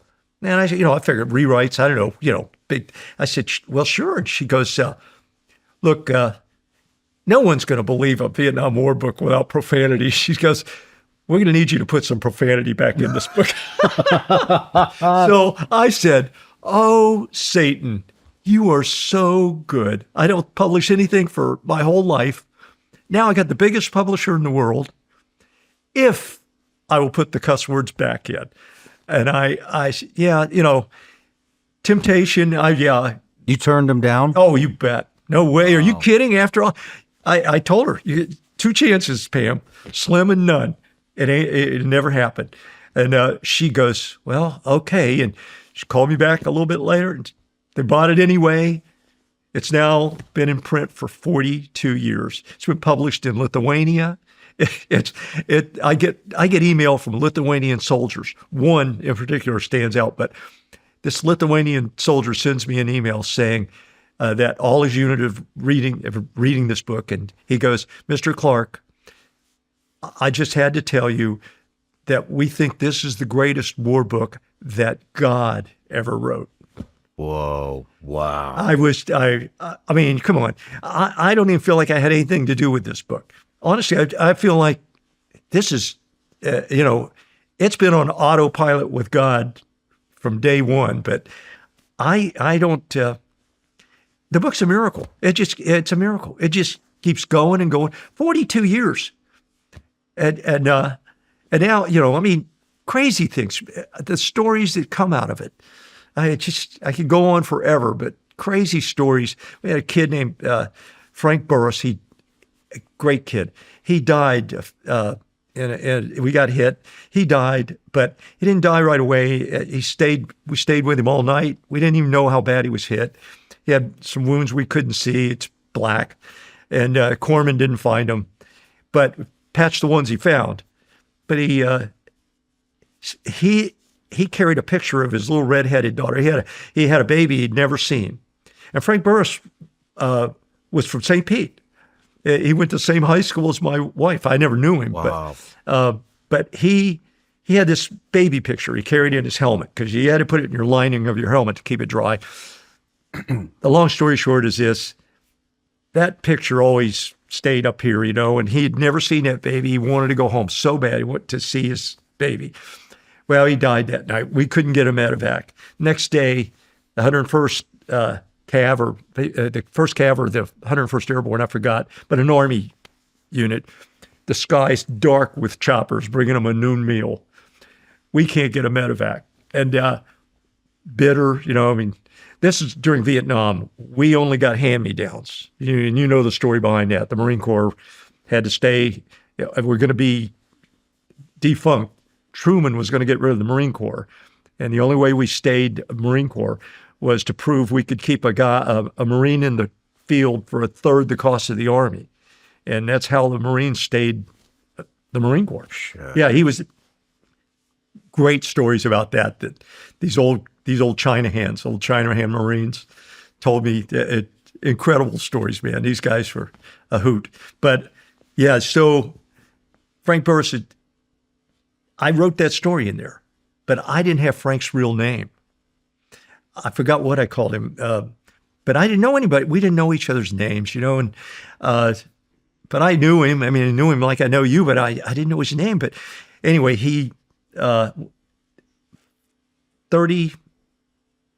years later, maybe more, maybe 35 years later, I hear from this girl, and she sends me a picture. She gets my email, and then she gets my address, and she sent me an email. I contact her back. She said, I think my dad died in Nam with you. And it's Frank Burris. It's Baby Red. That's what we called her, Baby Red, because she had bushy red hair. She had that same picture, and she sent me a blow-up of it. And it was, she had discovered how her dad died reading that book. But it doesn't stop. I mean, it goes on and on and on. I mean, the stories that God turns up out of this. And it gave her some peace. Her mom told me, that she needed it so bad. Man. Yeah. Anyway, the book's a flat out miracle. That's amazing. Yeah, it is. It's a miracle. I don't have much to do with it. I just sit back and marvel. Pretty cool. Wow. That had to just hit like a ton of bricks. I'm sorry, what? I mean, just to be connected with her. Oh, yeah, I know. Yeah, family members, that Frank Burris's brother has contacted me, and he didn't know how he died, and it's How'd you meet your wife? a blind date. A blind date? Yeah, a blind date. I was that Nam vet that they were a little concerned about, and so they didn't. It was her best friend and a guy that I went to high school with came over. They're trying to set me up. I was maybe spending too much time alone. They thought, and da da da da. Well, they come over and her best friend had stolen her license to show me her picture. Well, I took one look at this license, and I go, yeah, no thanks. We'll skip this one. And they go, no, she's really beautiful. And I looked, yeah, thanks anyway. No, she's hot. And now Terry, the guy, is telling me, no, I wouldn't lead you wrong. And it goes, she lives right around the corner down here, just about a block and a half away from you. And I said, well, where? I mean, all around the corner. And I said, she's got black hair. Da, da, da, da. I said, wait a minute. Does she have a little brown Toyota? And she goes, yeah. And I said, does she wash her car in a bikini out front sometimes? Oh. And they go, well, I guess so. And I go, oh, okay, let's go on that blind date. So we go on a blind date. I win a free pass and Did you ask her when she's going to wash her car next? I was quickly dirtying up her car. So we go to the old Beach Theater, which a real old theater out on St. Pete Beach, and we go and buy popcorn. Our first blind date, and in the popcorn, we won a free pass to a second movie. So we had an immediate second date, and the rest is history. We just celebrated our 49th wedding anniversary. Congratulations. Yeah, thanks. Yeah. Wow. That's old. 49 years. 49 years. Man, that's amazing. Yeah, 5 grandkids. How did that happen? Beautiful. Yeah, it is. They make life so much fun. They really keep you young, the grandkids. And now I'm teaching them a little bit of martial arts, some simple takedowns and chokeouts. And Simple takedowns and chokeouts. I got one little granddaughter that, I think I can teach her how to kill people. She's got potential. They all do. They're just great kids. And they already know Bible verses, that just, I wish I had that much scriptural knowledge when I was a little kid. Me too. I really do. I mean, it pays off the rest of your life. These tough questions come up or tough times. He's got a whole instruction manual if you just read it. Yeah. Well, Johnny, we're wrapping up the interview. All right, brother. But I've got a hot question here for you. Oh, boy. You ready? Yeah. You were 18 years old when you got to Vietnam. A Marine M60 machine gunner with 5th Marines. Machine gunners had a 7 to 10 second life expectancy once a firefight started. You were the number one target on the battlefield because every enemy soldier wanted to silence that gun first. Walk me through your combat loadout and be as descriptive as you can for the viewer, and tell me if your loadout ever changed throughout your time in Vietnam. Wow, that's a good question. I don't know if I can answer it properly. I can tell you this: 20-round burst if you wanted to stay alive.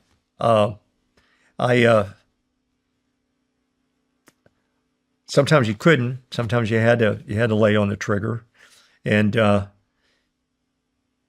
I think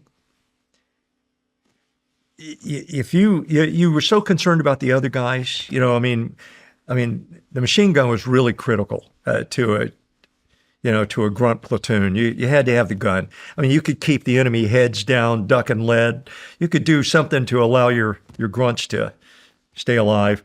I did fire it a couple of times so much that there were a couple of times where you could see the rounds going through the barrel of the M60. Literally, you could see it. It would go red hot, and then you knew you were in trouble. And see, the Marine Corps, we didn't have any spare barrels. That's another reason you had. Holy shit! You guys weren't running with spare barrels? My whole time, I never had a spare barrel. So if you had to, you'd pee on that barrel just to get the temperature down, make that sucker. You pour your canteens on it, anything to keep it from, because if it melted, and now you got a 45 and a K-bar, and now you, but a couple of times, fired until it would go red hot, and then when it went white hot, you literally could see the round, not every round, but you'd see rounds going through that barrel. You could actually see round, and now it's red or white hot.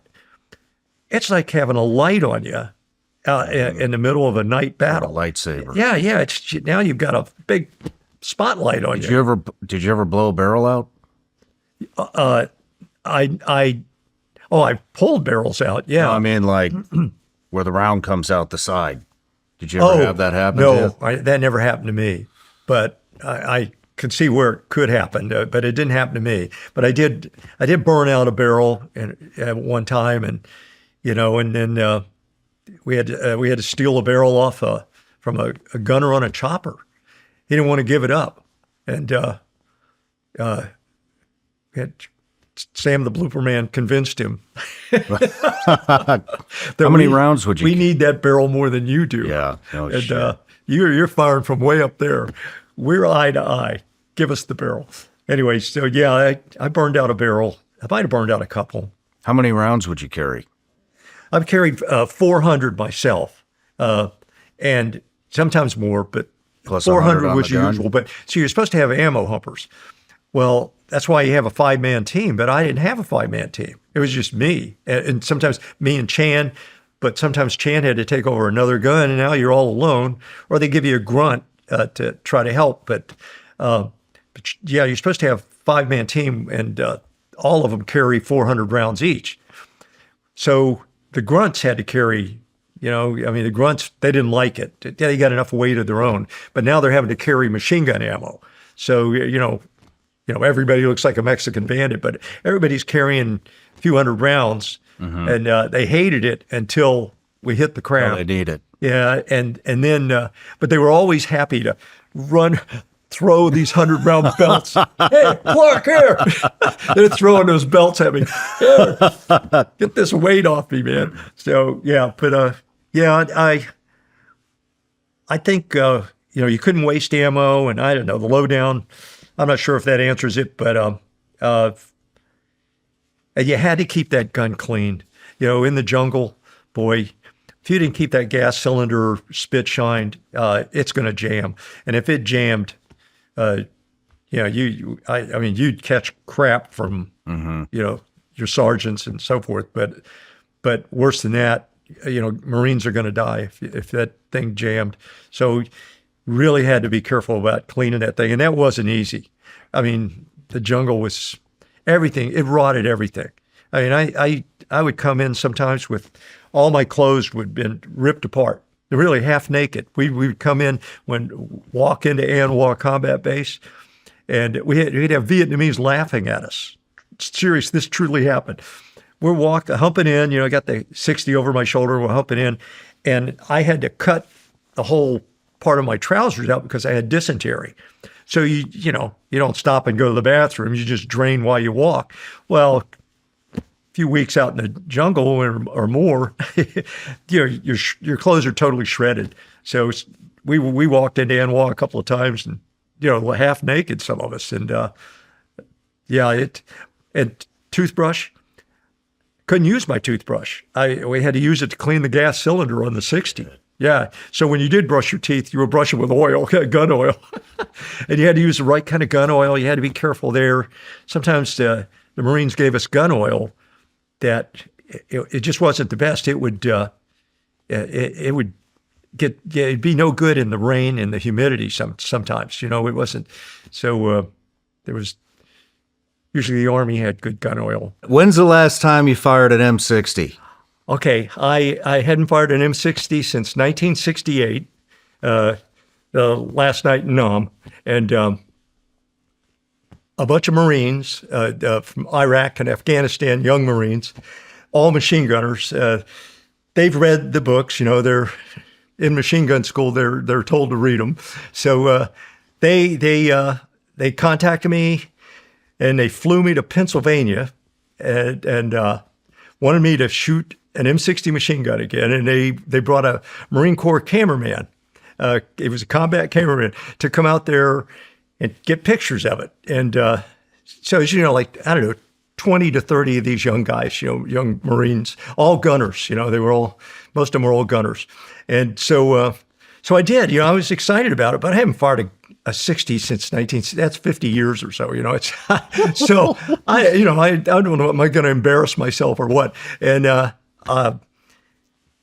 got it all ready for me, taught me a little bit. It started coming back, some of the ins and outs, and then like riding a bike, huh? Yeah, it came back, but I had forgotten, and so anyway, I was ready, and so we start firing it. They had it's probably 150 yards away. When you look at the little video, you can blow it up and you'll see that's a truck and a car down there and an old washing machine. And I think that's about it. But it's out on a farm in Pennsylvania, and it's down in like a little valley, so that the rounds won't, they got sort of something for it to hit if you blow it. And so anyway, I opened fire on this thing and. Loved it, but I couldn't see where my rounds were landing because they didn't want to use tracer rounds. They were afraid it might start a forest fire or something. So I finally said, after a little bit, hey guys, I can't see where my rounds are landing. I don't know if I'm hitting the target or not. I don't like that. And so this one young Marine goes, I got this, sir. And he comes out with a little jar of, is it tannerite? Is that what it's called? Yeah, a little jar of tannerite. It had a red label on it. And, it's just a little jar. Tiny, like a jar of pickles. And he runs out there, and it's pretty good distance. He runs out there with this jar, and he puts it on top of this washing machine, and then runs back, and he goes, "You'll know if you hit that, sir." And I go, "Well, okay," and 76-year-old eyes here, and I'm going, God. I think I see a little red dot, and I did. I could see the little red dot that was on that. It was a label, and I say, "Okay, let's go." And so I go to shoot, and they're all going, "Nah, sir, you'll never hit that shooting from the hip. You got to go on the bipod. You need a scope to hit that. The new machine guns have scopes, and And I said, "Yeah, I know. I don't like that. I don't like scopes." I said, I need to feel it, see it. And they said, "Well, sir, it's just a waste of ammo." And I said, "Well, let me try it." So I haven't fired one in 50 years.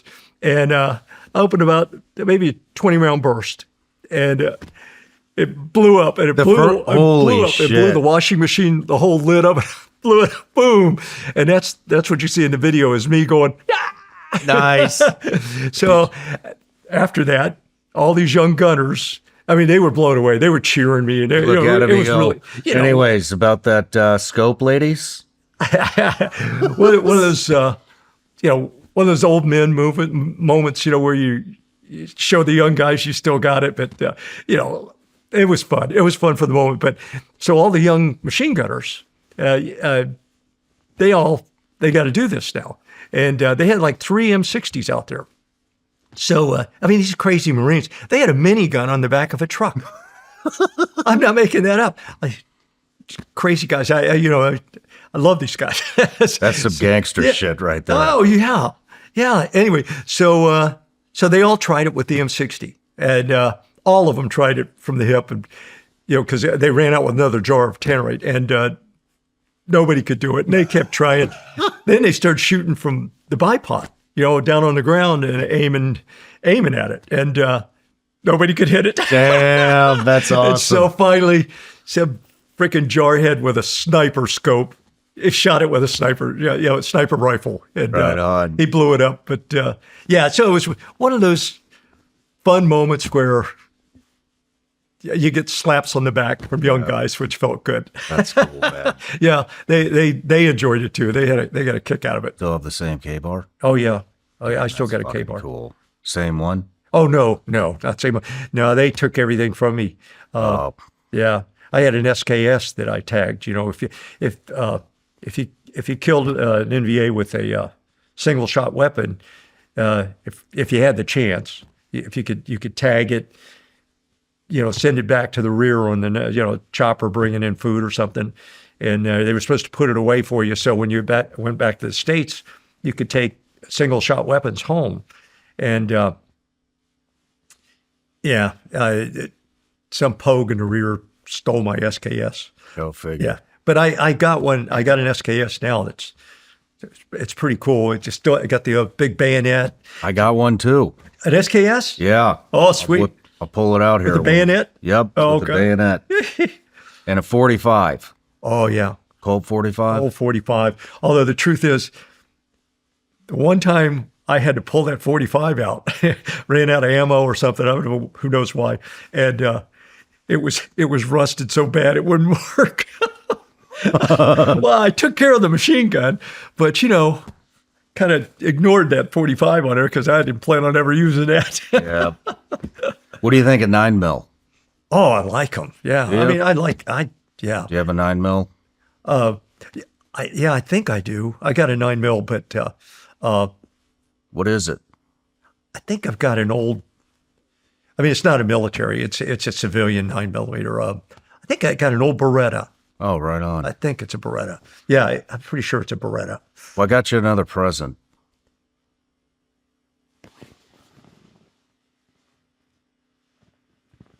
Oh, God, a silencer? That's right. I tried to get you a machine gun, but I couldn't get the paperwork done in time. So, Oh, gosh, man. I got a buddy over at SIG. His name's Jason. He's got a soft spot for Vietnam vets, just like the rest of us. Oh, Jason, thanks, buddy. So that is a 9mm Sig Sauer P365 macro with a SIG flashlight, the brand new optics line. So it's got a red dot on there. The SIG suppressor from Silencer Shop. A silencer. Silencer Shop is awesome. They do super easy to get the silencers from suppressors from them. Are you allowed to have silencers? Well, you're in luck. You live in Florida. So Silencer Shop's going to ship you a brand new can or suppressor down to Florida for you. And you'll be able to put that on that weapon right there. Oh, They'll take care of all the paperwork. The other thing I love about Silencer Shop is they stand up for gun rights for us gun enthusiasts. Yeah, so man. they're a fucking awesome company. SIG is amazing. God, that's great, man. That thing, we're talking some fucking pews. Oh, no spit. 17 rounds in the magazine, plus one in the pipe. Oh, 17 rounds? 17 rounds. Oh, man. Oh, my son's going to be trying to steal this from me. Don't let him. Okay. Oh, yeah. Gosh, this is beautiful. Man, thanks. Well, maybe you can sleep with that thing now. It done. Yeah, Done. Nancy won't even know when I've shot somebody. Right on. She could still sleep, and I'll wake her up the next day and tell her, oh, by the way, Oh Perfect. gosh, thanks, man. What a great gift. You're welcome. God, I feel cheap now giving you books and a sweatshirt. No, you kidding? I'm gonna wear that shirt everywhere. Oh God. But all right. One last question. Yeah. Do you think your buddy Chen would want to come on? Do I what? Do you think your buddy Chen would want to come on the show? Oh. I don't know. He might. I'd love to interview him. He might. I'll talk to him. I tell you, I know some great men that probably would do it quicker, but Major Scott Husing. Do you know him? No. He wrote Echo and Ramadi, and he went from as a lance corporal, he read Guns Up, and now as a retired major, and he came to see me, and Guns Up was huge with him and all the guys. I think it was in. I know he was in Ramadi, of course, but I think he was in Iraq or the first Gulf War before that. I'm not even sure. Wherever he read Guns Up, they handed out Guns Up, and they would tear it in sections for a squad to share it. And so he said, now he's in his 50s, and he shows up at my front door, and I didn't know this guy. And he goes, my name is Major Scott Husing, and I've wanted to meet you ever since I was a lance corporal. And got to know him real good. He's with the 4th Marines. And this book, Echo and Ramadi, you'd probably relate to that a lot more than Nam stuff. But anyway, he's one. I'll talk to Chad. Perfect. See what he says. Yeah. Thank you. Yeah. God, this has been so. I've been so excited about this. Me too. I've been way too anxious. I had to pray. Be anxious for nothing.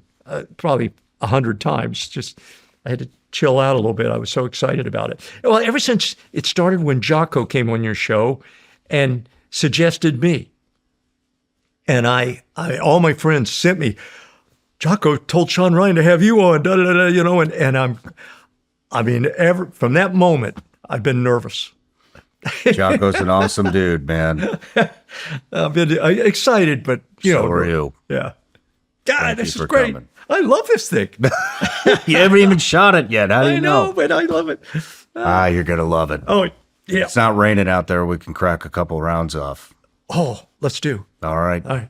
You want to end this with a prayer? I do. How about you lead it? Okay. I better put my weapon down. I don't know if God appreciates it. Oh. Father God, we come before you, Lord, to give thanks. I want to thank you with all my heart for taking care of me through all this and getting me on this podcast. I don't believe in accidents, and I know Shawn doesn't either, Lord. We want to give you thanks for 1,000,001 blessings. Thank you, Lord, for the calling you've put on his life. Thank you for using him in such a mighty way and giving him this voice that's reaching so many people and giving him the courage to stand up for Christ. That's not easy in this world, Lord. It's really hard sometimes. Father, keep encouraging Shawn with that kind of courage. And don't let any of Satan's attacks, and we know there's going to be some, there's always Satan's attacks, especially when a Christian's doing something. If a Christian's on the sideline doing nothing, Satan leaves him alone. But when you got a man like Shawn who's stepping up and stepping out front, he's walking point, God, and that's hard to do down here, and you know it. So bless him, bless this show, bless his family, and we just want to give you all the thanks and the praise in Jesus' name. Amen. Amen. Thank you, brother. Yeah, pal. Johnny, Yeah. it was an honor. Oh. Thanks, man.